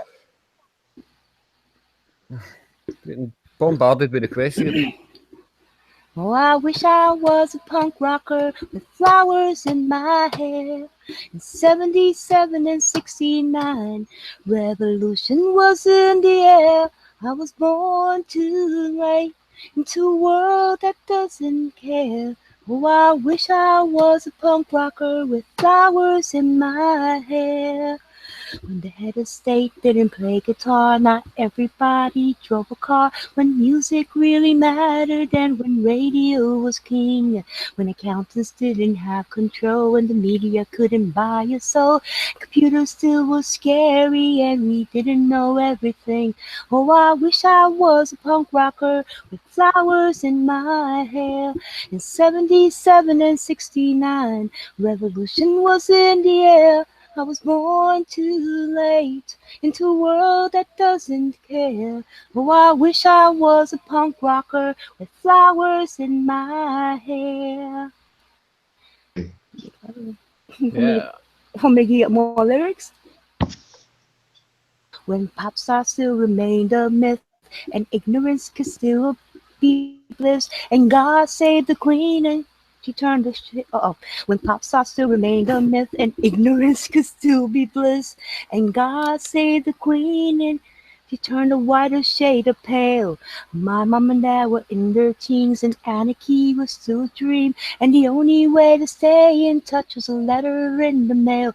Oh, I wish I was a punk rocker with flowers in my hair. In 77 and 69, revolution was in the air. I was born too late into a world that doesn't care. Oh, I wish I was a punk rocker with flowers in my hair. Very nice, Pammy. I love that song. Very pretty. It's by Sandy Tom. If you ever have a chance to listen to it, it's actually the lyrics are absolutely amazing. Tommy, you still here? Maybe went out for a cigarette. Oh, I guess my singing scared them away. I'll stay quiet now. Right, this is for all you oldies out there. That doesn't include you, Abby, of course. No way. I like If you're old if you're music. going to San I like Francisco, be sure to wear flowers in your hair. Well, this is definitely a hippie song that I'm going to sing. Well, I'm going to attempt to sing. I think Give me you a were straight singing while I it. light this up.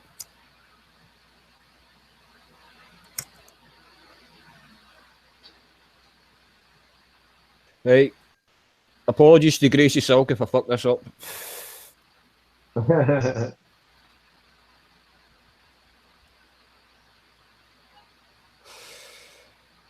We'll kick there.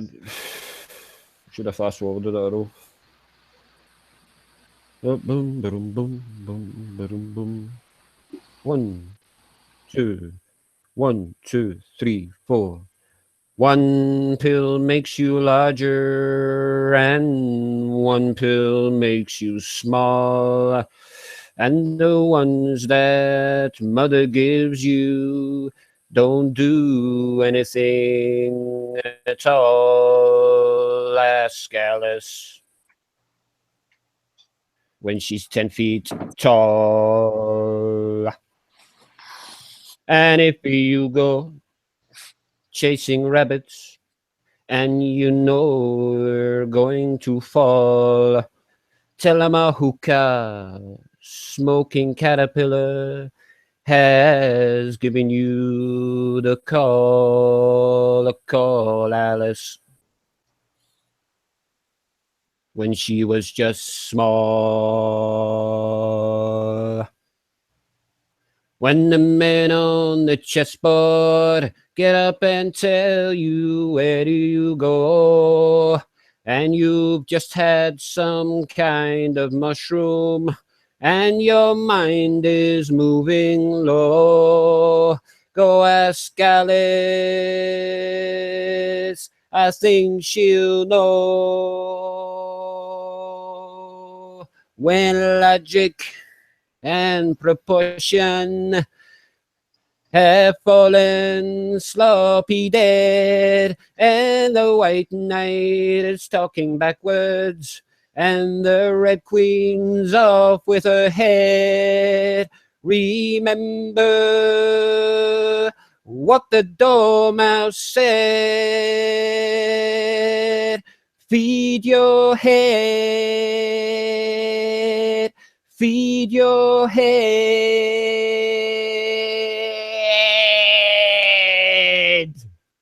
Fuck it. All right, David. Wow, David. Wow. Wow, David, you're dedicated. I gotta give you that. You're dedicated. Wow. That Wow. was great. Wow. That was great. Wow. That wasn't bad. That wasn't bad at all. At all. You could sing God. that at a fucking bar, man. I have sung it at a bar. All the ones that I sing, the majority of them I've sung at bars.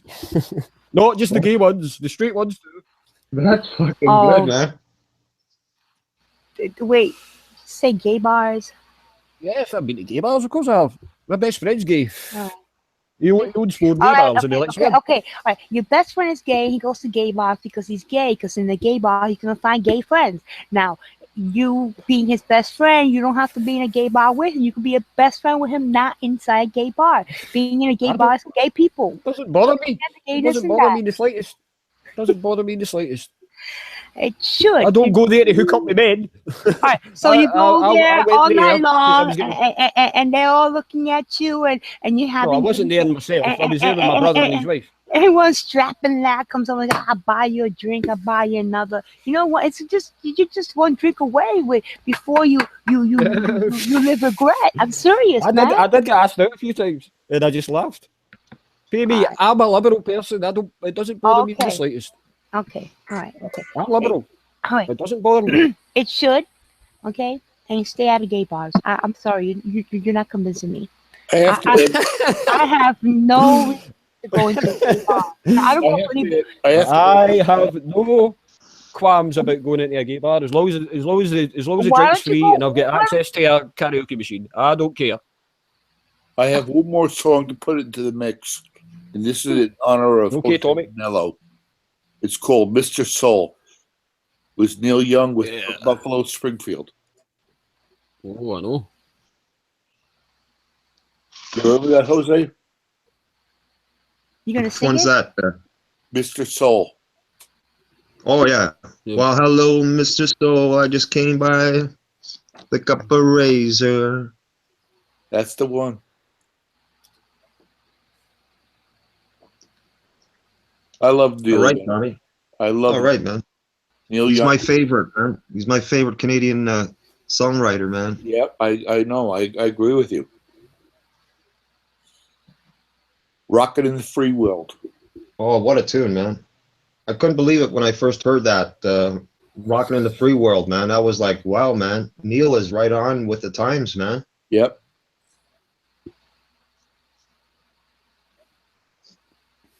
No, that was good stuff. Yeah, man. And I got one more song for Pay Me. All right. Heaven Must Be Missing in Angels by Tavares. So now you have to sing it to me.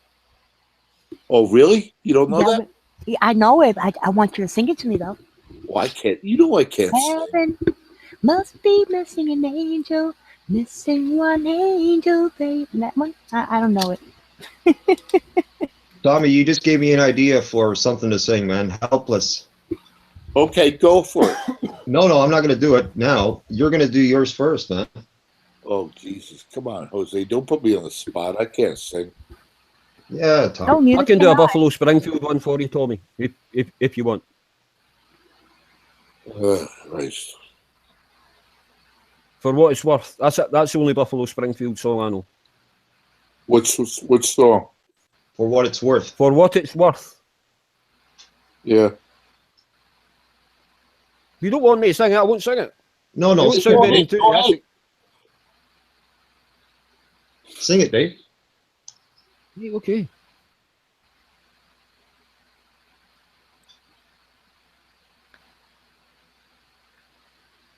Song is in every 60s war movie. No? Yeah. Something happening here. What it is ain't exactly clear. There's a man with a gun over there telling me I got to beware. I think it's time we stop. Children, what's that sound? Everybody look what's going down. I love those songs. I love those songs. Me too, man. Where the line's being drawn.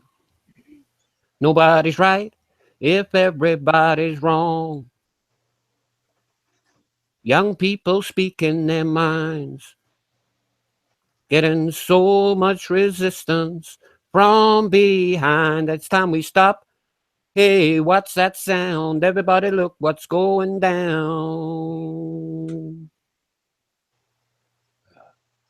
I just wish I could do the guitar as well. Yeah. What a field day for the heat. 1,000 people in the street, singing songs and carrying signs. Most saying hooray for our side. I think it's time we stop. Hey, what's that sound? Everybody look what's going down.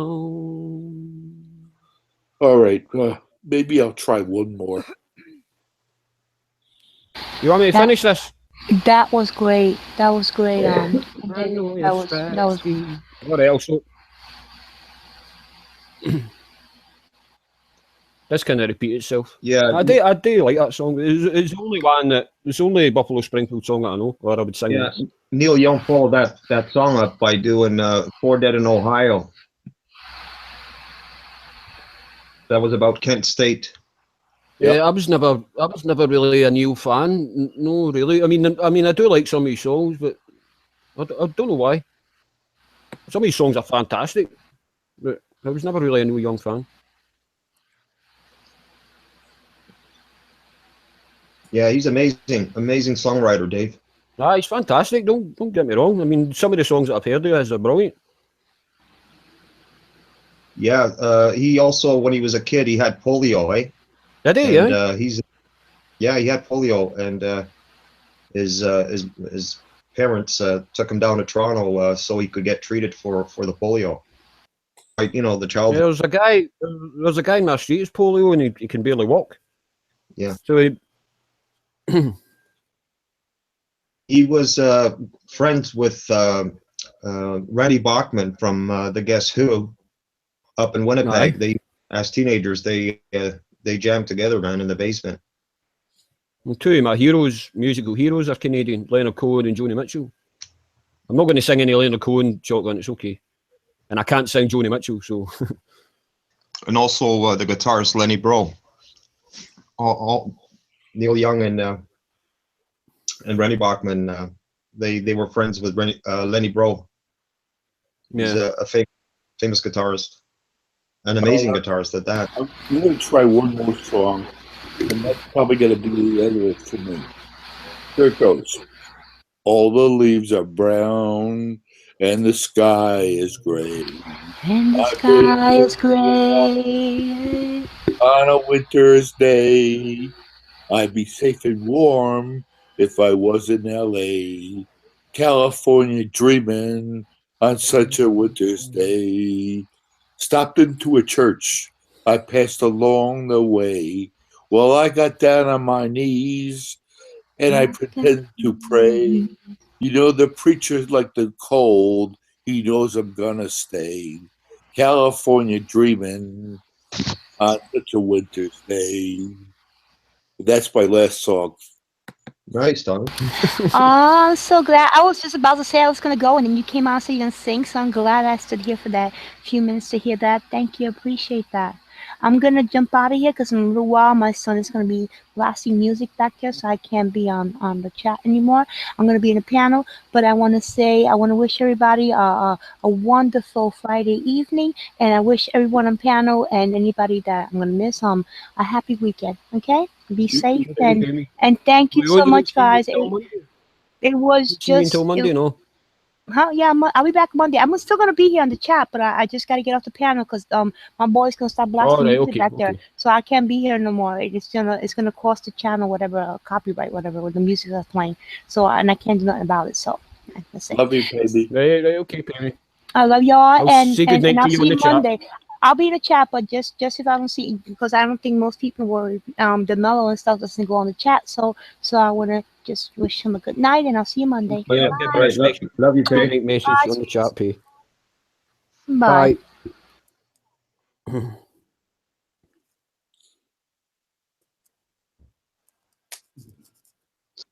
Now it's going to be all quiet.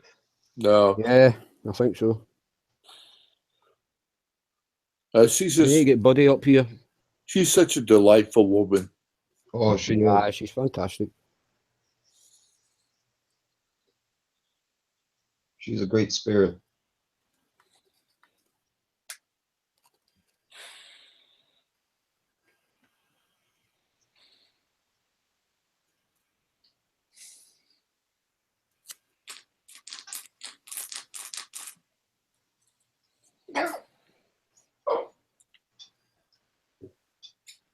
Oh God, I don't need it. I'll be back in a minute, guys.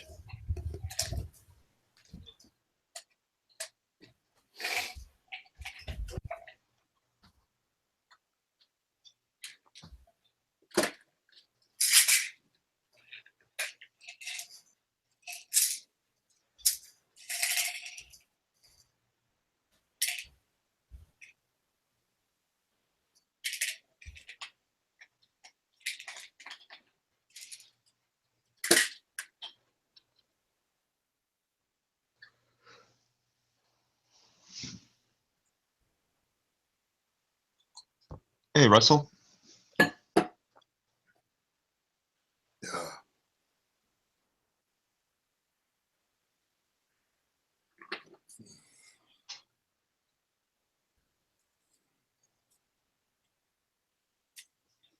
What's going on with you, Russell?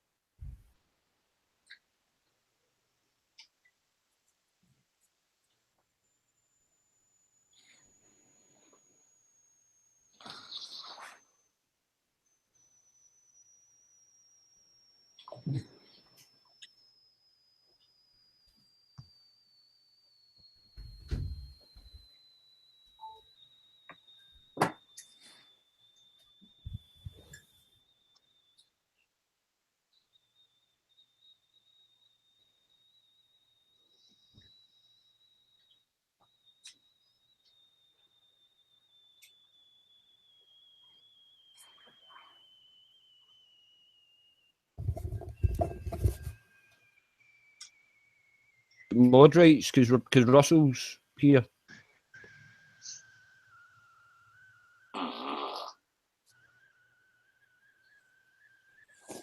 Take it Not- that's a no then. Not me, Dave. I'll let Armando know that he's here.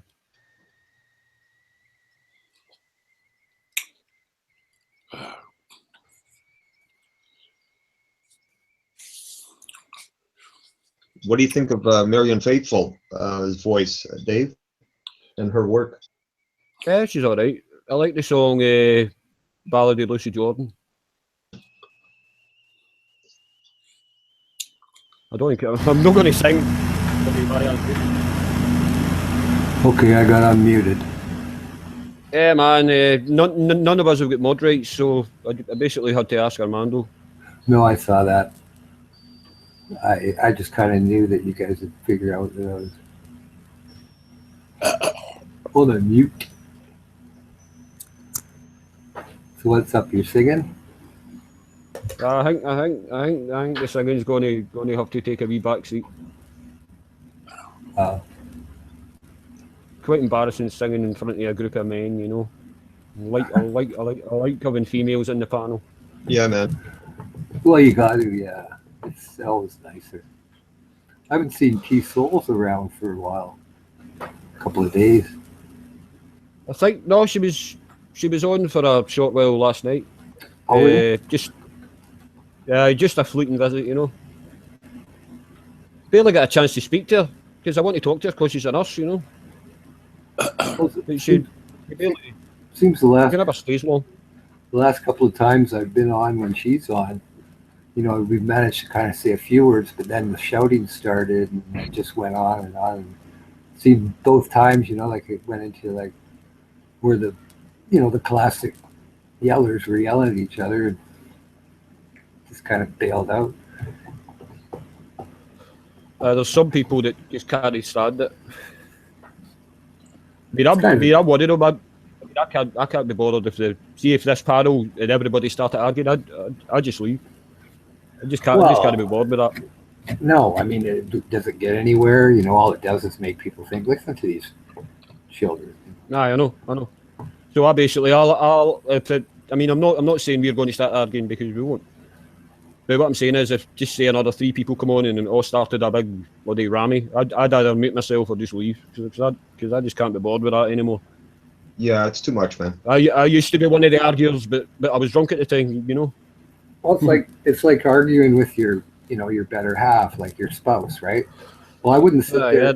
I'd argue to a certain point, but in this tone. But I can say some things that make people. Like one girlfriend told me, she said, "I'd rather have you hit me than stuff you say." I said, "Well, I can't hit you." So. But and then leave. You know, I would always leave and go out to the shop or go for a drive. Or, I'd go out and tend to do other stuff and then come back and hopefully things will cool down. But to sit there just back and forth where nothing gets really. The worst thing for me, Russell. The worst thing for me, Russell, when I used to argue with my ex-wife was the fact that she was Dutch. And see, when she got angry, she would start yelling at me in Dutch, and I would just start laughing. And that's the worst thing you could do. Exactly. That's the absolute worst thing you can do. But all you're hearing is clicking, hooking, clicking. You're like, oh. You just start laughing, If I ever got stuff thrown at me, right, it was always because of that. Like you say, sometimes I'd be in a state and I'd come home. And you start getting yelled at, and you just can't help laughing because it sounds funny. I know. And then all of a sudden, things start getting thrown at you because you're laughing, and it's like, oh, better go. But yeah, I remember having things thrown at me, and it was all because I just started laughing and shaking my head, going, "Oh, here we go, yeah, and saying something that was." There was one time in a pub with her. She started. I can't really remember what the argument was about. Just usual stuff. Then she started her Dutch again. I started laughing, and she chased me out the pub with an empty pint glass for about 200 yards at least. You're lucky it didn't ricochet off your head or something. I think she would actually hit me with it, but I wasn't taking that chance. No, you don't want to be going. Oh, she will hit with me. Tommy, are you all right, man? Wrong. Huh? I'm asking Tommy if he's okay. Oh, a pint glass, knock you right out, eh? Uh-oh. It was empty. Big dent in your head, needing about 6 stitches.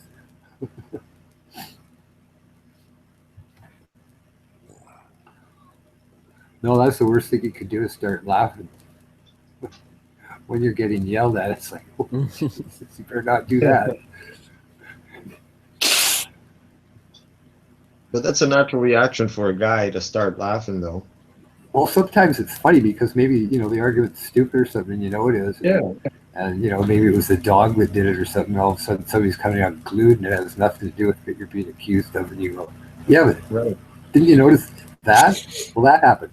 Well, fuck you, why did you tell me? And then you just start laughing. And it's like, well, whoosh. Not all the girls, but yeah.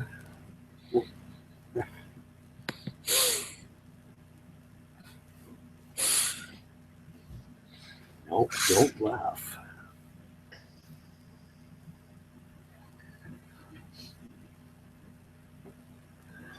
Let's get somebody to phone you. Oh, go. That was good about my job, because I'd sit there and phone them up, right? And I go, okay, is there anything going on? You got any overtime or anything? Or they'd be going, no, Russ, your line up for tomorrow morning. I'd say, well, phone me in an hour and just phone me and hang up. Oh, gotta go to work.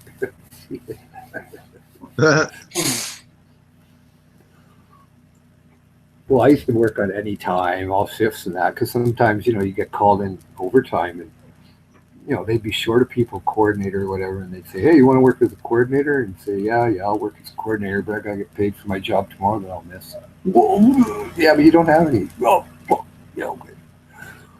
So, you'd be making deals. It's kind of cool that way, though. I used to always like that. We also had a system where you could make as much money, in a 2-week time frame. And instead of taking it all at that time, you just get whacked for tax, get 50% of it.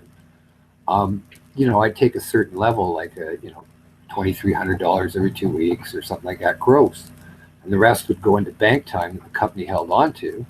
And then you could bank all this time.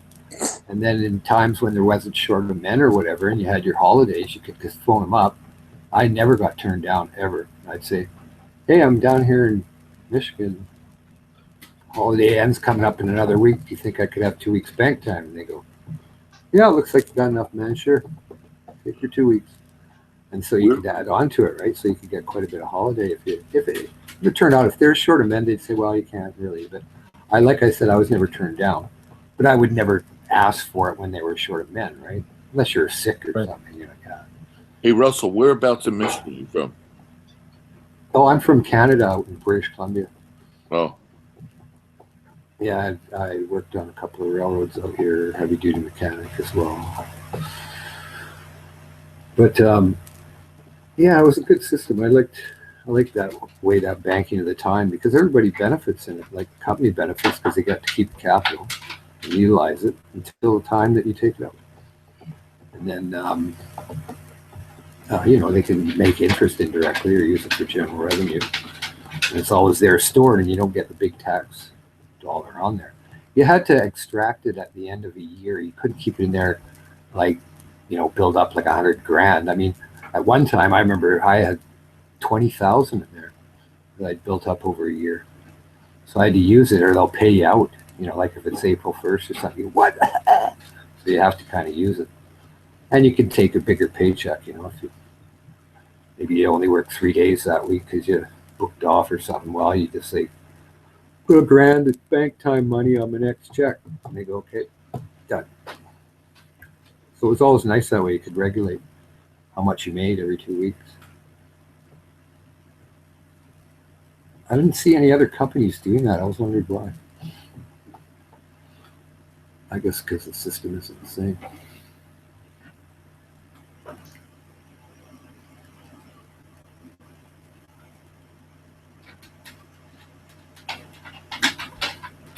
Is that your dog?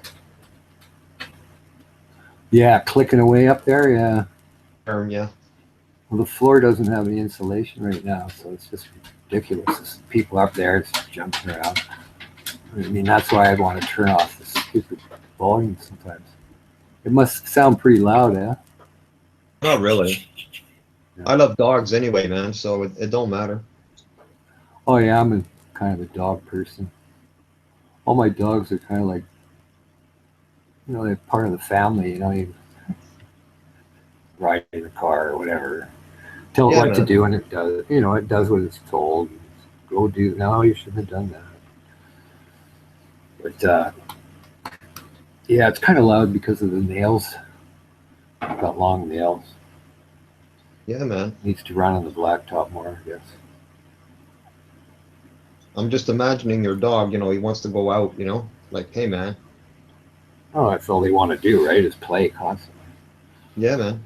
Balls of energy, especially when they get a larger size, like she is 60 pounds or something. And the cross. But, I had another dog like 42 pounds. That was a lot easier. And she was quite witty and really intelligent. Dog was totally trained on words, so it's great. You could just say, yeah, well, that's what I find easy, and I find it pretty easy to train them on words. Like when they shit or piss, right? You just keep repeating that word, like poo, poo, poo, poo, and they know. And then all of a sudden, when you're in the truck or in somebody's house, you go, you have to poo. And they know jump up and start licking her chops. I'd say, okay, poo time. Then open the door. She goes out, does her thing, comes back. Yeah, man. But you couldn't mention food. But, things like moose or deer, she knew all those words. She'd get all excited if she saw one and I didn't, right? She saw a moose first and I didn't. You should have seen her go goofy in the truck. Go mental. Like, yeah, you saw it. Good for you. Yeah. Good spotter. Yeah. But all the words like sit or stay or go to your blanket, go to the blanket. That's for you. Like if you go to visit somebody, Right. Say, yeah, they drop a blanket. She knew right away it was for her to go over. Never caused any The chow trouble. we had understood Portuguese, man. Yeah, well, they, like, I don't know, they just seem to go by the tone and the vibes they get from you, whether it's aggressive or not, or they've done something bad. Like, I mean, when my dogs got older, it wasn't, you don't need to hit them or scold them. Really, it's like, well, what'd you do that for? I mean, Jesus. And they know that your tone of voice is such that you're not being cuddly and that they've done something wrong. You might shout a little bit. And they know they've done something wrong. You go, don't do that again. Well, that was the only language my parents spoke with the dog was, the native language. Yeah, I don't think they know the languages as much as just like the tone of your voice or how you're speaking. Look on your face, I mean, they recognize words like their name and ones you keep repeating when they're doing an action, I found anyway, or something you're looking at or whatever like that. Like my dogs, hey, there's a moose, and they're looking everywhere, and I could hold her head and point it at the dog, at the animal, and she wouldn't even worry about it. Wasn't trying to get out of her nothing. Then you'd see her ears lighten up in her face like she saw it. I'd say, there it is, and she'd be all happy. Oh, you showed it to me. Yeah, like, I mean, my dad would say vinca. Vinca means come, Yeah. And the dog would come, I always noticed it understood. She understood. Like I always noticed repeating the words on an action or whatever like that, and they know what it means. I mean, some might not know as quick as others, but I found they picked it up really easy. It's like any pet you've got. If you spend the time with it, like I had parrots. The guy got a parrot and it wouldn't do anything. It was just nuts. It sat there and got down there and started making noise. And one time I was there, I forget what I was doing, taking care of his place or something. And so I was there for a few hours, and I just kind of, got up to the cage and went slowly and offered it sunflower seeds. And then finally it started coming over. Everything was quiet and started taking them out of my hand, right?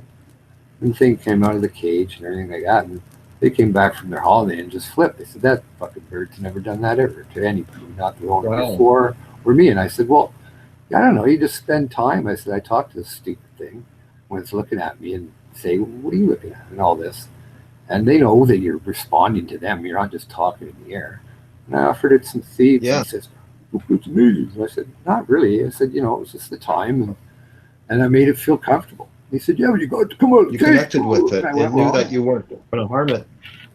Well, yeah, he said that, nobody could ever get it out of the cage. And I said, well, whatever. I said, don't get so excited. I said, it's happened, whatever. I said, try it yourself. I said, I just sat here one night when I was, came over from your place, and I don't know. I just sat here and started talking to the bird.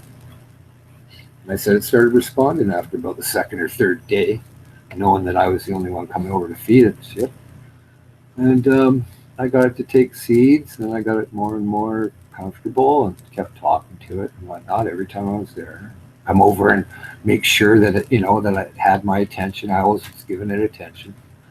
And responded, like most animals do. Like the deer I had up in fucking Jasper used to come to my fucking house for apples and everything all the time. One of them, those big antlers there, the big muley, used to come and start smashing all my bushes to wake me up in the middle of the night to get fed. Wow.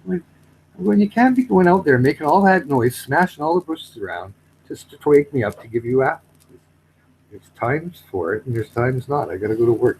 But and those, same thing with those deer. I mean, that thing that wouldn't come in where I lived, it wouldn't come in the door, and I'd open both doors just so I could see through. But it'd stick its head right in the door. I mean, I even used to do wrestling with it with the antlers, right? I'd grab both antlers because I was drunk, and I'd go, look, you're going to come in. But I didn't make it excited and get scared, and it would sit there and try to wrestle with me, right? Right. And then I'd let it go, and it always used to lick its nose when it wanted food, right? It would sit there, and as soon as I saw it, I'd go, what do you want? And start licking its nose, tongue flying everywhere. And I'd go, yeah, I know what you want. You don't have to fucking do it with your tongue. And it would just keep licking until I fed it. But that's, it's kind of telling me I want food.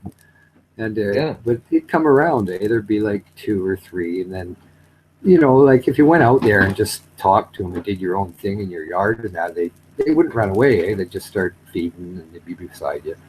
And after they just start getting used to you, and you know, they're lying out there, and they come out and they just look at you. Yeah. And yeah, I remember that one deer I was walking downtown. It was in somebody else's yard. And I went, "Hey, how you doing?" Sits there, looks at me, and then I just kept walking. I didn't want it to follow me. So standing in the yard looking where I was walking. And then I went into the restaurant, and I saw about half an hour later, the stupid thing comes down, starts trying to look around where I went or whatever. I went, what's it doing? Is it looking for me? Because it was standing out there looking and sniffing down at the ground, you know, like this and looking up. I started to laugh because I was in the restaurant. Yeah. I said, there's that buck that hangs around my place.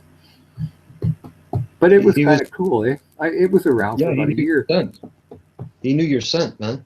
Probably because it was around for about a year, and he was probably just a little brighter than the rest because, see, when they're in town like that, they get all the different foods from people's gardens, and there is absolutely no wolf pressure at all. Right. You know, and, you know, there's not any predatory pressure on them. And because wolves, they start out of town about 3 miles, right around Geeky and then the other side too. But they don't come into town. The elk hang around in town all winter, because they don't like getting harassed after they've done their rut. They get really late. So all the big bulls come on in the winter and hang out at the Diamond Hotel at the end of town. But yeah, it was kind of cool. There's all sorts of stuff like that in the Jasper Park. They're pretty smart, man, the deer, man. They know that the wolves aren't going to come in that area, so they're pretty leisure, you know, in that area. Well, it's funny when they're like real fear of humans is gone too, right? Like when they're in the park, they just don't. They know humans is kind of being there, and there's food and shit, right? They're almost like half tame. The ones that hang in town, not everyone hangs in town. Just some. Yeah. The others won't come into town, but yeah, the elk will though. They all come into town. Then they take off after the winter. Right. But they hang out at the edge because they know there's no wolf pressure. Elk are really smart. As far as any of those cud-chewing animals, I never hit one in the train or even close. I used to have to save moose all the time. They're always trying to get hit. They're real stupid. The elk, they go in their migratory route, right? Yeah, but an elk, when you approach it on train, right, it knows, and it doesn't. Like if they're on the track, they'll just step off out of the way, especially the big bulls in their little bachelor pack. They just step off the track and they look up at the train like you're making them pissed off. Eh? Big, noisy, stupid thing. Shut up. And they do. They have this look on their face. And then sometimes the cows and the spikes, the yearlings and that, they'll get a little excited, but they always do the right thing, run the right way. I never came close. But, you know, deer and moose, I mean, it can be fucking stupid sometimes. And sheep, well, they were always running away. There used to be one sheep that always would run away. It was a stupid little thing. It had like a little perch it would run up to her. Every time I came in from town from Edson, I'd go, is that dumb sheep going to do its little run again? Oh, there it is. The Rocky Mountain ram. And it would run up to this little peak up on this little hill and stand there, and I'd laugh. I'd start blowing the whistle at it. Wow. That was an experience just for a couple of years in my career. That's pretty cool, man. But see, running trains in that area too, you've got the grades, right? There's not a hell of a lot of grades in other areas. There is small ones and whatnot. But, you know, like you've got a 2% grade for 22 miles in one section. And there's all sorts of other grades that are more long. They're not like roller coaster grades where it's short and steep. But, you know, it's a different way of operating, running down the grades and whatnot. And there's things like snow that really interfere with how reaction is, like in the snow and cold when you're using friction brakes. Right. So that's all that to know. I used to train guys after. I think I was 28 when I started training. But I only became an engineer at 25. Then they asked me to train because I did things different.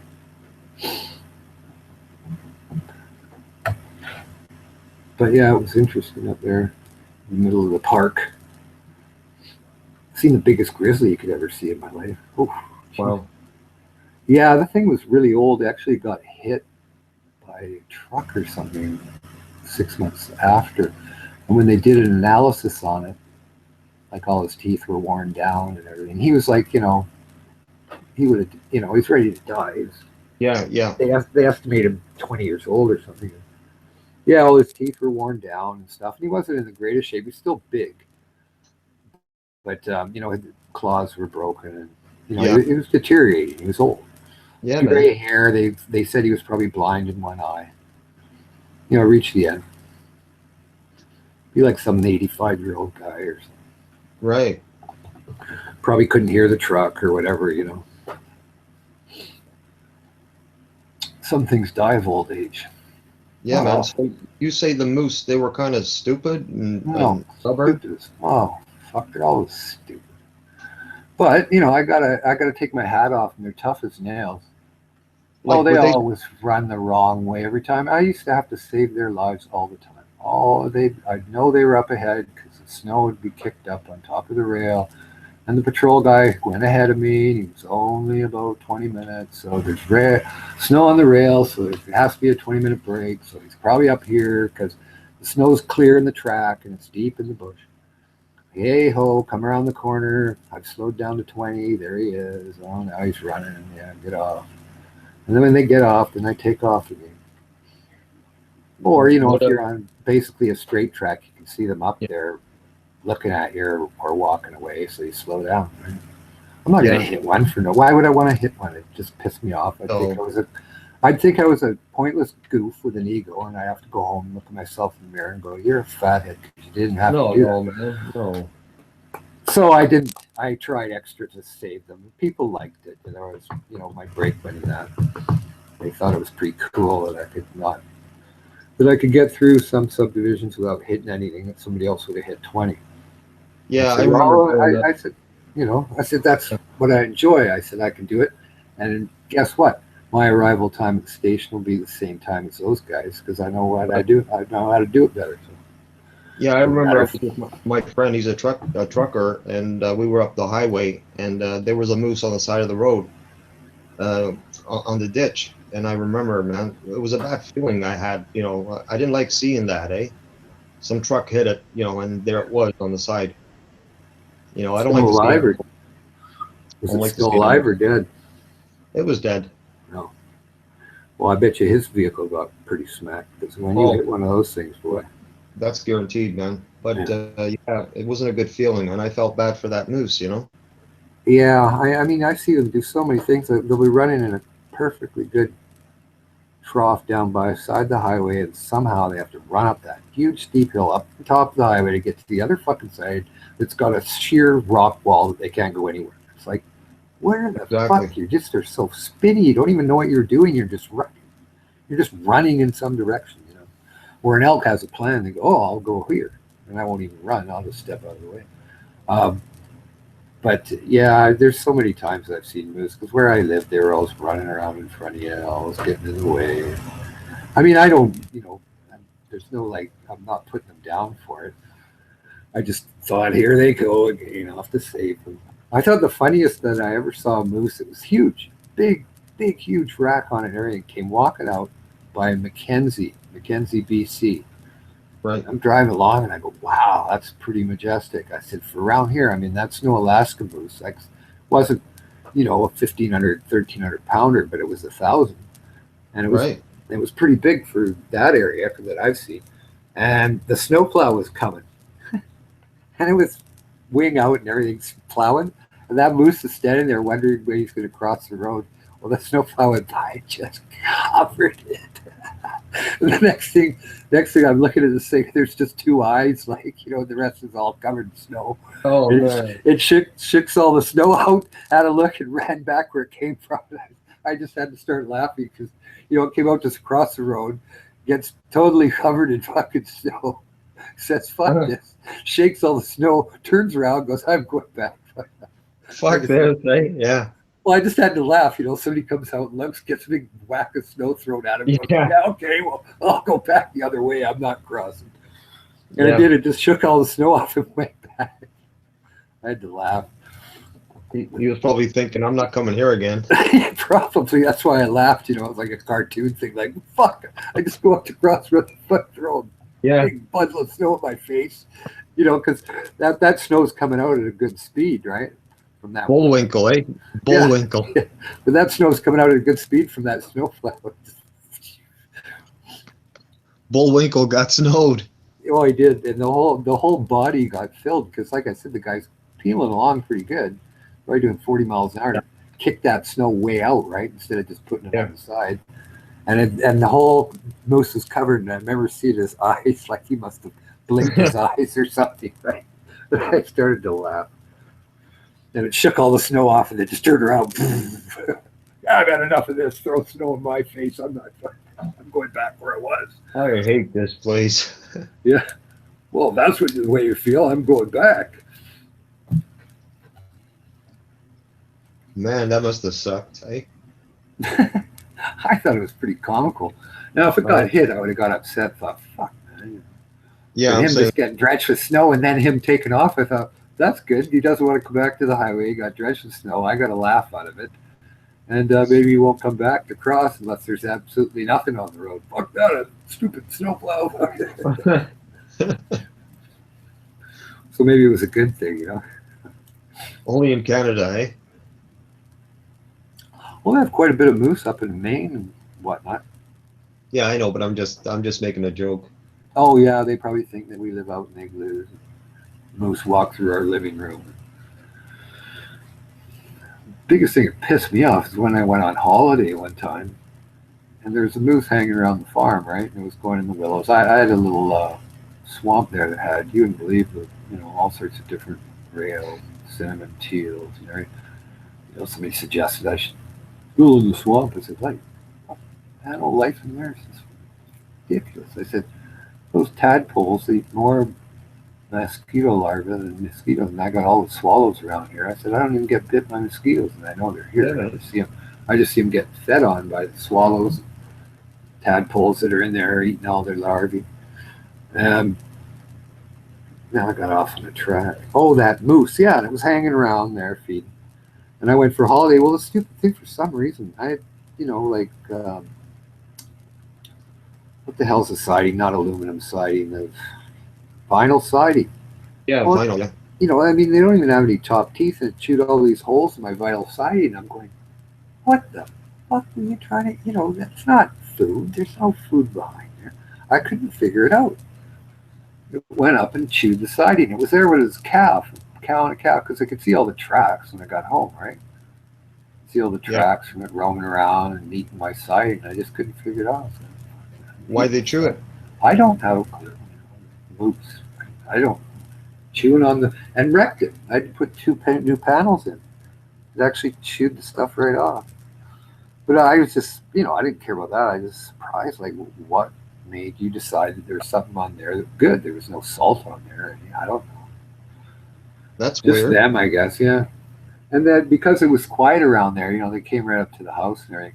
But I didn't allow hunting, and even the farmer that I was good friends with that did my land, that owned most of the whole area around there, he didn't hunt, and he told me all the time, if you ever see anybody on the land, tell them it's your land, and tell them to get the fuck off. I said, well, what do you, he says, tell them that you're a Bentley and get them off. I said, fine. I said, okay, done. But, yeah, there was not much hunting in the area that I was at the farm. I mean, maybe somebody would have shot something, but I never heard many. So they were, you know, they weren't running away or anything when you came home. You know, I'd see them out there down in where I range. They had a creek through my land too, so there's trees and whatnot where I range cattle. And they'd hang down there for the winter feeding on the willow. And you'd see them daily. You know, oh, there they are. There they are. And they'd be there for couple of weeks, and then they'd move on up the creek and feed on the willow up there. Had all sorts of, like. Yeah, I got to see a black bear a couple of months ago, just off of the highway. Me and my friend, we were going to the reserve, an Indian reserve. Buy smokes? Yeah, buy some smoke, yeah. And seen a young black bear. He was just trotting along, you know.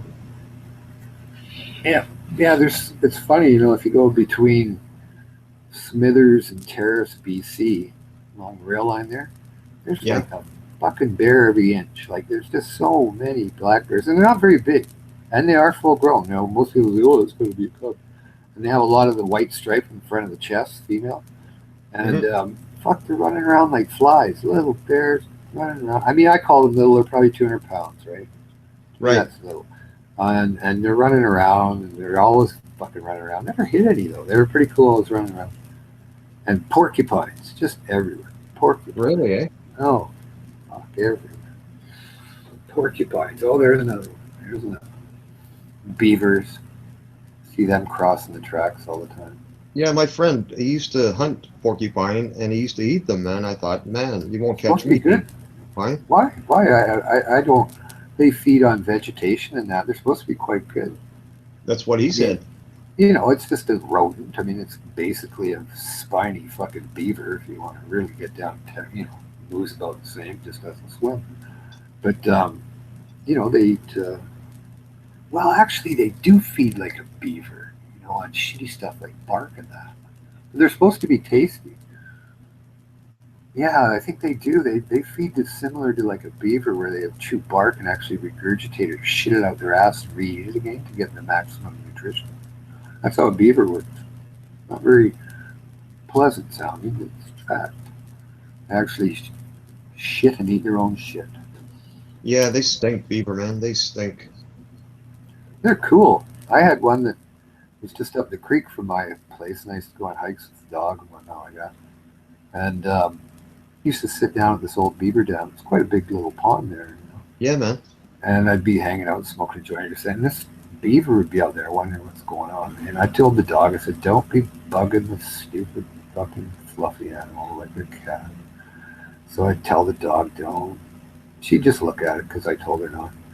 And that beaver come up there one day, right? Comes right to the shore and I go, oh, look, this stupid thing wants to figure out who we are because, you know, been there a few days in a row and never done anything, not been a threat. So I threw it down some fresh leaves and a branch, right? And it comes up and grabs it.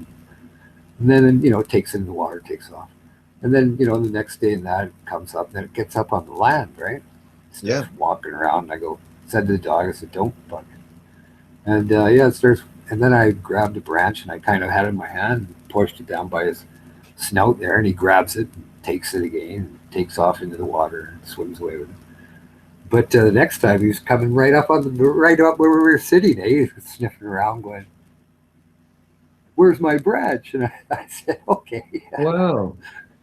Yeah, just over time, you know, like it was just a game that, you know, all of a sudden comes out on land. He gets thrown a fresh branch, you know. And, oh, right. Where's my branch? Yeah, you know, I was kind of like, oh, then maybe this is, you know, I got a piece of food from this guy. And yeah, I was coming up there sniffing around thinking, where's that branch you gave me? It was pretty good. I want another one. But yeah, it was funny. The stupid thing would come out of the water and everything. Didn't even care when we were there. You know, almost greet you, you know, come over and be floating around on the top of the pond there for a while and then start swimming over towards you. And I'd be talking to it going, yeah, you can come here, you know, it's going to give you. And it would come over and be just hanging out like on top of the water looking at you. But it was funny. It would, you know, it kind of knew that you weren't a threat. Yeah, my hometown there, just close to the creek, the city, there's this park, and they had these trees. I forgot how many years they were up, you know, growing healthy. And then some beaver, man, he started doing damage, man. He started chopping these trees down, man. Oh, yeah. Yeah. Oh, yeah, for sure. I mean, you know how much trouble we had on the railroad when they'd start building dams and everything? It'd be washing out the right of way. They used to have to blow them up all the time. All sorts. Yeah, in a matter of a couple of months, man, these trees, they were all knocked down, man, by the beaver. Shit. Hey, I'm telling you that when you throw beavers into an area like where there's a creek, you change the whole geological landscape forever. Yeah, man. They all migrate all the way down the river building step dams. So, you know, and they'll carve out all the trees, and then the dams will sit there and fill up. Then they'll fill up with vegetation. Beaver takes off, the dam breaks, and it turns into a nice field. Yeah, man. When you think of a big beaver dam, right? If it's there for a while, it'll kill all the trees because of saturation of the water, and then it'll gradually fill up with, lilies or whatever vegetation. And then the beavers will leave, the dam will break, and the vegetation will still be a puddle, and it'll fill, and then it'll dry out, and then it'll become a grass field. So you've changed the landscape quite a bit. I couldn't believe the devastation that beaver caused over there, man. Oh yeah, that's what they do. They saw trees down. That's where they live, and yeah, man. They seem to do it sometimes just for the sake of it. Like no, their teeth. No, I know, keep growing. Their teeth keep growing, and they have to keep. I know they have to keep going, but I've seen them saw down some pretty big trees, a long way away from the pond and that, and more or less take one or two branches off this huge fucking tree that they saw down and leave it, and go into another tree that's closer. So it's not like they're ecological minded at all. I've seen a lot of them. They'll just go up. And like you say, maybe it's that they just have to go out and saw a tree down, but those things are capable of sawing some pretty big trees down. They just stay right at it, carving out that big. They make good lumberjacks, man. They are amazing lumberjacks. Yeah, and I've seen some pretty big trees felled by those little buggers. Yeah. And like I say, I've seen them fell trees and more or less leave them. Everything's intact, not even one branch gone, but it's sawed down by a beaver. And I've gone, what the fuck, did we disturb it or something? And you look at the leaves, and the leaves are starting to dry up and rot. So it happened quite a bit. You look at the trunk, and it looks like it was done, weeks ago. And you go, what the fuck was this all about? Just cut the tree down and did absolutely fucking nothing. Didn't take one branch, just sawed it down and went somewhere else. And that's what surprised me. I said, they're pretty, I guess, maybe they just do it because they feel like it. Because that tree, they usually like to take the lush leaves and everything, the branches, and store them in their storage bin, as opposed to letting them dry out and whatnot on their own, right? They like them lush, and then they put them away in their little hut. But, they usually like fresh leaves. They like fresh bark. They don't like old bark that's been sitting for a month or two. So it's not like they're not storing it. They make their den, eh? Yeah, that's where they take all that, all those small twigs and that, the lush little twigs, and they store quite a bit of it in there, and that's what they feed on in the winter. But they come out during the winter too if it warms up. If there's a Chinook in that, and they got a little bit of a hole, they'll actually come out and have a look around. They're not going to go out and get caught by a coyote in that. Muskrats do it all the time. Come out and have a look and then go back. Yeah. I've seen muskrats out when it's been a Chinook after a real heavy-duty winter. I didn't like muskrats in my place because they really fucked up my dugouts and that for my water. My dog used to kill them, eh? Well, when they were trying to make it from one dugout to the other or something like that, I saw them. I didn't like them because, like I said, they'd fuck around with the duck's nest and that, and they dirtied up my... Like, I'd have a dugout for storage for water to use for livestock and whatnot. Yeah. And they dirty it up, you all like fucking milky and muddy and screw everything up. There was even silly little fish that got up there somehow. But so when I saw them, I'd shoot them out of there. Well, sometimes they're way too fast. Even me sneaking up on them and that, and they'd be fucking diving before I could get a shot off. And I didn't like shooting any rifles because the angles you'd be shooting it'd be ricocheting off the water and going out on the fucking road. Even though there's nobody there, I don't care. I don't want things. So it was a shotgun I was using, like 410 and a 20 gauge with some good shots, size 4 and even BB, right? But the things were always diving too fucking fast. I got most of them, but once in a while they'd be running across, trying to cross, right? As soon as I saw that, I'd call the dog, "Oh, come here! Muskrat! Muskrat!" I'd just have to yell that word, right? Muskrat! Muskrat! She'd come flying out about 1 billion miles an hour and go straight. That was the end of the muskrat. But I used to kind of tell her no, because she'd grab them by the tail. Like they'd be trying to get back to the pond. And she'd grab them by the tail and flick them way, way into the middle, like away from the pond, and start goofing around with them, right? And then she'd let them get close to the pond again and then grab them by the tail, flick them way out in the middle. I'd say, don't be getting saddest crap here. Don't be flicking it around, putting it through misery. Just do your thing. Go store it where you do out there by the logs, and you can go and chew on it for the next week like you do. But she did. She'd play around with them, and I didn't want to watch that. Right? But she would. She'd fucking flick them out and goof around with them right before she killed them.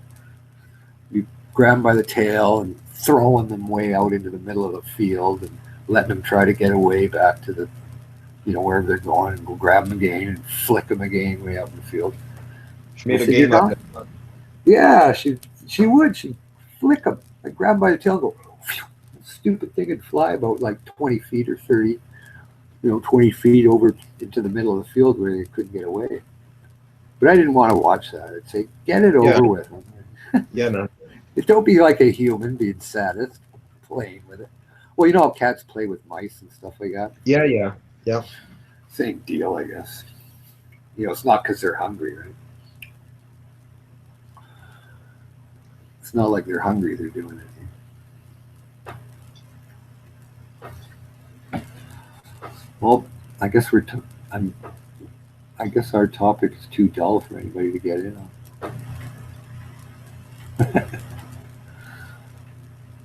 You got an exciting topic, Not really. Jose? Not really. Singing a song. Yeah, I was thinking, somebody should do Elvis, like or American Trilogy, something like. I wish I would early on. Actually, you can do Elvis songs without music. Melodic in itself. Are you looking at the chat? No. I don't usually look at the chat, man. Oh, don't you? No, I do sometimes. Mostly it was just live search going after. Is he out there? I don't know. I haven't looked for quite a while. He was going after Jay Tudor or something. They were having a little back and forth. I got to say one thing for the guy. He sure has a lot of endurance. Like he won't give up. It's just like, wow. Like, like most people would just take off and not come back. But he, it's got a lot of endurance and resilience. He seems to recover pretty good from being, taking like so much negativity.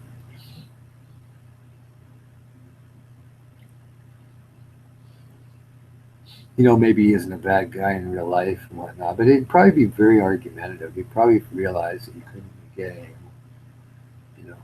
a discussion down. It'd be more or less It's such a waste of energy, though, eh? Well, to always be arguing and never, like you're so pent up in yourself that you can't admit that you don't know something or you're not sure. There's no way you can admit that because it shows weakness or whatever they get in their head, right? Yeah, but how does one... Instead of that, try to divert it and make it the other person doesn't. Yeah, but how does one sleep with all that negativity, man? I don't know. I think they just look at it as me against the world type thing, It's like the world is so dumb and whatnot, and I'm here to try to enlighten them, but they're just not capable. I'm the only one that's been enlightened to all the information that's true, and I can decipher through it. So I've decided this is more true than that, and you guys don't know. Who knows? I don't know. The poor guy. I mean, if he'd settle down and discuss instead of dictating, people would even. Oh, there he is. He's on. Hey, Lyserge, jump on here, man. Well, that'll be a cue for me to leave because he'll start. No, don't leave, man. Well, I can't. I will not subject myself to that fucking elementary juvenile silliness of, when you make up something just to try to divert and everything else that goes with it.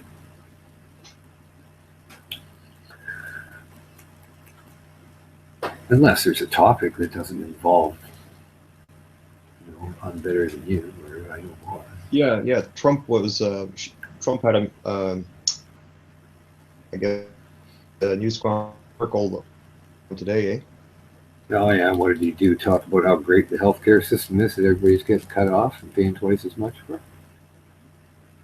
No, he made some jokes about Merkel. She too had wiretapping going on from the English side. Really? I didn't see that today. It's such a diversion, you know. It's something that Who you know, the wiretapping. He's talking about the wiretapping. He says that he knows Obama. he knows that Merkel was tapped too. Yeah, well, according to him, you know. I'm glad that he knows so much about intelligence. You know, like and who's doing what, because even the intelligence agencies don't have a clue. So it's good that they've got somebody with such master insight, such as Steve Bannon and whatnot, that knows so much more about what the intelligence. I mean, this is old news. You know what I'm saying? Like, why would you be talking about this crap? You know, get on. Well, because healthcare's there, right? That's the reality thing where people are going to get cut off. Right. And a lot of people in middle class are going to be paying double. Like, you know, I heard one scenario as such from the proposal from Paul Ryan in Congress anyway, that hasn't, you know, been final. But it would take, like, this is probably the worst case scenario. Take a guy, I think it's 62 years old, that makes $27,000 a year, right, which is pretty small, right? Well, his costs would go up from 17 grand or 1,700 a year under Affordable Care Act ACA, and under Paul Ryan's plan, it would go to 14,000. Wow! But that was probably just, you know, the most extreme case. But there's probably a lot that are in that category of lower income, higher age. Right now, you're talking about, because the insurance companies are for profit. So if you're old or been sick before, they don't want, or you're going to be paying $20,000 a year. That's the way it is. For profit, and that was the, you know, one estimation of what that person's healthcare cost if he was on insurance would cost him $14,000 a year. That's just crazy. So that would be over $1,000 a month, but that's because he's 62, I guess, making a low income, and that probably categorizes him maybe as having more substance abuse or living in an area where the life expectancy isn't as great, or they're more prone to getting diabetes or whatever. You know, that's the way they look at it there. The factors are, these categories are more likely to cost the insurance company more money because they get sicker often because they don't take care of themselves or whatever the reason. You know, that's the way it's looked at when you're in for profit, right? You don't want to insure people that are costing you money. You want to make money. So you want to insure healthy people for a high price so you get to keep all the money. But that's the way, you know, the Republicans have always been. And Paul Ryan's got, and the cuts that they're making into certain areas that he loves and whatnot, because he probably likes to pull wings off of flies and watch people suffer. He's just like, you know, wow, it's just so great. These cuts, these people are going to suffer so much. It's going to be so awesome. But we'll see. This is all exactly, you know, the scenario that anybody that reads politics should see it coming a long time ago. There'll be more to come. See, it's going to take about 6 months, maybe more, for everything to settle in when everybody knows that they've really been fucked up, really fucked, you know, where things that they were told were going to happen just aren't happening. Yeah. They're going, geez, were we conned? I didn't think we were. You know, well, we'll see where these jobs are going to come from, what they're going to entail, what kind, what they're going to be doing, manufacturing, building. I want to see all these jobs. Where are these coal jobs going to come back? Where are you going to ship that coal? Who's going to use it? Yeah, but still, I couldn't imagine seeing Hillary in office, though, man. Yeah, that would have been for more of the same. But, you know, I don't know. Sometimes it's better for the dull drab than the unforeseen kind of, wow, man, I didn't know that everything was going to come tumbling down. You know, who knows at this time what will be better? Yeah, I don't know. I mean, hey, maybe Trump, maybe I read the guy totally wrong. Maybe I'm. She was going to be selling, you know, to the highest bidder. You know, that that was going to be her thing, man. You know, doing deals. You know. Well, it would have been the same kind of deal. She would have been indirectly, Wall Street still would have ran things, but with a nice flair, a fluffiness around it. But they would have still done what they wanted. There would have been a little bit more regulation just to make the public think there is. And there'd be deals, and I don't know. It would have carried on very similar to Obama. There, with a Republican majority in both houses, you can't really get much done unless you sign executive order after executive order. And when you had like a Congress saying the biggest priority is to make this president fail, it's pretty hard to do everything. They're just going to reject everything. Right? Yeah, but how could you Mitch have McConnell and fucking John Boehner and everything just always, How could you have a president who thinks that her citizens are deplorables? Yeah. Well, I guess because of what was said and the way that people were acting and whatnot, I could say they acted in a pretty deplorable manner, which they thought would go across or whatever. Was it appropriate? I mean, there's on the other side they're saying, like jail her and all. I mean, the horrid things, like I mean, I just didn't see it one side. Hillary, I don't know. I didn't despise her, but she was an elitist and a globalist, and I don't know if she would have been bad. She had an idea. Yeah, but you can't overlook the three, those emails, right? That trumped up thing to me. I knew that there was nothing in those from the beginning. I mean, they don't, like, first of all, there's they might be sitting there talking to each other about, well, what should we do for this latest ambassador come here? Should I pick him up or should we have this ready? And for that to be some sort of like big, you can blow it out of context any which way to make it look bad. But I didn't see any substance in any of them. And then when they brought up that thing about Wiener Dog there, again, any exchanges were something so trivial that it was just, again, trying to make the conspirators go, yeah, there's something there. She wouldn't be talking on those fucking her server about much of anything, really. Yeah, but nothing classified or saying, oh, geez, we're going to plan to invade, this country. I'll send it on my private email to Tuck Boy. No, some of those were classified, man. They said that there was nothing in substance. Yeah, in the substance, they those ones that are classified as classified. You got like 4 or 5 different departments, and if there's a document there, all 5 departments have to agree on it being non or classified. Now, one department might just have some sort of, that word there I don't like whether it's State Department or Defense or NSA. They all have a say in what what they want classified and what not. So if you have like 4 different of the structures saying no, there's nothing in there, we don't care, it doesn't say classified. Well, somebody might come out and say, well, I don't. This paragraph could point to that. No, I want classified. Okay, there you go. So you'll get one person saying it's classified, but the documents were brought out that were supposed to be C that had that classification. They were nothing. The stuff was blanked out. And there was a couple of words that said "how to." It was, it was just a classification that, right. It didn't have any substance. There was no substance. Bill Clinton meeting with Lynch at the tarmac. That was pretty stupid. I mean, for visual effects anyway.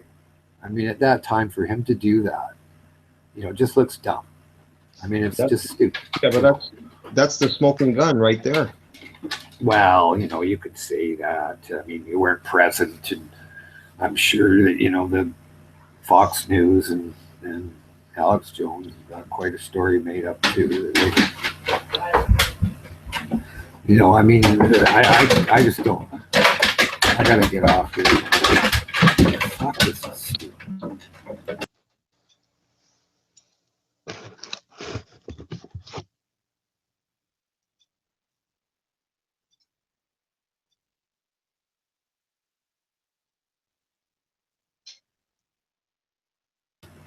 World War III with the fight. But I'm going to tell you this, man. Comey, Lynch, even Clinton and Hillary, Bill and Hillary, they need to be brought to trial, man. You really believe that, eh? That stuff that they tell you from down there? I don't see any substance at all that could bring them to trial for anything. There isn't anything there. That's why it's not happened. If it was, Jason Chavez, that little wart from Utah, would have had it all done. I mean, they looked into Benghazi 50,000 billion times and never came out with anything. And they look at it again. They're just out there to cause, anarchy. There's no truth basis. It's just us against them, tribal war. If there was substance, it would have been done. They would be on trial. There would be charges drawn. Don't kid yourself. If there is evidence to point them to go to trial for whatever trumped up charge that Alex Jones says that they're guilty of, they would have been on trial. Just like how Trump says he's been listened to, and everybody intelligent says you're full of shit. Same deal. I mean, if there was anything there, they would be charged. That's all there is to it. There's no power that they have that can control the Justice Department and different facilities from charging them with crimes. No, none. They can't go in there and say you can't do that. I think you have corruption at the highest level there, man. The Justice Department, Comey. Well, if there's evidence that Comey has, and Comey was no friend of Hillary Clinton or Obama, you know that for a fact, there would have been charges brought. I mean, he tried to make it look, we're under charge, but we're going to say he tripped up in a lot of those questions, man. Yeah, but hey, you know what? If you guys were looking for it to happen because you wanted it to, and you're upset that there was nothing found, so you have to say, well, there's something there, but they never found it. I'm not upset. It's just the way it is. I mean, I deal with like if there's facts pointing to potential treasonous charges or whatever, like to do with email leaking and whatnot like that, bring them up because they, if there's evidence to that, it'll be. Now, if it's just all hearsay and bullshit, cloak and dagger stuff, we want to think that way, fine. But, it has to be evidence. And if there is none, Hillary you got can rid talk of, all like, but why, if you're so sure, why hasn't there been any charges laid? Because there's no evidence, because it's all BS. Because she got rid of those emails. That's why. Okay. They have copies of every one. They went through them. They got where the emails went. It's not just her server that has them. It's where they went to. Those servers all have the replies and the dispatches from her server. They know what everyone was. They can get deleted emails? Where all those emails went from her server were on other fucking servers as well, where her emails went, who she was talking to. It's just like Trump saying that he's been listening in. Well, the fact was that the Russian people was what they were listening to him, and they were always talking to him. So, that's the way it is. Or talking to people in there. That's why that was all brought up. They were listening to Rybanov and all those guys, right?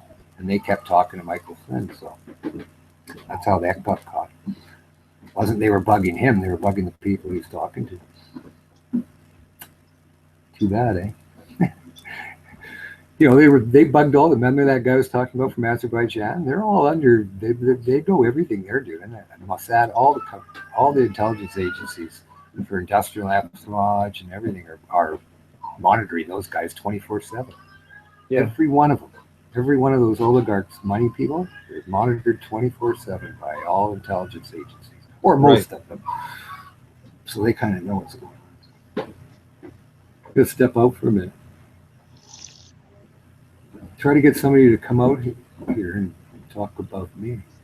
I mean, some other topic. A girl.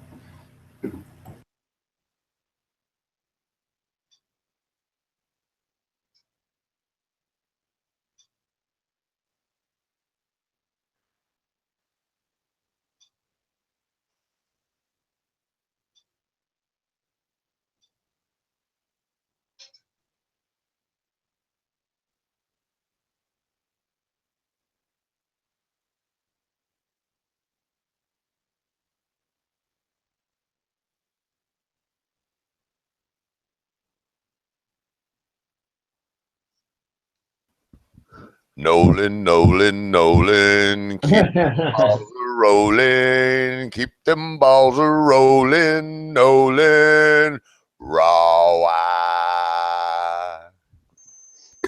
What's up, DeMello?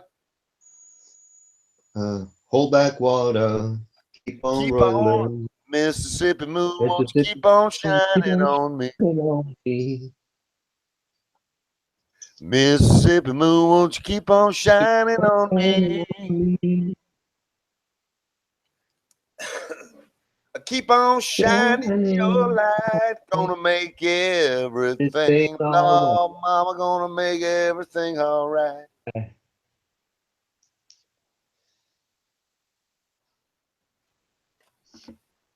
And I ain't in no hurry at all.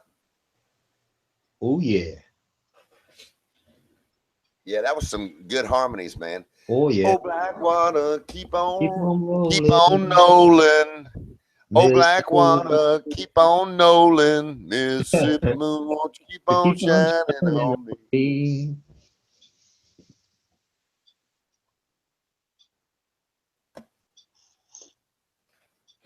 Oh, man. Sing it pretty for Alabama. Yeah, I know that they Skinner was doing a concert. Where was that? Play it pretty for Oakland, California. All right. Yeah, play it pretty for Oakland.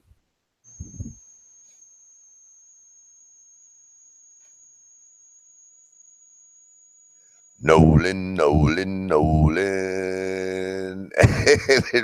Nolan, Nolan, Nolan. Keep them balls rolling. Don't let them mo soul in, Nolan. Nolan.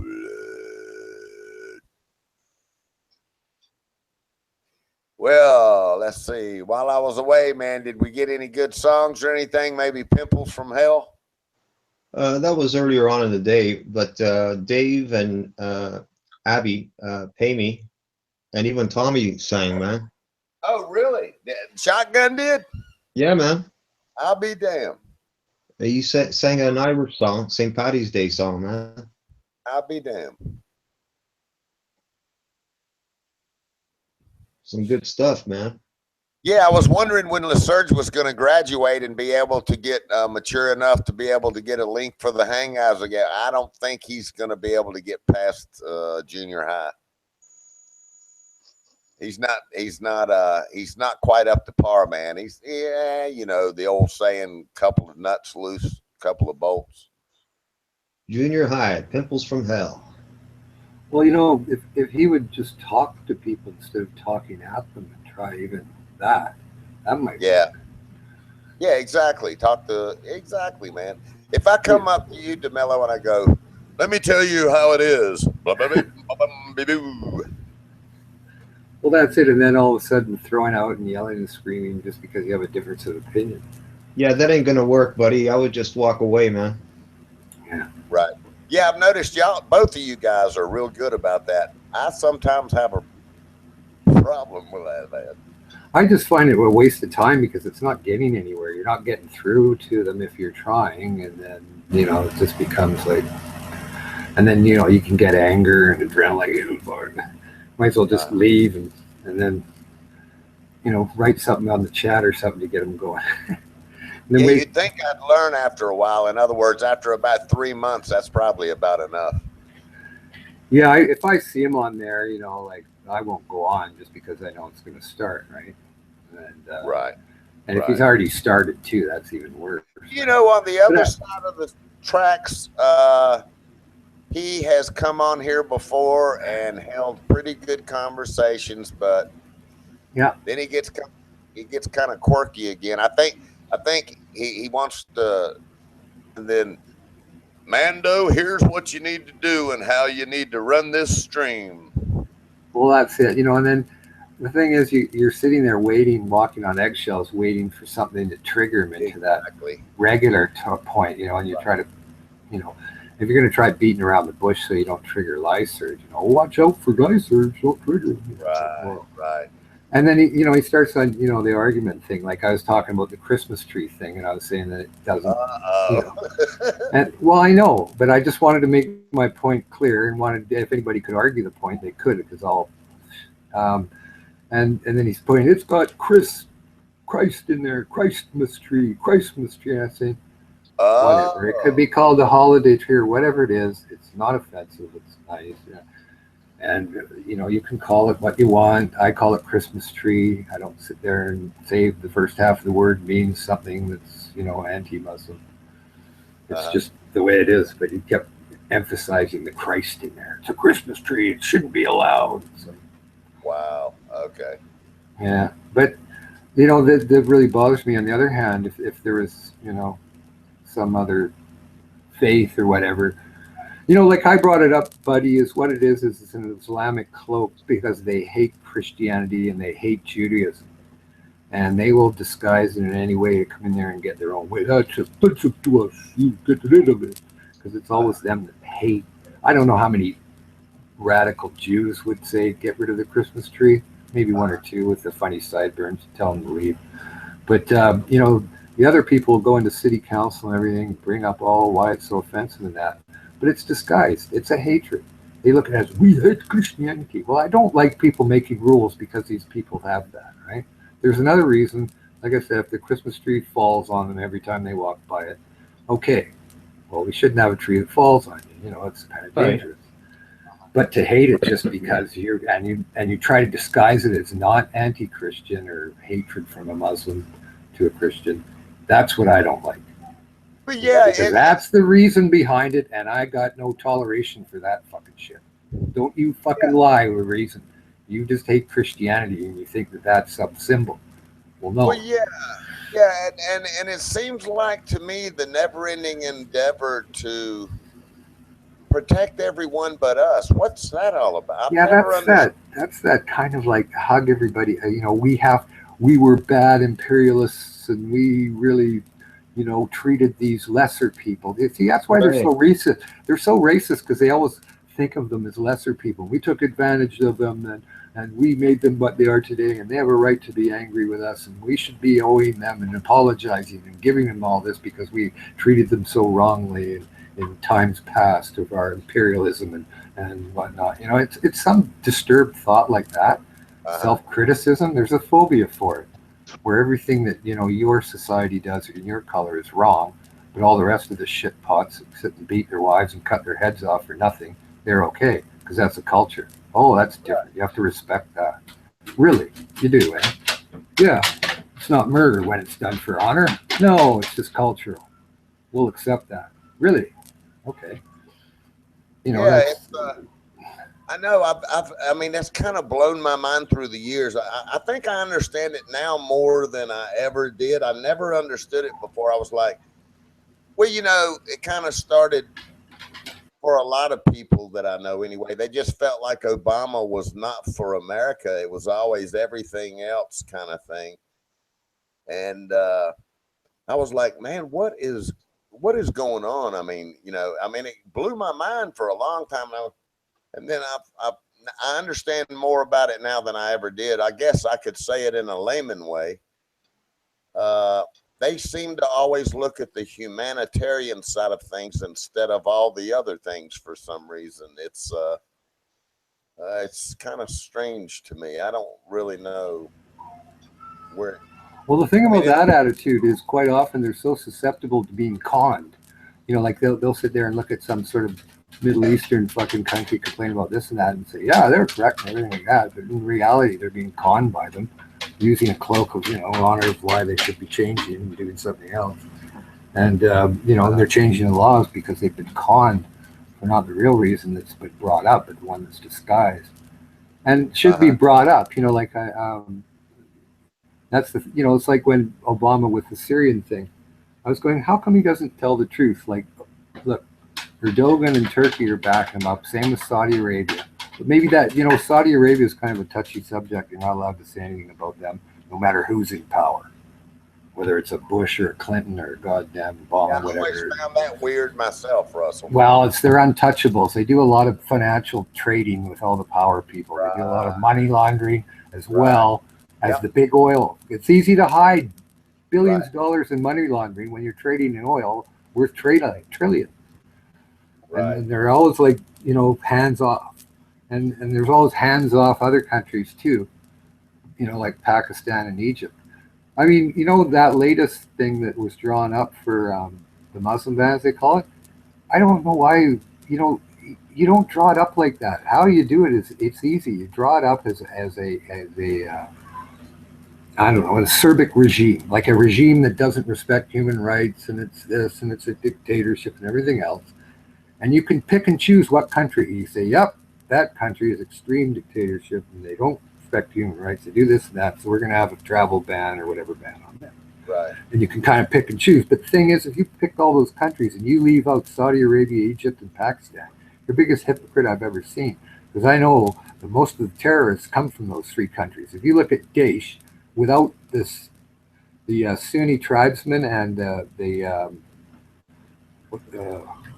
Baathists that are in there in Daesh, the majority are Saudi Arabian, Pakistani, and Egyptian.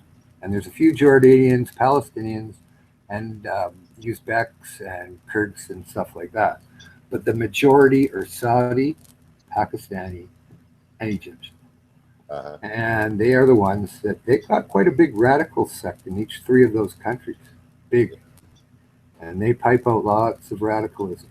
And you have to include, if you're going to have it in a true, I mean, you know, I just laughed when I thought, yeah, right, leave out Saudi Arabia, Pakistan, and third Egypt.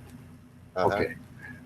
Those are the countries that actually were, people came from that blew up the buildings and different other attacks like that. Right. What was that boat in the Red Sea there? Remember they fired a missile at it? The Cole. That's the Cole. It. Yeah. And the different other attacks that happened during under Clinton and whatnot. Right. And that was all Pakistani. You know, that's where they come from. It's established. I mean, the Saudi government indirectly supports terrorist groups. Yeah, those guys that Atta guy came over, you know, like in Florida when he was taking pilot lessons. The Saudi embassy, or not the embassy, but it's what do they call the one down from? They have anyway. They were supplying those guys with all the money, and a week before that happened, they all took off and went back to Saudi Arabia. But that money was traced to them. Right. Supplying those guys. And they can say, well, they were helping Saudi, you know, nationals over here with their education. But, you know, it seems fishy. They all packed up and left too. Yeah. And then the French guys were telling them, the FBI and CIA, they're going, these guys are learning how to fly jets. Yeah. You know, it doesn't seem right. Yeah, just so you know, the world trade thing, yeah, I look at that as a JFK thing. We will find 20 years from now more things about what existed there. Yeah, man. Yeah. I almost think it goes by the way it happened, like looking for other and the people behind it and how they're, you know. Yeah. I mean, I can't see Mossad training them all. And I don't. There's too many ifs, ands, or buts. I wouldn't say either way. I wouldn't be surprised if, oh, yeah. I'm not going to believe there was explosions put into the building to allow it to collapse like that. This physics tells me different. So I won't go for the conspiracy or the third building that went down or anything like that. But yeah, there was thermite. There was thermite there, man. Yeah. Well, anyway, that's another. Hey, that's another belief that can be. But you know, I don't. I can tell you this much, Russell, and I'll leave the rest alone because I think that's another reason that they don't want Trump in there, because he's always kind of been like the truther guy. And even before he ran to be elected, and now they know he has the power to see all these classified things. And I think they're really worried about it. But I will tell you this. There was an organization here that's a real big they demolish buildings and everything. They were part of cleaning up Ground Zero, and I can tell you the steel was still burning. Yep, that was the thermite, man. Yeah, when they were hauling it off. Now I happen to know some of the people that work for that company, And they told me some stories, man. So it sounded kind of weird to me. And they work around steel every day, so they had never seen anything like it before. Yeah, man. So I don't know, man. There's so the fuel from the airplane will not do that to steel. well, Okay. the fuel from the airplanes blew up immediately. Right, and it doesn't sustain that burning of the steel. Thermite does that. Right. And explosions expert will all I tell you can that. say, if it was a big plan and there's actually people who went up there and planted all that thermite in all the structural places where it would fail, they must have been geniuses. Well, they were doing renovations to those buildings, man. Yeah, there's a whole lot of stories behind all that, but all the way down to there were black vehicles 2 weeks prior to it that were unknown to anybody, where they were, what they were doing there, and this, that, right, blah blah blah blah blah. Yeah, but man. I'll just I just feel like we'll keep finding more things. And what is that woman's name? I want to say Woods. Her last name is Woods. She is a physicist, and she has her own theories of everything. She's actually, her life has been threatened so bad that she's now in another country. I can't remember her first name, but her last name is Woods. Now she put it to you this way: all the cars and everything that were around there were tarnished with something, and no one can explain those types of things. And those materials, yeah, and so there's a whole lot behind it. I don't know the look, man. Just remember this: if it was an inside job, just remember they have an entire division that works in nothing but cover up.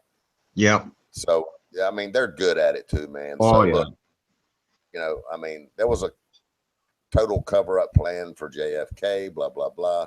So it is what it is. That's what these people do, man. They're professionals, man. Yeah. Did you ever, buddy? Did you ever hear the scenario that there's another thing, even with JFK involvement? What was his name? David Ben Gurion and whatnot. Dimona was it's a nuclear power plant where it's not really made much for power. It's for plutonium, and it was running since about 1960, and there was a lot of controversy with Eisenhower, and then Kennedy came in and said, okay, we want to have a look at this Dimona. It's getting out of hand here. You can't have you making plutonium. So they actually, miraculously, the Israelis are pretty smart. They actually cemented in the aquefuges and whatnot, and everything like that, and made it all. They were actually cemented in. There was no entrance to where they were. They had to break it down after the Americans left. So they said, yeah, they're just going for power. They're not making any bombs. They're not making any plutonium. And it was known again that they had done that, right? Because there's always somebody talks, and the CIA found out. They said, no, they have it in there. They hid it. And they said, Kennedy said, you're going to shut that plant down. There's no two ways about it. You're going to shut it down. And that was miraculously, I don't know, about 2 months before that happened. So, there's always that angle too, like this guy told us to shut, Well, he was also going to shut down all the Asian ports that were going to be all militarized, and chemical plants and everything else installed on those Asian ports. And even back then, that was rated at approximately $1 trillion. So he was what's funny? Jack Ruby, who shot the guy that didn't do it. Right. His real name's Jack Rubenstein, and his parents were Orthodox Jews. The ones with the long braided sideburns and everything. Right. Well, that kind of like, oh, geez, why did he come out of nowhere and shoot this guy? Well, he was. Just so you know, he was a mobster. He was also tied in with the CIA too.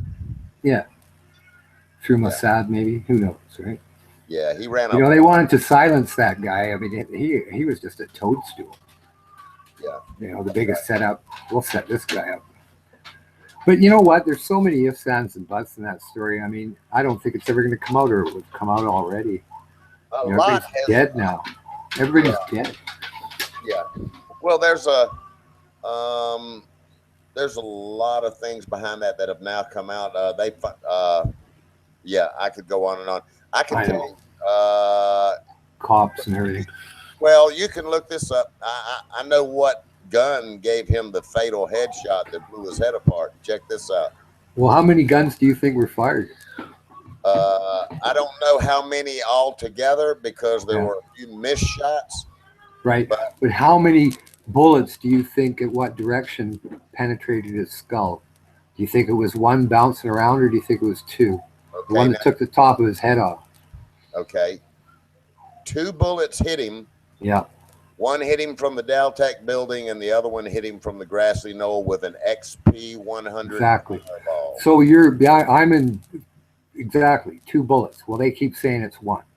No, that was a magic bullet theory. Oh God! Have you ever seen a magic bullet do that, bounce around like that? If you've ever shot, any game or anything. Well, here's the thing: the orders were they want the shot to come in from the rear to substantiate the cover-up plan of the magic bullet theory. However, since only 1 bullet hit him in the neck.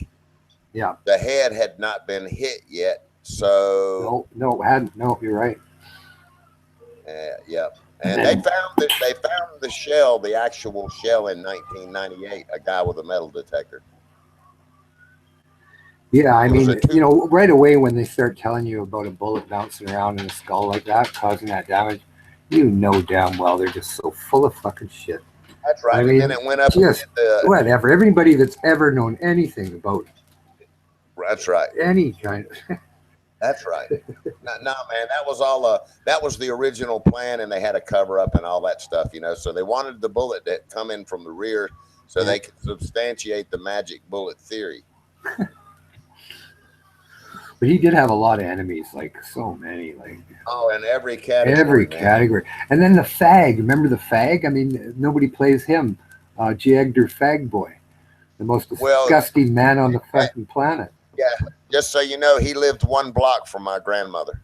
Who was that? What was his name? Tolson, his boyfriend? James Tolson lived with him? I know he went everywhere with him, and in real life, when I was a little boy, I used to see them together all the time when I'd visit. He was flaming. Nobody lives with man like that and goes on holidays with them.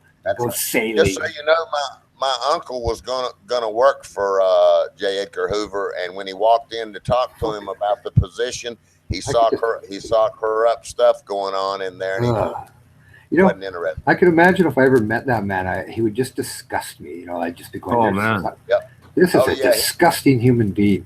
And he was the early version of transvestite. Oh God, that just puts the icing on the cake to how disgusting he was in every other way. This. Yeah. God, what a vile human being. Yeah, he was into a lot of stuff. I'll just leave it like that. Yeah, but I guess that gay stuff bugs me. But now I will say this: the reason they never take him out, so to speak, I know something on everybody. He had something on everybody. He made sure he sent people to everybody that had any power that could have disrupted his little fucking gay clan. That's right. And got anything he could, even if it was made up that they couldn't deny. He would have it on you before you came in and said, "Gay boy, I'm getting rid of you." You'd say, "Oh yeah, hey, well I got this." "Oh, okay, well I'll talk to you tomorrow." It was, and that's what it was. Like he had something on everybody, whether fabricated or not. He had the power to do it. That's right. That's disgusting. God, when I think of him. Oof. Yeah. I could fill you in on a lot of stories there, man. I used to walk by his house all the time. I saw all kinds of shit going on at his house. I'm telling you, what I've read about him and everything, and probably things that I haven't, I've just put it into, like psychology of that type of human. Just disgusts me. I feel like crushing it like a bug, Yeah, so my grandmother lived 6 blocks from the Capitol, and he lived 1 block over. You should You should have egged his house. Yeah, you know, man, as a little boy, I didn't understand any of this stuff. I didn't know what the hell, you know. I'd have still egged his house, so. Yeah. But probably got thrown in jail. yeah, I can tell you this. All of the houses in DC, they're right beside one another. They're 3-story houses. Yeah.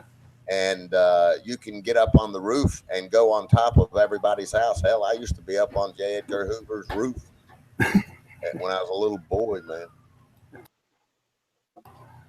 Yeah, that's weird. J. Edgar Hoover. Ooh. Yeah, man. There's a lot of stuff there. Buddy, how come you can't get a cool leader again like Eisenhower or Teddy Roosevelt back from the beginning of the century? What's the question? Oh, I was just reminiscing about some of your presidents that I thought were good, you know, like great. Well, like, I'll tell you this. I think Eisenhower was the last good president. I'm sorry. Well, I was named after that president, just so you know, and I'll leave the rest alone. You know, I do. You know, I mean, he did.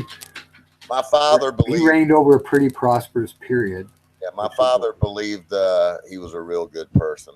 I think he was. I really do. And same with Teddy Roosevelt, like, you know, FDR's nephew or cousin.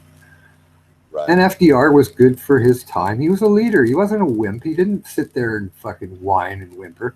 He fought, and he was tough. You know, he wanted to go to war against Hitler. It was Congress that said no. And you know, he stood for America. He made America, you know, strong. He was a leader. He was a leader. Whatever you say, you don't agree with his policies, I don't give a shit. He was a strong leader, and that's what's needed. He had vision. And he went on that vision, and he did things. You know? I can say that right now too, Russell. Even Truman. Right. Yeah. I'm a firm believer we need an extremely strong leader right now too. Whether not a bad one, and not one that'll con anybody and tell them good things that aren't true. You gotta, you know, stand up and love people, all of them. Not, you know. Not just the rich people. Well, we'll see. I mean, I see somebody different. I don't know. You know, for the first time in my life, I have actually, I was watching them interview Trump one time, and I think it was O'Reilly that was interviewing him, and he said something. He said, yeah, but they're killers, man. And he said, why? You don't think we have killers here? Yeah, I remember that. And you know, so, hey, man, I gotta hand it to him. I mean, I love a person who tells it like it is. Yeah, man. I just like it. I'm sorry. I mean, sometimes it's good, sometimes it's bad, and sometimes it's ugly. But I'd rather have that than a polished, lying-ass politician any day of the week. But he was talking about Putin just killing people that oppose him, right? Like just having them shot. I forgot the question and what the topic was. I just remember the response. He was talking about. I think he was talking about Putin and Russia and all, and hell, you know, Trump responded. He said, "Hell, you don't think we got killers here?" I always think about myself. I was opposing people, but you know, I don't get up on soapboxes. And they'd like to put a bullet through my head if I could be, you know, creative, like against, you know, whether I was standing in front of Erdogan or something, cutting him down, I'd be like, oh man, if I had a $20 bill for every time somebody said in my life they wanted to kill me, I could have retired a long time ago. Well, I always felt, you know, when I was down in the States and whatnot down there, I always felt that, you know, I was protected by law and order. Like down in Mexico, I remember down there, I just thought, you know, these people are fucked. They can do whatever they want. We got no way out. You know, we can, and then, you know, when you're in the States, you know, I always met some cops and stuff like that. You know, you're always, I don't know. Maybe because, you know, my color and everything, whatever. But, you know, you kind of always felt that, you know, you're going to be protected and there's a law and order. Right. It used to have that feel here. It sure did. Well, I always felt that way. I was always treated fairly. Right. I was actually treated way more than should have been treated fairly by them. You know, man, it's one of those things, Russell, to where, see, that's something you experienced one-on-one in real life. More than once. You talk to somebody like the surgeon, all Americans this and Americans, whatever. He doesn't know what he's talking about, man. Yeah, but you see, buddy, I don't listen to him because I've been there. I don't have to listen to anybody what Americans are like. I got cousins there. I've lived there. I've mixed with them. My dad had a place in Escondido. I liked Oregon, you know. So, you know, my opinion is my own because I've been there so often. Right. And, you know, I never found any, you know, I mean, I met one cop one time in the place in Oregon, Southern Oregon, and he's a fat-looking, stupid Michelin man type goof. Yeah. And, you know, he had this fucking, you know, pasty face and fat lips and just looked like a worm, you know, what somebody backhand. And he started giving me a big time because I had some of those tiny little Millers in the back. And then we finished drinking them way back. And they're weak as hell. We get 8 of them. Big deal. I could have 4 or 5. You wouldn't even know. Right. And they were finished from 100 miles back, like hours. He's going, you got to open the containers. I said, no, we don't. We have open containers to take back to the store. Fuck you. They're, you know, I said, go and look at them and see if that beer is freshly drunk. Yeah. Anyway, he started, but that was, you know, I've been hassled that way worse than that by Canadian cops all my life. Right. That's the only time, you know, like. Well, you know, when I was growing up here, it wasn't anything for, I mean, hell, you know, people. But he was trying to say that I had open alcohol in the car, right. And there's 8 little. There was always brawls. Completely empty. Completely empty. There was always brawls here. I mean, you get somebody drinking, if a cop pissed him off, he'd fight a cop in a New York minute. You know what I mean? But you know, those things have backed off a lot now, and but it used to be more hometown. You know what I mean? In a lot of states and cities. When I was 19 and 20, I used to try to, you know, tell the cops take your gun off and that, but they made me pay for it. Like one guy there almost crushed my neck there and kind of wrecked a few of, you know, there were 3 of them on once. And I learned pretty quick. I said, you know, it's not worth you doing this because every time they get 3 of them on you, and you can't move. Right. That's right. I mean, if there was 1 of you on them, that'd be fun because I could have thrown them through the air like a javelin, you know. But there was always 3 on me, and I always usually ended up getting the worst end of it. But they didn't sit and beat on me, like kick me when I'm down or nothing. They just choked me out. And right. They almost broke my arms at a full health. Yeah. Well, you know, on the other side of the tracks, and there, you know, there's always good and bad everywhere. But yeah, I mean, hey, you know, I don't sit there and have this bitter feeling, you know, but I know that they overreacted a few times, but they're only human. Right. And I still know that if we would have put gloves on and done 3 rounds, I'd have knocked each one of them out. I saw here one time, Russell, which I thought was, I must have been 12 or 14. I saw a guy that was drunk. He was walking down the road. And hold on just a second. What? Okay, I'll be back in a minute. So he was just drunk, man. He was walking down the road. So there were some dirty cops here too.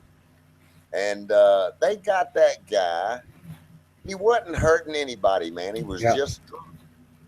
And they beat that guy with billy sticks. I sat there and witnessed it. I hollered at the cops. Yeah. And I said, I'm going to call the chief of police right now. And they stopped beating the guy. But I mean, he wasn't doing anything to anybody. And they sat there and beat him with billy sticks and stuff. So you got good and bad everywhere. But for the most part, most of the cops were pretty damn good people. Yeah. Like I said, I've got stopped before. And they've been really good. Like one guy, I remember, stopped me for speeding and everything because I was trying to catch up to a friend. It was in California, and I'm telling you, you do anything in California, they got air coverage and they got cameras. Anyway, he pulled me over. And he goes, well, I'm just going to give you a ticket for seatbelts. He says, yeah, I know that you were following the guy up ahead, and that guy pulled in front of you and stuff. He says, I said, really? He says, yeah, you know everything. I said, you must. He goes, yeah, I'm just going to give you a seatbelt ticket. I said, okay. Talked to him there, and he was asking me where I'm from, what I'm doing. I was buying cars down in California. I was in a Monte Carlo SS. And, oh man, the SS was straight drive with a 454. Oh no, it was a new one. It was an '87 with 305 HO or whatever. Oh, okay. It wasn't like an old Monte with a good engine. But I was just buzzing. I don't know. I was probably doing 80 miles an hour or something, trying to catch up. But he never gave me a ticket, and I would have to sit there and pay for it if it was that high speed, right? That's what he even told me. He says, "No, you'd have to go and pay it." No, yeah, back then, man, things were just cool in that way. They really were. Yeah. Well, and I told him when I was up to you, and I bought this car. I'm taking it back to Canada. California cars are way better. They don't rust, and people keep them maintained, and they're nice. And so he asked me. He says, "Oh yeah, what kind of cars?" I told him the different cars I've got. It was just like that. He gave me some ticket for whatever it was, $20 or something. Said bye. Yeah, man, it used to be really cool. It really did. Yeah. Well, he had to stop me. I was doing 80, and I don't blame him. Right. Yeah. What was it? Well, yeah. So if you're 15 miles over the speed limit, they're supposed to take your license, or you. Yeah, I think then. I mean, it wasn't 55. Then it was, I think it was 70 there or something like that. Yeah. No, it was probably 65 because I was doing 80. That would have been 15 over. That means it's going to pull me over. 10 over, they're not, right? 12. Yeah, but they were really cool back then. Like if you were on your way to Canada, they usually would. Yeah. Well, like I said, I just told him the truth and everything. I'm not, right. And he just, it's just some Canadian guy, whatever. He's trying to catch up to the guy that's got the Mustang GT up ahead. And he told me he even told me, he says, "Oh, by the way, your buddy's waking up 2 miles ahead underneath the overpass." I went, "What?" He goes, "Yeah." And so when I went driving there was John in the silver GT, right? And he started going. I said, when I stopped, I said, "The coffee would do where you were waiting for me and stuff." And he goes, "Oh, well."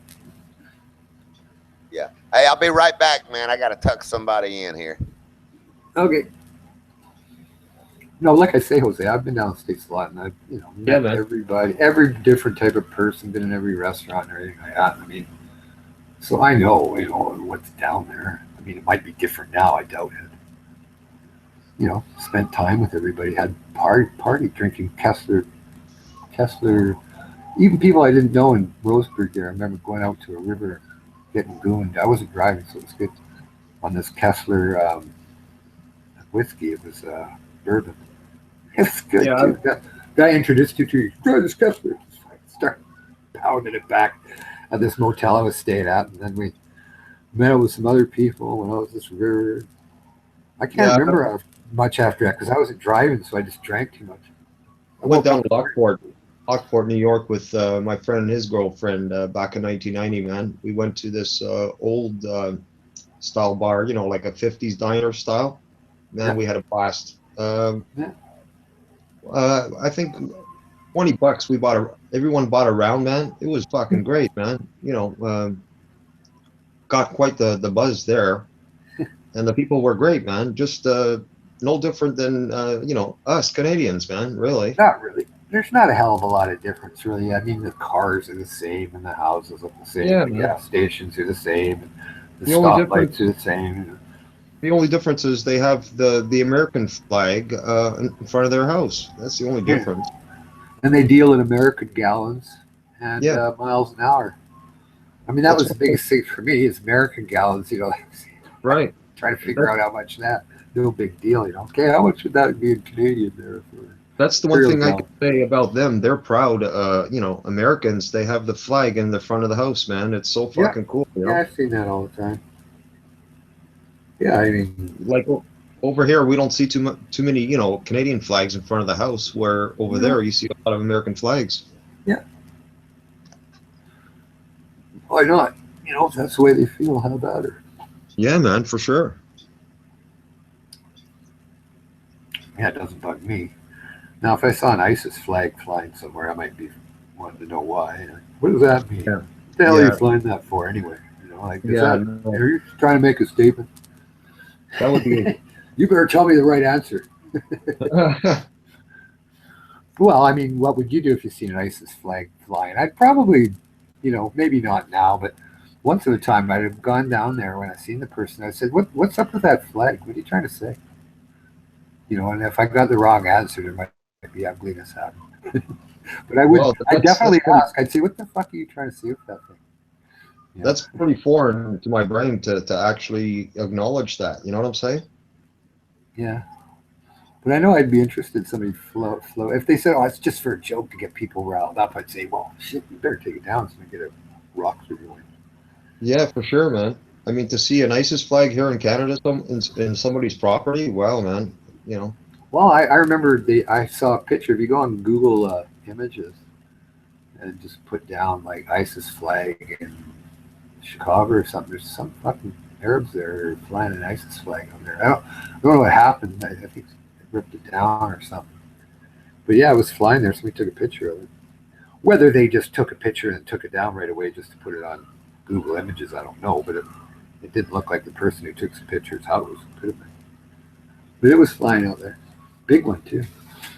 I figured that's a sure way to get rocks through your window or something. Let's say you'd probably get a lot more negative response than if you flew with some other flag. Well, for sure.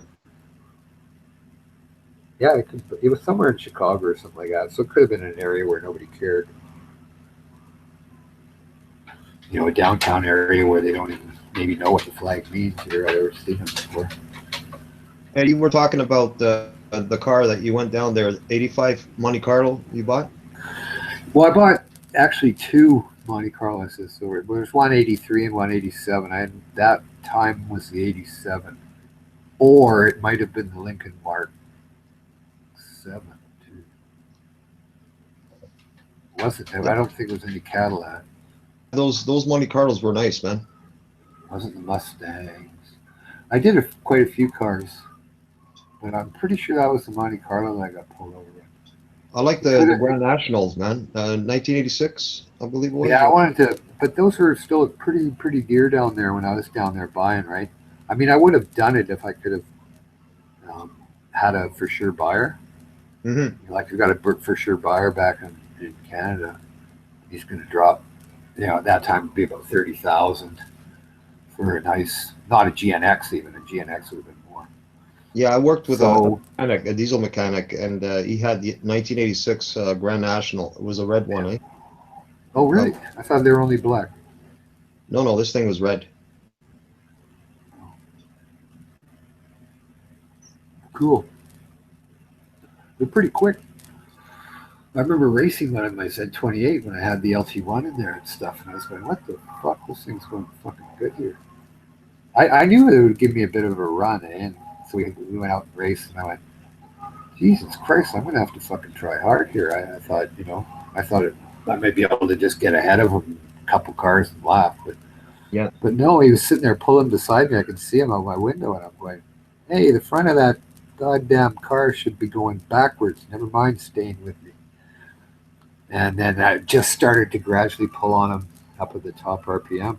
But I was surprised. I said, "Man, you pulled good there." But he had a chip in there and exhaust and that, so it was a little better than stock. Right. And he had the wastegate adjusted for higher pressure to open. So it went pretty good. But I remember racing him. I said to him, I'm going, "What do you mean? We can't just be even here." Scott's looking out my window going, "That fucking hood should be going backwards. Never mind staying with me right there." But he was standing. I was going up. But it was pretty fast, that one. I forget what he did. 1389, I think. I did 1392 best time, which was okay. Street tires, right. 3.7 gears. But no, it went decent enough. My cousin bought a brand new 1978 Trans Am, a blue one, eh? Yeah. Yeah, it was a beauty. 78. That's funny. The engineer that first started training me in 1984, he had 78 blue, and I remember taking it home. He goes, "Well, you're going to recurve the distributor and do the carb for me, aren't you? The quadrajet." And I said, "Yeah, okay." So when I was working there, he gave me his Trans Am to drive. I mean, I had the Camaro anyway, so it was nothing even close to my Camaro as far as fast. It was just a normal stock one. But I did some tricks to it. Did recurve the distributor, put some more different fuel rods, reamed out the quadrajet a bit, put a float in, and made it go a little better. But it was okay. It was a 4-speed too. It was a standard. But I always liked that year, 77, 8. That wasn't a bad year. Yeah, that was a beautiful car. He bought it brand new, man. Yeah. Beautiful car, man. Well, so did Rick. He bought his brand new, I think, and that was 84, so it would have been 6 years old. But it was still in nice shape and everything. It went okay. You know, it didn't burn oil or anything there. That hadn't been abused. Because he was like 35. You know, I was like, what, 25 or something like that. But yeah, it was a nice car. I remember driving it for about a month. Yeah, I wasn't too much of a big fan of the 1980, or 81. Yeah, 81. Yeah, they were okay. The Camaros. Yeah, yeah, okay. There would have been the 74 to 81 was that body style that they just Right. put plastic on in later years. Yeah, I couldn't fit in them very well. The way that the floorboards and that, it was pretty hard for a guy my size to fit in those that well. Because I remember trying there, because I was going to buy a 78 one out of Jasper, but it was in really good shape. It was nice, but I thought, Yeah, and then I I went weighed, down. I weighed, you know, I already had my Camaro at that time. What did I need another one for? You know, I was Yeah, thinking, oh, I'll just drive this on the street. I was went down to Oshawa with my brother to look at a red Corvette, and he bought a red Corvette there in 1980. Oh yeah, A red one, yeah. I don't mind that year actually. 1980, 82 from 80. They had more of the plastic front end on there. Like 79, they had the fastback come out, but that molded front end was the same was in 73. But then in 80, they came out with a different little nose on there. It looked better. But you can Yeah. still get one of those like a 1980, say, white with black, really nice stock wheels, everything. Automatic. Usually, I don't like that, but you can get them for like 10 grand in great shape out here. Like Yeah, I like 10 or 70, 12. 73 Stingray, 71, 72, 73 Stingray. Yeah, those are a little bit more expensive nowadays. Oh yeah. I kind of like the 58, 59, 60, and then the 64, 5, 6, and 7. About, man. Yeah. But I've never owned one. They're rough. I've driven them plenty. I know what they feel like and that. They handle great because of the independent rear. And they've got great traction off the line because of that independent rear, they just sink. But they're rough as fucking hell. The newer ones are different. But I'm talking the ones we were talking about. Just rough as fuck. Over everything. Yeah. I mean, I had a Mustang 2007 GT California Special. I put a Whipple supercharger on that. It was black. I had it lowered. Put the F500R suspension on that. And it was cool. It went around corners, looked better than anything. As good as the Camaro, or even better, because I had that done too. And, you know, it probably did 13.6s in the quarter, because it was pretty, you know, made probably better, you know, 13s, because it had the charger and that. And, but every time I did anything to it, I just get in trouble, right? You can't drive the car. You just drive this nice looking car around, and it never does anything, because as soon as you do anything, there's 500 cops on you giving you 400 tickets. Yeah, It doesn't matter if you burn rubber like it could for 20 blocks. They'll give you 50,000 tickets, and if you boot it and you're doing 100, they give you 10 more tickets. Just constant tickets. So it's not fun anymore. Or it wasn't in Vancouver or anything. You know, just drive it around normal all the time, hoping it doesn't get wet or salt on it. So I sold it. I said, too much. It's not worth it. I can't you know, if I was 27 or something like that and I had it, it'd been different, but I still would have got tickets if I did anything. It's not like I was doing everything all the time. But the car's made for that, right? Yeah, exactly. When I had my 73 914 Porsche, I got a couple of speeding tickets, and let me tell you, it ain't no fun. No, well, and the thing is, like, if it happens every time you decide to have a little fun, it's just not worth it. I mean, back in the day, I mean, you know, when I had my GSX and that, I mean, I don't remember getting pulled over for burning rubber, and I'm sure I did it all the time for fun. You know, just to, you know, I used to like going across the intersection, getting going, you know, about 20 miles an hour, getting it to shift into second, like automatic, and then just booting it, and then having to go into what people call passing gear, but it's just shifting down. and it would light them up, eh? Right in the middle of the intersection. Yeah. Just to impress people, like. But never got any tickets there. I But the can't thing is, remember. those engines, they ask for more. You know what I'm saying? When you're driving it Well, on yeah. the I mean, highway, that's what it's made for, that's what it's And for. Yeah, man. yeah, It's like, you know what? Give me some more. And maybe some G-forces. yeah. But I used to have fun as a kid. We got stopped and everything. I was with friends with really fast cars, like 11-second cars and that. They were fast in those days. And they'd be getting handed tickets, and we were out racing everybody going to Surrey and stuff like that. But I don't remember all the time. I remember certain times they'd stop everybody and hand out 500 tickets for having slicks and this and noise and everything else. And but not all the time. Like, it wasn't like constantly. Like, if you're over at McDonald's in Burnaby looking for a race and that, they weren't there. I don't remember. They might have been once or twice, but it wasn't like all the time. And that's where all the performance cars were. Then you met up and took off and went to where you raced. There was a neat car that I also had was a 1982 Mazda RX-7, man. And Oh yeah, a great friend of little mine had car, one man. of those. A friend of mine bought one of those brand new. He crashed it too, but he lent it to me one day. I had to go to New Westminster, which is about 20 miles away each direction. So I took the car. Right, it was an automatic, and I just went over there. They rev about 10 grand and stuff like that. So they go pretty good, right? I'm driving. I think, yeah.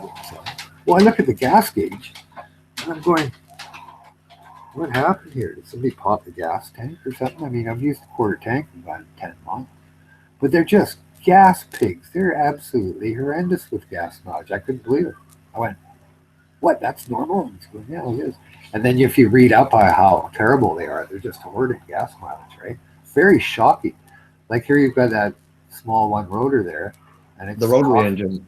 Yeah, and it's coughing up worse gas mileage than a 350 with a catalytic converter. It's getting like 12 miles to the gallon in the city. It's like, what? And that's without booting it. The best that thing could do is 15. It's like, holy shit, man. I was just shocked. I mean, it went like fucking stink, a little 4-barrel in there. Oh, yeah. 10 grand or whatever. I remember going over Second Hours Bridge, and it was just doing like, I had to do about 10 grand. Great handling, man. Yeah. Great handling. Yeah. Man. And they went, man. Oh, fuck yeah. I remember shifting it about 10 grand one time. Where the fuck does this go? But, that fucking thing flew, man. Yeah. And it was just revving like a bastard. I mean, he was freaking attack. I'm like, holy shit, this thing just keeps going. Ooh. I gotta go for a minute.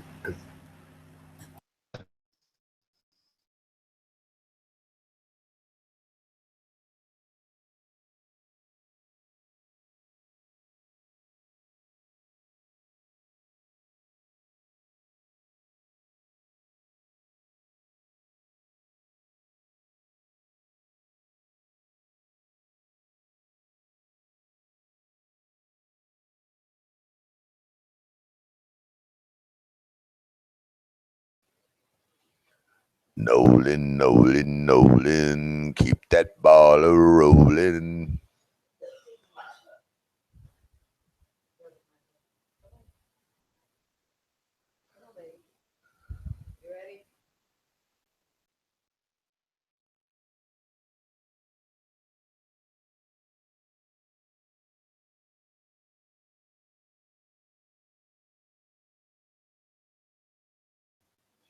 Dancing in the dark. Da-na-na-na-na.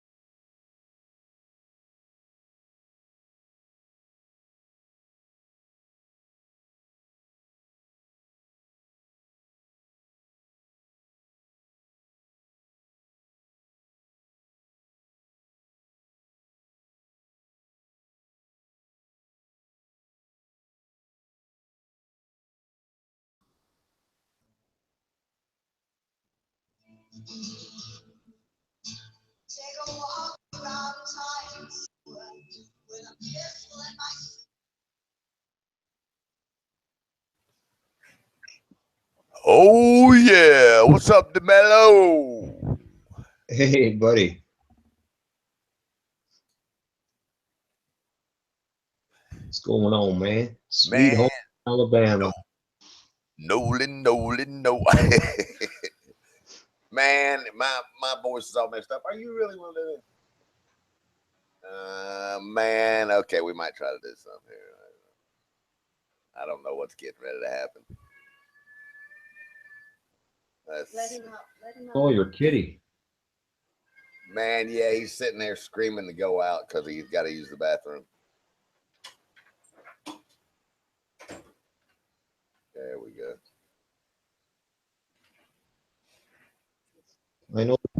I know the sound of the kitty.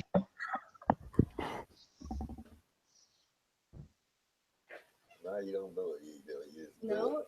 No. It's the sing-along night. Man, my God. Okay. Hey, if it gets bad, we're going to stop. Go for it. Hold on. Let's see what it is. Hold on a second. Put it down. No, it's not sing-along night. This is not good right now. Crystal. Hey, DeMello. Put it down for a minute. Put what down? This? Yeah. And then mute it for a second. Okay.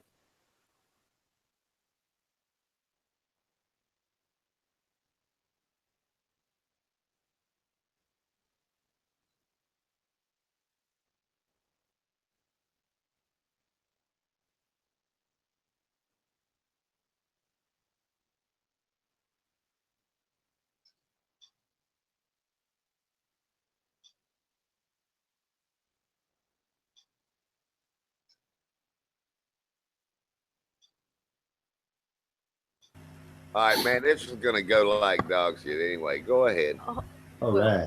We're getting to ready to embarrass ourselves, but This is funny All as right. shit. Man, I'm not gonna be able to do this. Go ahead. We'll try. Duet. yeah. All right. Start it off. Man. Okay. Dancing in the dark, middle of the night, taking your heart and holding it tight. Emotional touch, touching my skin and asking you to do what you've been doing all over again. Oh, it's a beautiful thing. Don't think I can keep it all in. I just gotta let you know what it is that won't let me go. It's your love. It just does something to me. I can't do this. Sends a shock right through me. I can't get enough. And if you wonder about the spell I'm under, whoa, it's your love. Better than I was and more than I am. And all of this has happened by taking your hand. And who I am now is who I wanted to be. Now that we're together, I'm stronger than ever. I'm happy and free. Whoa, it's a beautiful thing. Don't think I can keep it all in. And if you know what I've changed, all I gotta do is say your sweet name. It's your love. It just does something to me. It sends a shock right through me. I can't get enough. And if you wonder about the spell I'm under, oh, it's your love. Whoa, whoa, whoa, baby. That's it. That's enough. Yeah. Anyway, what a joke. Yeah. All right. Yeah, that's what I'm fapping too. Yeah. I'm never going to talk that. Oh, Yeah. I'm never going to talk that. That's how I give up. We used to have, well, like when we first met, I had the harmony and all of that song down. But anyway, Why has she never sang before? I know, Is she eh? shy? She's fantastic. She is. yes, she Oh, actually she's superb. she sings pretty good, man. Oh, She's got better a than pretty nice good. voice. She's superb. Yeah, that was like our little tune we did on over in Asia on Videoke or whatever over there. All right. Oh, that was really good, buddy. Oh yeah, man. I couldn't remember any harmony, so I just kind of sang with her on that. I almost went into a deep dream. Yeah, it had. Yeah, I did too. I about passed out. Well, the I think YouTube it's- chat is an absolute shock and awe. I Oh, think Can't believe had it. I think it's got another verse to it, actually. Oh. I'm embarrassed now. I was actually going to come on here and sing, but I don't think I can now. No, I can't follow that. No, Dave, you I sing can't good, follow man. that. I don't Hit think one, anybody man. I can can't follow follow that. that. No one can follow that up.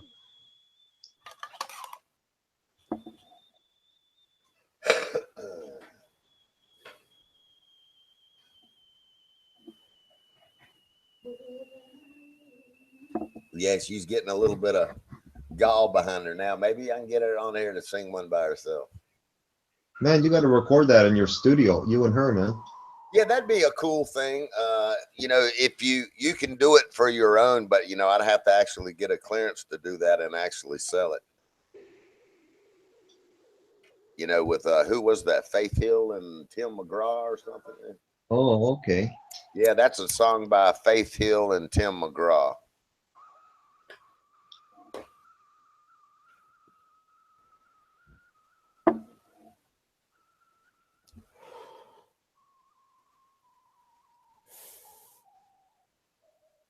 Well, I'm going to have to think of something incredible if I'm going to.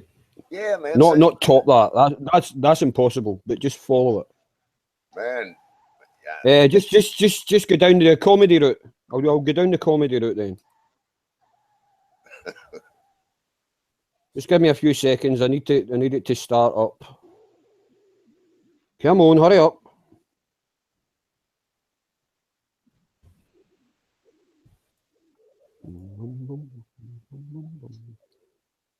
Rolling, oh, the streams are swollen. Keep them doggies rolling, rawhide. Rain, wind, and weather, hell bent for leather. Wishing my girl was by my side.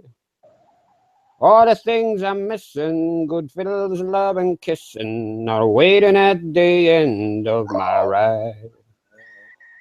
Move 'em on, head 'em up, move 'em on, head 'em up, Nolan. Yeah, man. Cut 'em out, ride 'em in, cut 'em out, ride 'em in, Nolan.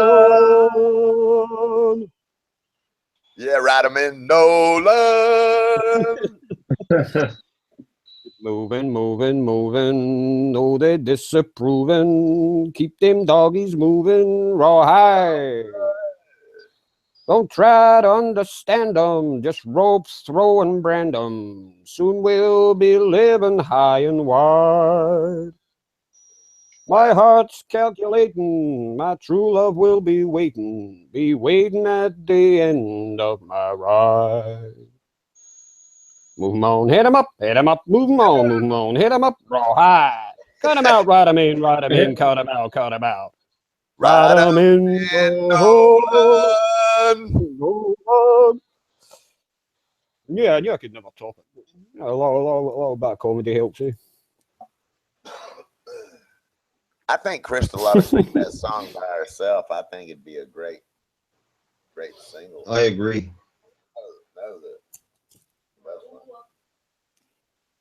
Yeah, come on, Crystal.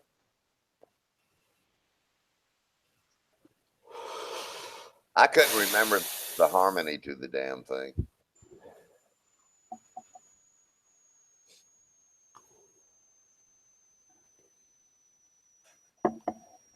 Ride 'em in raw.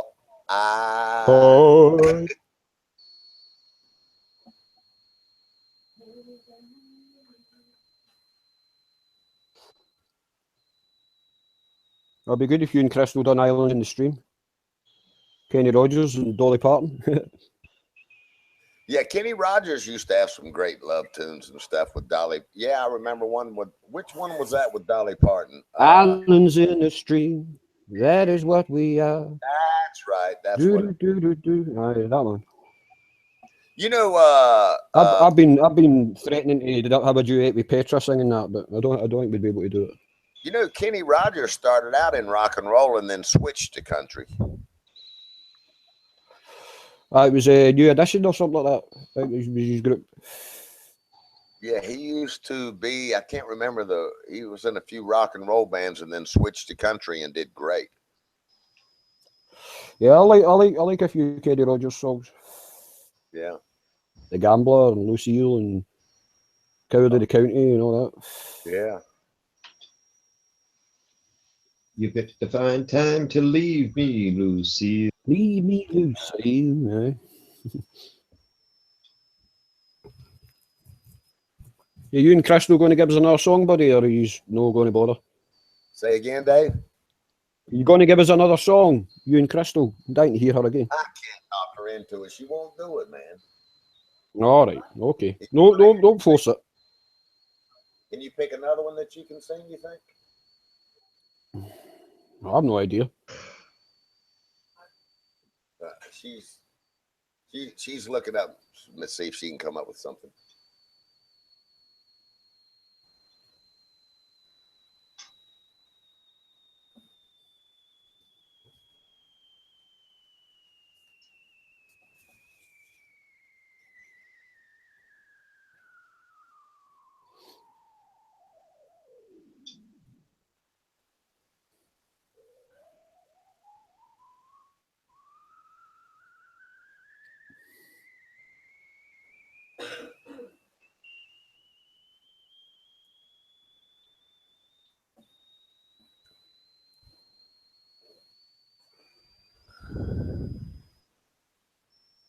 Damn, the surge just never stops whining. He gets timed out and timed out and timed out, but he just keeps going on and on and on. I mean, the Bee Gees wrote that song, eh? Isles in the Stream. Yeah, they did, and they also they released it too, but it was a bigger hit. Yeah. I'll do you a Kenny Rogers song then. While we're waiting on the main event. What one? Oh, you were singing Lucille. I'll do Lucille. That's a good song.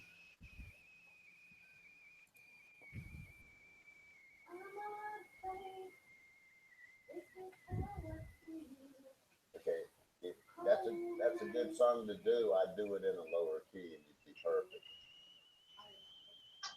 Oh yeah, sing that one. Lion.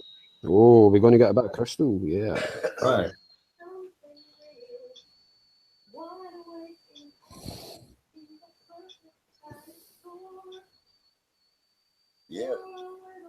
Yeah, that's perfect, man. Oh, I like the part that says you're lying naked on the floor. I like that part. Ooh yeah. Oh yeah.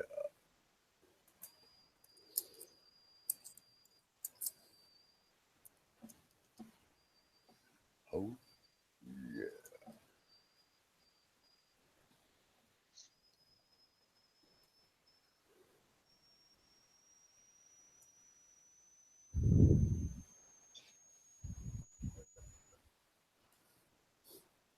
Nolan, I guess Nolan got timed out. I did. I didn't even get a chance to read what he said, but it must have been bad because he just got immediately timed it. I was reading it and then all of a sudden it disappeared. Yeah. I started reading something about he's always telling anyway. Same dog shit. Damn, I came on and Ronan dropped out. I figured he'd be in here talking this afternoon. Well, Ronan hasn't been on for ages. Ronan? Ronan hasn't been up here. He was on here when I first got in today. Oh. No, I mean today he hasn't been on for hours and hours. He must be doing something. Okay. Yeah. Well, that's cool. What's up, Pose? He's riding his bicycle. Yeah. Yeah, he's probably riding his bicycle. Jose, he was on earlier with us. I think I brought up the Christmas tree thing. Yeah. I kind of gave him shit. I said, Ronan, don't start giving me, well, they did it too, so it's okay for somebody else to do it in retaliation. I don't need to hear that. But there was nothing in it. And then that was the last I heard of him. Yeah. Maybe he went to write a letter, A letter? To who?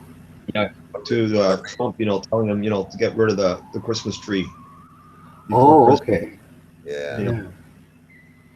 That's what I'm saying, man. I don't understand that philosophy. I'm just blown away with it. Wow. Well, I mean, most people that are offended by something, if something offends you out there, just don't look at it or, go the opposite direction or don't acknowledge it. But I guess unless it's a representation, if you're an atheist and it's a representation of Christ in your mind or something, maybe. But I can't see. You know what? From people that I know that are non-believers, I don't like that term atheist. It's kind of like derogatory. The people that I know that don't practice, and go to church and whatnot like that, they wouldn't put out the effort. Most of them practice Christmas anyway, for family thing and whatnot like that. And I can't see them. I never heard anybody, hating a Christmas tree or what is the thing called where the Jesus in a manger and there's Joseph and Mary and a couple of goats around and stuff. What do they call that? Yeah. Trinity or something? The display. I don't. Nobody hated. I can't.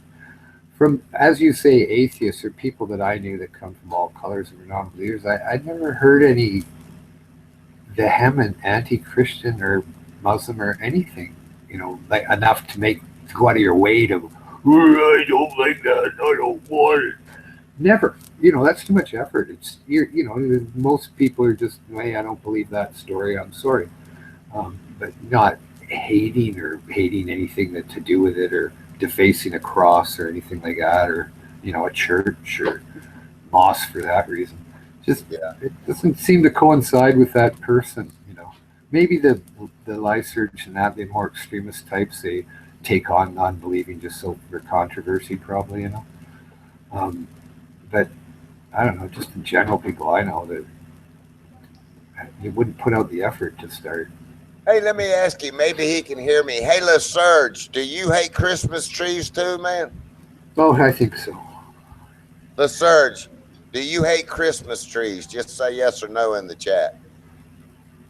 In that ideology, buddy, it's part of it. It's part of their scripted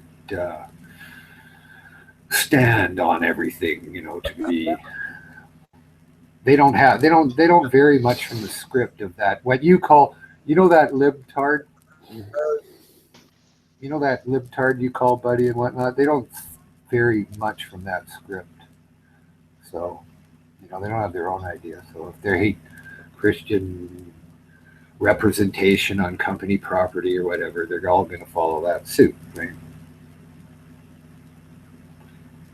Me, I want to know the reason. Yeah.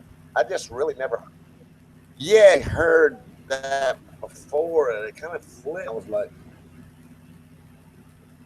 wow, I mean, that's just kind of tradition here. I'm blown away with that. Well, like I said, nobody I know ever found it offensive. I mean, we practiced it. Everybody had the tree. Children loved it, and loved to decorate it, and smiled, and thought it was nice and fun. And, that's part of it all, right? Like get together thing. Of course. I never even. Yeah, it's just what the culture here grew up with. Is well, when you see your kids. you know, you see the joy in the kids when they're getting their gifts and everything like that. And just the time of year, I mean, that's enough for me anyway. Just to see the happiness and whatnot. I don't care what you want to try to decipher, whether it's celebrating somebody's birthday and all this, whatever. It's just, you know, a traditional Just said celebration. something in the chat. Huh? You just kind of said both. I said in the chat just now that time when believers and non-believers is basically what he said. Well, it's together and just together kind of thing. You know, it's I don't really. Yeah, it's crazy to me, man. I don't. Yeah, I mean, I find, you know, I find people conning me and saying that they mean this, but it's a disguise to mean that. Far more irritating than any tree sitting there or whatever symbol, you know.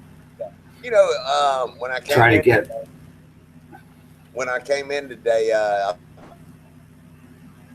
think DeMello was in. I can't remember who I was in here, but here and running, we talking, man. You know, cars. Yeah. McCann. If I get off on any other subjects with him, God, we edges, man. Well, I've been into cars since I've been 16 and had fast cars, built them, built engines, transmission, built a couple of transmissions. Well, let's say put new parts in them. It's not like I built them from scratch. So I'm quite into that. Did you ever have the M21 and M22 Muncie's? Rock Crusher? The yeah, M20. Rock Crushers, yeah. Yeah. Oh, yeah. Well, that's what people used. And, you know, I mean, that's what we used in the 70s. I mean, yeah, you know, that was the close ratios. Yeah. Those are the one. A buddy of mine, Capital, he had a business of doing nothing but having those Rock Crushers and the M21 and M22. And man, he lived right around the corner from me. And every time I was fixing up an old muscle car, man, and I wanted to put one of those in there, I could just go right around the corner and grab one. He even had the bushing and clip set for my shifter linkage, you know, to make it just like brand new again. Well, the thing about the Muncie was it was a lot more expensive than the T10, right? A lot of people use the T10 that I knew too because it was more available. You know, there's more of them around. Remember the Saginaw? Yeah, Borg Warner, T10. Yeah, that's right. And they were a lot cheaper. You know, like I mean, a Muncie, like a new one. You know, like fuck. You know, I don't know what it would be back then, like $500, right, or something like in that area. 300. I can't. All I know is expensive for us, and the T10 you could get, you know, like from other people that have them there kicking around for about quite a bit less, you know, a third less. But people would prefer Muncie would hold together, and the T10 would, you know, periodically blow up. But it was still, you know, it was the main tranny that people used as a T10. But if you had some good power, you wanted a Muncie in there. 22 was more of the preferable one. That's right. The M22 over the 21. Yeah, it had more splines on the shaft. Yeah. I believe the shaft was a little and harder, the gears were cut. The gears, I forget if the gears were cut different on the angle, or they weren't straight cut. I know that. Right, I think they were slightly tapered and more splines on the shaft and that kind of thing. But yeah, well, we were right into that. You know, like you know, buddy of mine, you know, at tunnel rams and stuff like that. Tex says Muncie with 373 gears in the rear end. Yep. Yeah. That was a good combo. And I like 3.7s. A lot of guys used to always want 410s, you know, like for racing. Everything.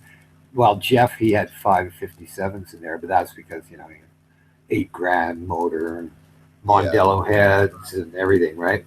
But 411s everybody seemed to want. 3.7s I like because on the highway you weren't buzzing so hard, you know. Like that's right. And you still got off the line good, you know. That's right. I was just telling Shotgun earlier, so I restored a '69 Chevy truck for my boy, and I remember when we got it, it had the 373 gear in it, and man, you couldn't take off from a damn stop sign without spinning the. You know, it was a short bed truck. Yeah. And so I first went with a 308 gear, and then I said, "I tell you what, man, do you want it for the highway?" He said, "Yeah." So I put a NASCAR 275 gear in it. So I was going to ask her, did you put a 273 in there? Yeah, was it 273 or 275? Was it 273? Yeah, I don't know what the ratio. No, that Dodge rear end would be a different ratio. It was that NASCAR gear. I remember that. I put that in there, and I'm not shitting you, man. He could go down the highway at 80 miles an hour, and that motor just purring. Yeah, just purred, man. Well, it was nice when they, well, they didn't have any 5-speeds that came out with any strength in the 80s. I know that. But, you know, it was nice to get the 5-speed or an overdrive there if you got a highway car. Like my Camaro. Everybody in the chat is just talking cars like 4-speed in a Muncie 4-speed in a 2-door Chevette. Let's see. Well, you know, Black Star's saying 396 and 373 better for street 411 quarter mile. Well, it depends on what you got. Like if you got a lot of torque in a big block, yeah, right? Yeah. And you're doing, you know, say a 454 LX6 equivalent, so you know 550. You don't need 411s to pop it up there really to get, you know, like if you're power torquing. I'll tell you something that happened to a buddy of mine, and we actually rebuilt his motor several times before we found it. Anyway, he was running a 411 gear in a 67 Olds 442. You know, had the 400 in there. Yeah, I remember those. Yeah, and so he was running this 411 gear, man, and for whatever the reason is, man, the motor would not stay together, and we found out that the oil was emulsifying, and it was and I said, man, if you'll just take that damn gear out of there. So he had the crank ports shaved, and this special Olds guy that said, well, if I port and angle your oil ports on the crank, it'll take care of it and all this stuff. Anyway, he had all kinds of stuff done, and I can't remember everything now, but at the very end of it, I said, take the 411 gear out and it'll stop doing it. He took that 411 gear out and put whatever it was, a higher geared gear in there, and it's been together even to this day. Never blew another motor.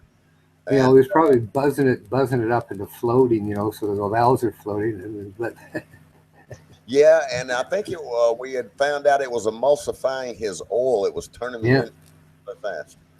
I know a friend of mine was having real problems with his turbo 400s, like when he was racing in that, and they were always blowing up, right? And it was just because when you start getting up there in the heavy duty RPMs and whatnot, turbo 400s, you got to change the oil pump in the tranny itself and have this special gear pump that's different shape than the original to be able to pump in that, because it starts cavitating and you get foam, right? Well, you can't be pumping foam into your clutch pistons when you try to engage all your clutch packs. It just foam doesn't work. Right. Just and it was blowing them all up. Yeah, that's air. That's trapped air is what it is. Well, yeah, there was cavitation just because of the way that, you know, on your gear-rotor pump on the tranny and spinning it at about $7,000 or whatever like that, was causing it to cavitate, and then he was getting it failing all the time, like, you know, because it was it wasn't engaging. I mean, you're not going to get the pistons to engage when you got air in there. I don't know how it was getting the air in there either, but it was. Yeah, man. Yeah, I can remember those days having the money to put in those cars too. No more. It's into lawnmowers and houses now. Well, the thing is, like, you know, they did high performance. It just costs so much money for the layman. Yeah. To try fixing anything up. I mean, unless you know people and you got things secondhand. My kid's into doing little cars like Hondas and that. It's cheaper.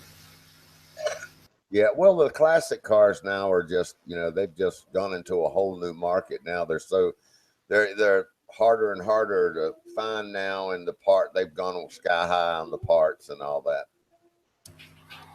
Well, that's it. My son always wants to get a classic car, and that it's just so difficult. And I mean, there is parts available, but you have to go stateside. You have to look high and low, and then you wonder if you're paying $500 for this part that you could have got next month for free. But it's not available anyway, so you might as well get it. And if you don't get it, another one doesn't come up, and you're going on. It can be difficult. I mean, in California, probably even Texas, it's a lot better for accessibility to that. But I know anywhere else, you know, like especially anywhere where cars rust away and that, it's pretty hard now. they've been cleaned out a lot. Like all the shells that used to be just stock Camaros or stock, darts and that, they've taken them and made them into 340s, or they've been crushed. And it's just getting low. When I was going to California, like at the end of the 80s and that, there was still lots available that hadn't come into yeah. And there was still lots of, I remember seeing 69 Camaros sitting there, and underground parking lots with flat tires that were perfect, like perfect body, not a bit of rust. And I was thinking, the guys that I knew with 69 Camaros that were rusted right out and repaired 100 times, and always shitty jobs. I mean, that's the way it was. Body men were shit in the 70s. I don't give a fuck what you say. Any good guy costed trillions, and you couldn't afford it. But so many guys had rusted out old Z28s.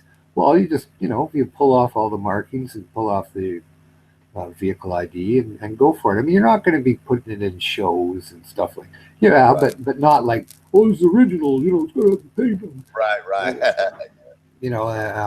Right. And whatever, I wouldn't care. It's still a Z28, looks the same, looks exact, handles the same, but it's not rusted out. Right. And you got your red Z there, your cross ram on, whatever you want. Cool. Yeah. But they're getting few and far between. Huh? Remember the old snowflake intakes? I remember snowflake. Is that just the shape of it? I'm thinking metal flake paint. So. It was an aluminum intake that had the they put them on some factory cars. From the factory. God, what was that emblem? The layman term was snowflake intake. No, never heard of it. I'm trying to remember what that emblem actually represented now.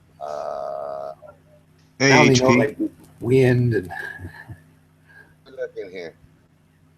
Oh, Packy. All right, hold on, Packy. Hello, Packy. What's up, man?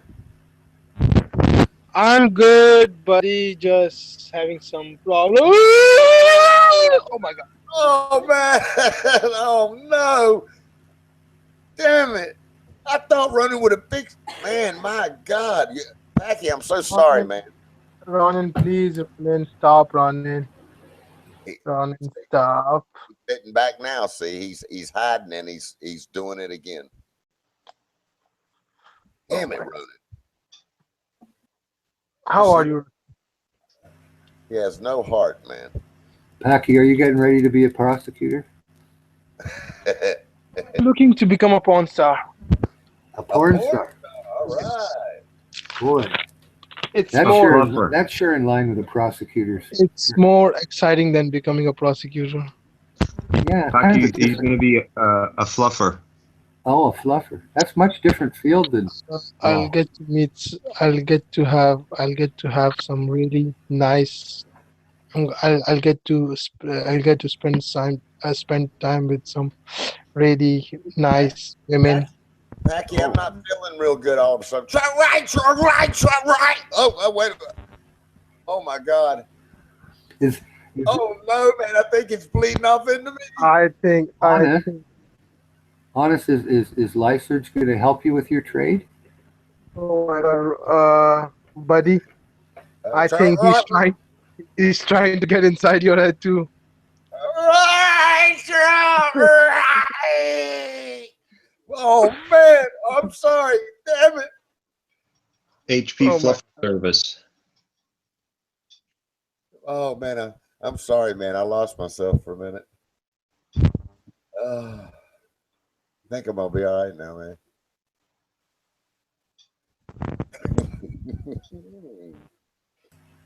Packy, I think if you get into the pornography industry, you should take Lyserge with you so you can open him up to a new world. If you open up to a new world, he might mellow out and become compatible with other humans. Actually, Russell, I would if I could, but the problem is that they don't. They don't have any place for old faggots like Lyserge. So there's no category that he can fit in. No available category. No category for he's a bipolar, unskilled mental case. Unskilled, a complete nutshell. Bipolar. Shallow. Shallow. Shallow. Shallow. Ignorant. Uninformed. Ignorant. Uneducated. Incompetent. Self-proclaimed.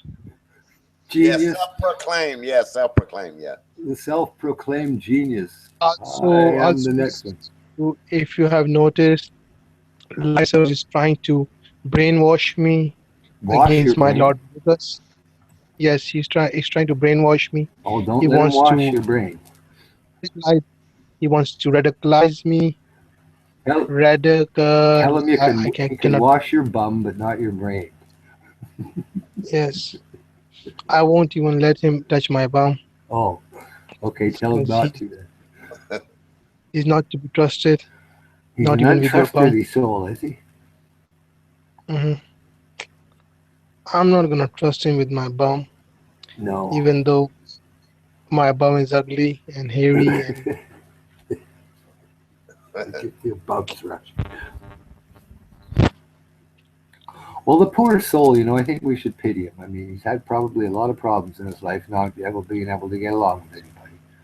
Nobody's been able to, train him to be anything or tolerated that kind of attitude. So he's had a lot of trouble. I also think the same because the way he acts over here, he's trying to burst out his frustrations. Of course. The world. That's why he's always patronizing. He's trying to put out his anger. Yeah. The anger the world has treated him. Yeah, that's it. Because the world hasn't treated him fairly. He was chosen at birth to be something, and the world didn't coincide with that. So they've got to be to blame. How come the world didn't recognize such a special individual? What's wrong with the world? The bastards. They didn't recognize the special man that he was. How much, they could have prospered way better with him. So he was robbed. He was robbed by reality. Unfairly taken from him. Sometimes, Russell, I think that Ronin and Lyserg are related to each other. Well, they do have similar personality traits, that's for sure. Not that they're, carbon copies. Maybe Lyserg is the forgotten son of Ronin Kenushi. Really? A rodent Lyserg. Yeah, Ronin maybe Ronin Kenushi. Lyserg. Maybe Ronin Kenushi might have visited a bar in Canada, and that would have ended giving birth to Lyserg after a while. Poor Lyserg. But I've never seen anybody with that endurance, though. Like the endurance to just keep coming back and saying what he does, And he seems to have a lot of resilience, he seems to get upset and then he's right back in at a game, going at it. And I'm going on, never will you go. And then he's back on, 20 minutes later. Oh, you should have seen him during the election year with Hillary. I mean, it was Hitler. God almighty. Yeah. Well, those people, they were a lot on TYT, both sides talking about that election. He's ready to get timed out again right now. He can't shut his mouth, man. Yeah, and look what he uses. Maybe once in a while, you and all that, it doesn't look bad. It just shows the emphasis. But then if it's a continuation, it's like, why don't you shut up, you moron? Nobody listens to you anyway. What he should do is change his whole conduct and surprise everybody. But I'm sure he's incapable. Sometimes I feel sorry for Lyserg. Hey? Sometimes I feel sorry for Lyserg. Well, yeah, in a way, because he so strives to be somebody he can never be. And it's just, it's a shame. You can never be content with yourself if you're always striving to show everybody what they failed to acknowledge. I am a great person and you must praise me. What is wrong with you? Why can't you see who I am? Exactly. And you're never content, right? So you sit there and you're just frustrated, blame the people because they don't. Yeah, You know, Bogey, the surge is not real. He is not real. He's just a figment of our imaginations. It's the worst possible thing you can imagine. That's what the surge is. Well, it must be entertaining. Like if you were like a psychiatrist or a psychologist and you were kind of tasked with analyzing these kind of bipolars, and you'd be trying to assess them over the internet. You wouldn't, maybe you're not allowed to meet him in person. You try to do an assessment of his personality. I wonder what it would sound like. They'd be all discussing it. Oh, see what he says there? Show us this. Poor Lyser. You should get yourself under control and just, if you think of yourself as so superior, why don't you prove it? All you do is prove is how feeble you are, how frustrated with everybody. Ooh, they should see it my way. Like a little girl. So, Packy, you're going to become a porn star, all the way from prosecuting Hillary. Yes, I'm working to become a porn star.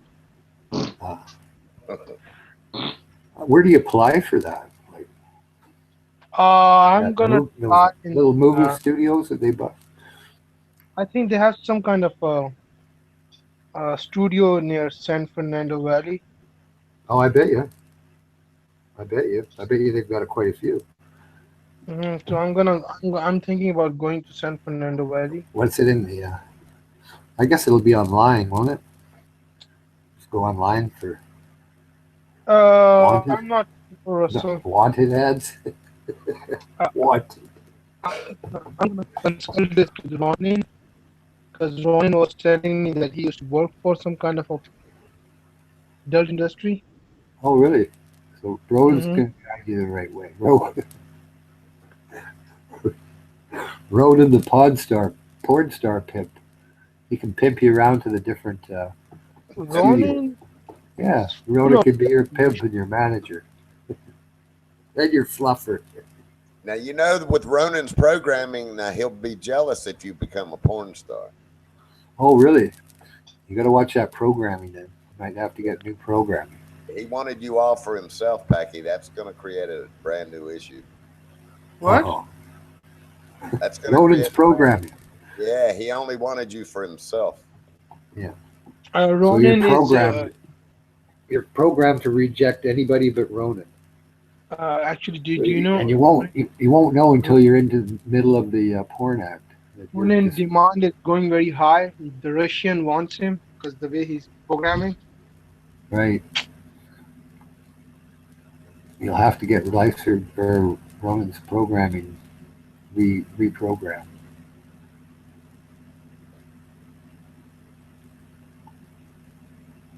Where is Ronin? He's usually always on here. Ronin. He might be. Yeah, I don't know. He dropped out when after we talked a little bit about cars today. I'm not really sure. Yeah. I don't think he had hurt feelings or anything like yesterday. I don't think so. He left on a good note, as far as I know, didn't he, DeMello? Yeah, he did. Yeah, I think so. Yes. I don't remember being angry. I mean, I might have tied into him a bit about this. Don't give me any excuses because Christians have done things that Islamic people could do it too, and they're justified. But I think that was the only kind of. He might be having a hard time since Rachel Maddow's getting ready to have her ass handed to her on a plate. Oh, maybe. No, maybe he's studying everything. Yeah, he'll be back on later, probably. Maybe he's studying the news so he can come back with. That's what it is. Reich tweets. Right, he's got.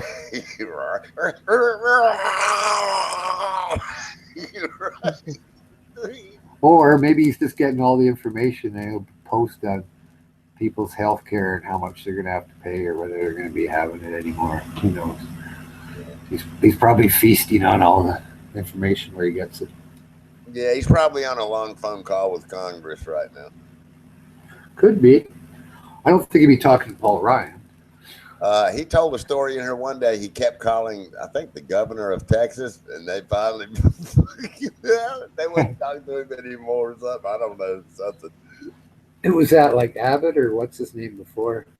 I can't remember who he said he was calling out. Oh. Well, they probably, they have categories of calls, and they probably, what was he doing? Did he ever talk to anybody, or did he just leave messages? He says he did. He used to call out, and then some number that he kept reading out in here over some 202 number, or something. He kept. He said, "Yeah, you always get the voicemail. I never get the talk." Well, I guess you got to give him credit. I mean, I guess he tries in his way to make the stand that he feels. I would, man, God Almighty, it would be. I would love to see an interview between Trump and Ronan. I would love to see that, man.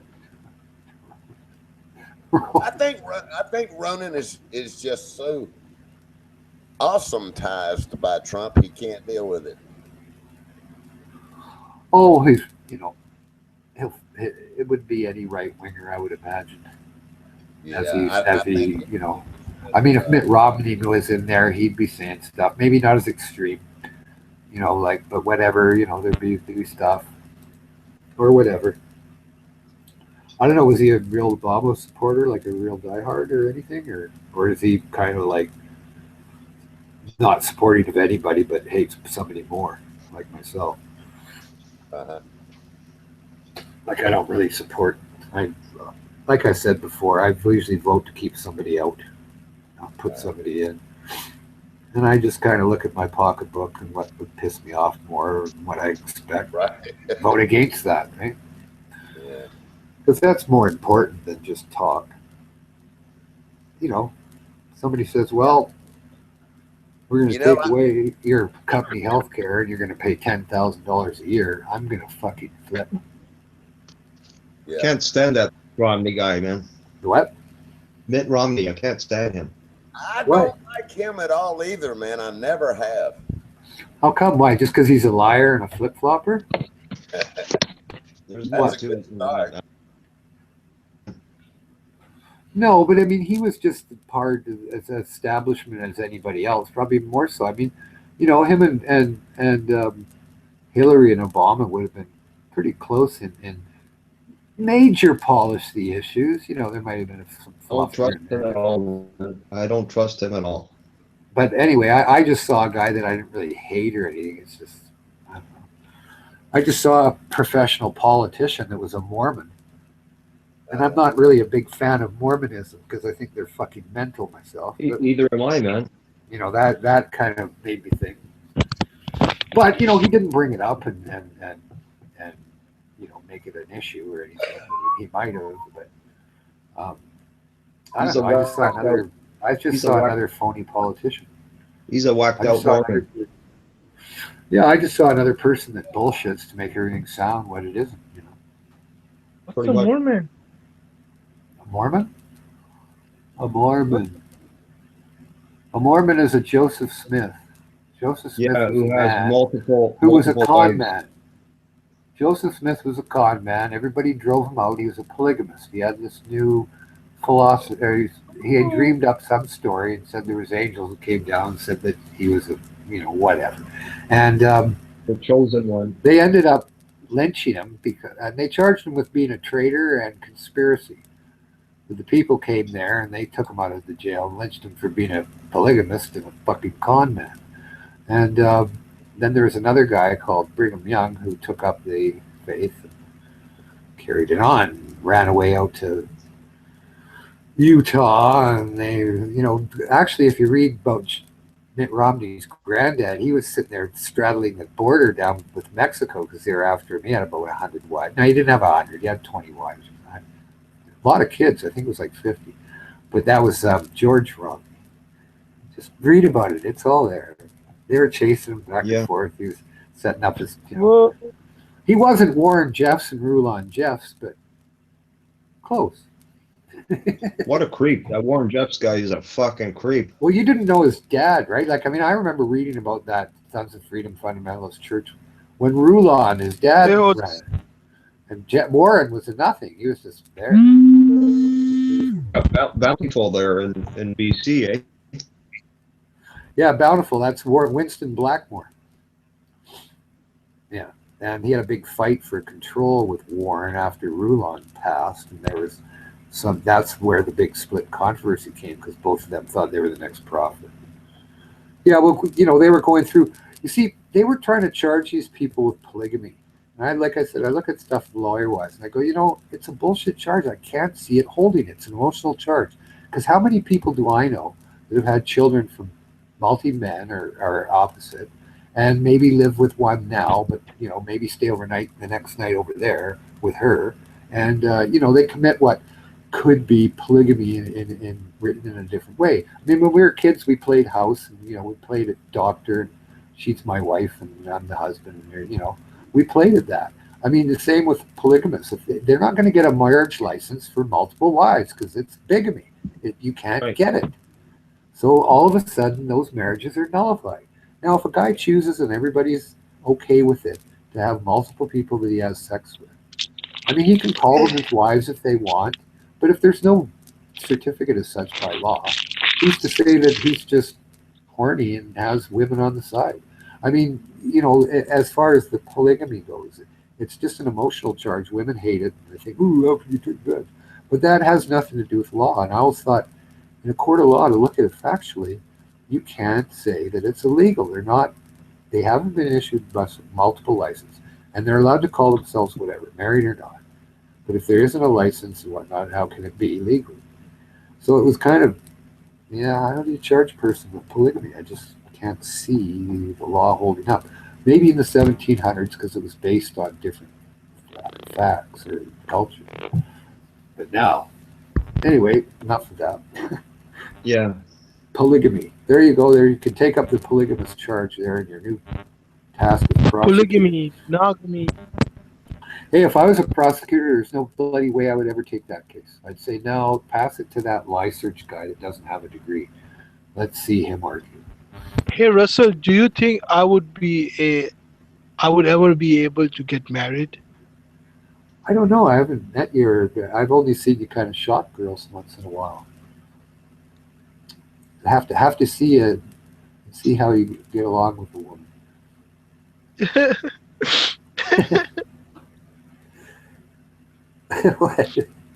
I think why?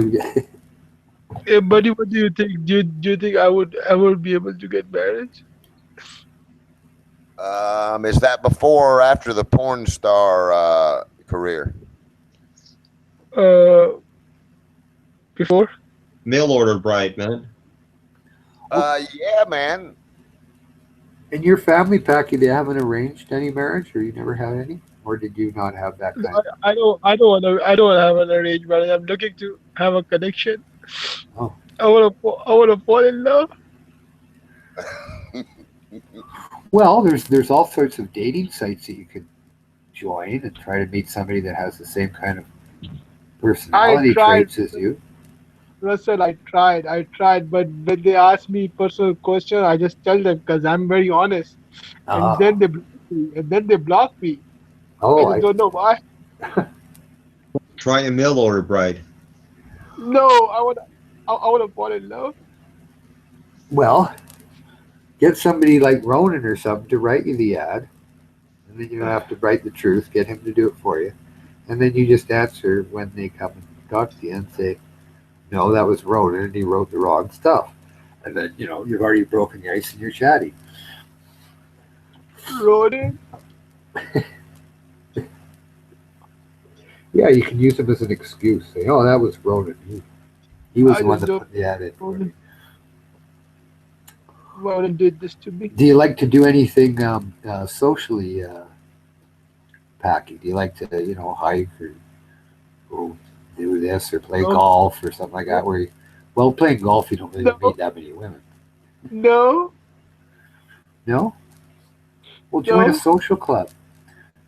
Join a bird watching club. I guess I'm very poor, I guess. Ah. Well, I think they're not really that costly. Join the I social don't club. even have money. I don't even have money to feed myself. Oh, I see. But you could drive to go to work and sit in a security car with a But uniform on. that's just a lie. I was lying to you guys. Oh, well, that was pretty good when I saw it on your phone. Oh, oh, that was some kind of a reflection, Oh, an illusion. It was some kind of an illusion. a Lyserge Union, an illusion. Well, I don't know about a porn star, but there's probably other things that are just as exciting to do. Maybe. No?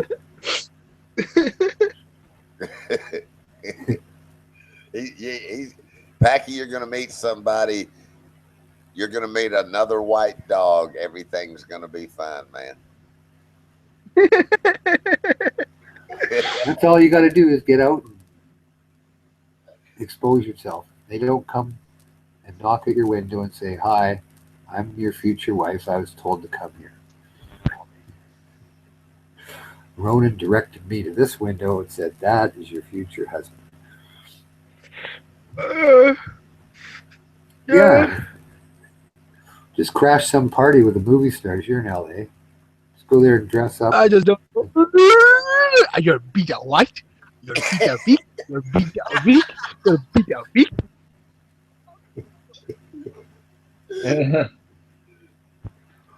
What was that? An emotional explosion? Or? Oh, that's Ronan. Ronan induced. Fucking with him again. He takes over all the time. I just don't know why. He is Look at that. Lyserge was right then, and he's been right all along, and I'm still right. There is no way he's ever been wrong. Never.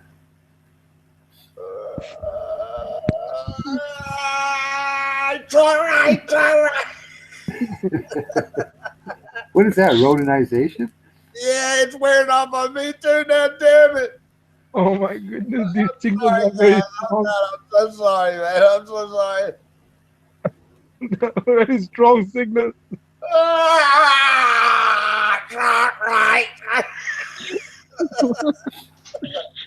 I think, Packy, if you want to settle down Lyserge, you should call him Lord and just agree all the time with everything he says. Say, yep, there's no way you can be wrong because there's nobody as capable.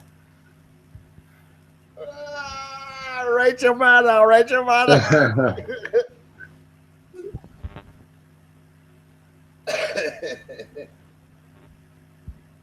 Boy, does he have a lot of endurance. Amazing. You know, I think Lyserge is just completely scared to death to come up on the panel anymore. He's just really scared. No, I mean, it just turns into a fucking fight. Everybody wants to go. Yeah, let's keep him oppressed and suppressed.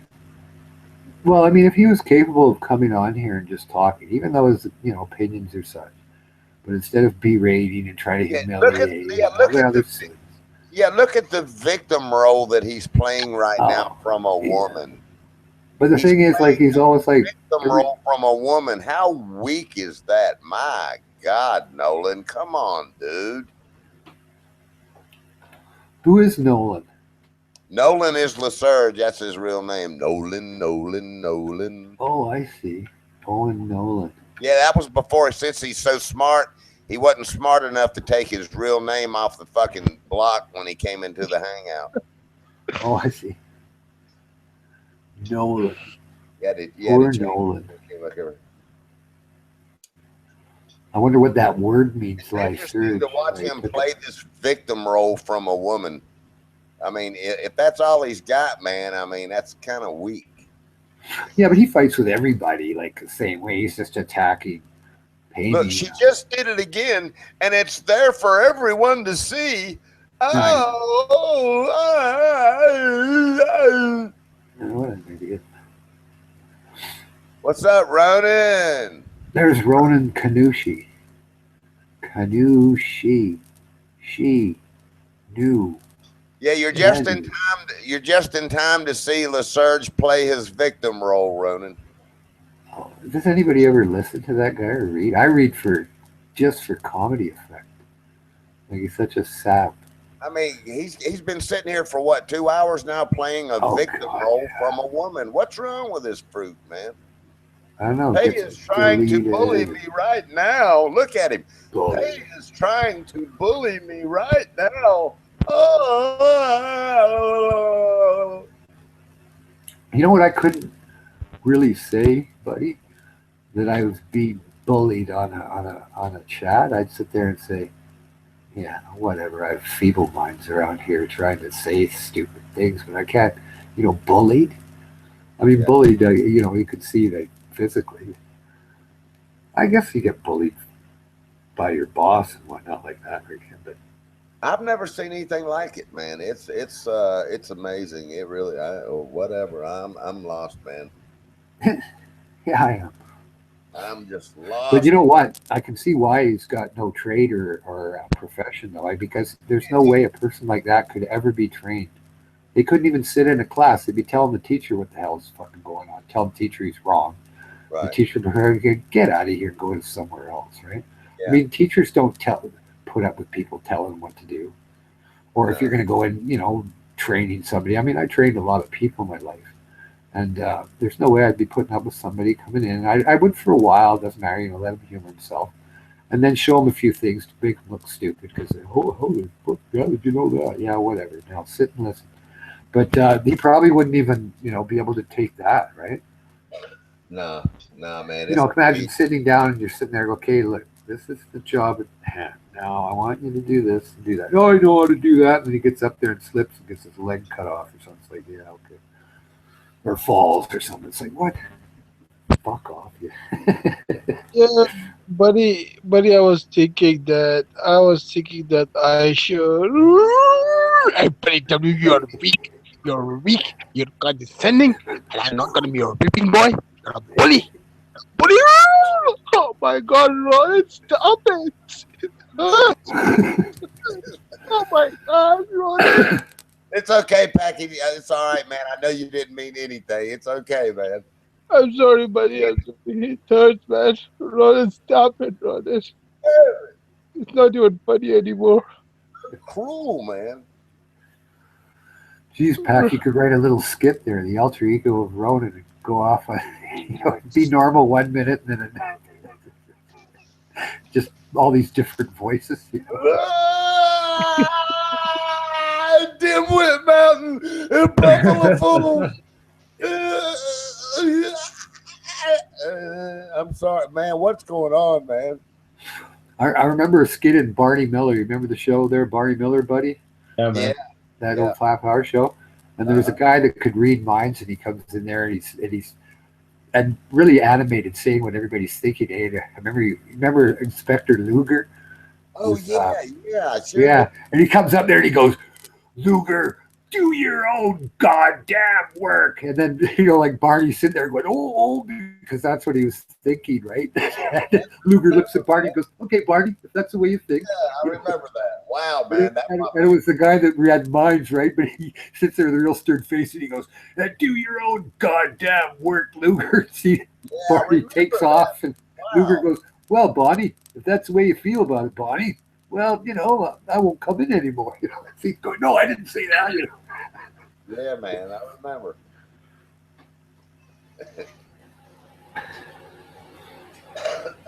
Man, you think you can, Packy, you think Ronan will come up here and help discuss maybe a way to just get along and deprogram and be done with this thing so you can follow?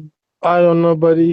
He's not working on Packy, you can fall in love.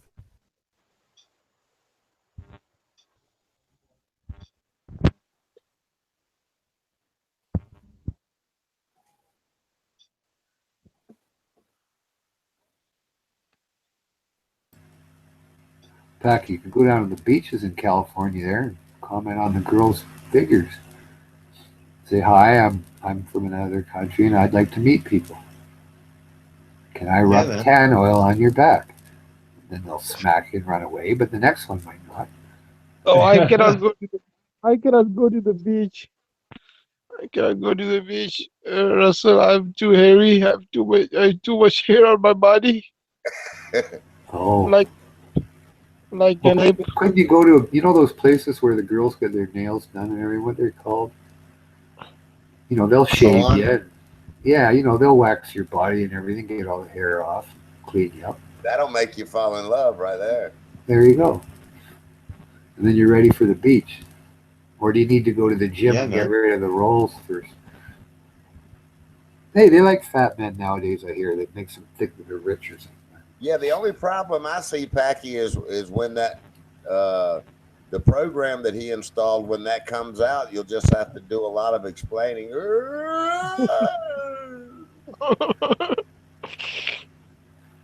Well, maybe he has another program, one that's even better. Yeah, hey, maybe he'll replace the program, Packy. There you go. How? Tell me how. How? Well, you can download it, just like if when you put a chip in your car, as they call it, when all you're doing is changing the perimeters. Just get your handheld scanner there, your Predator 2. Type in, I want to be porn star. Big penis and everything else.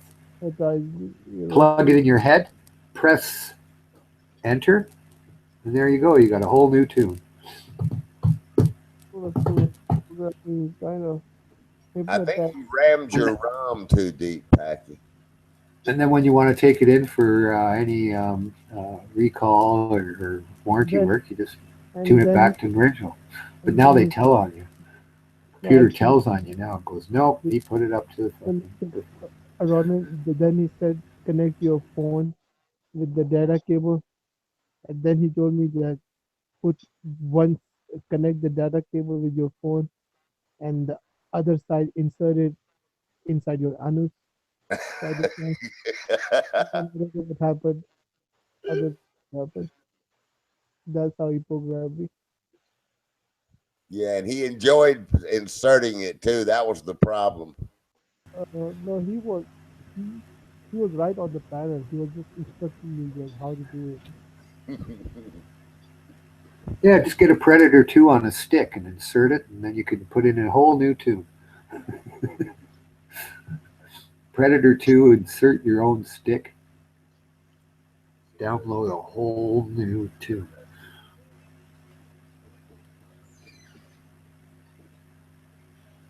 Where's Ronan Kanushi? Is he still on the chat? I think Ronan's in there. Let's see.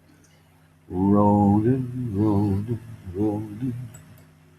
Keep those doggies rolling. Bring them up to Lysearch.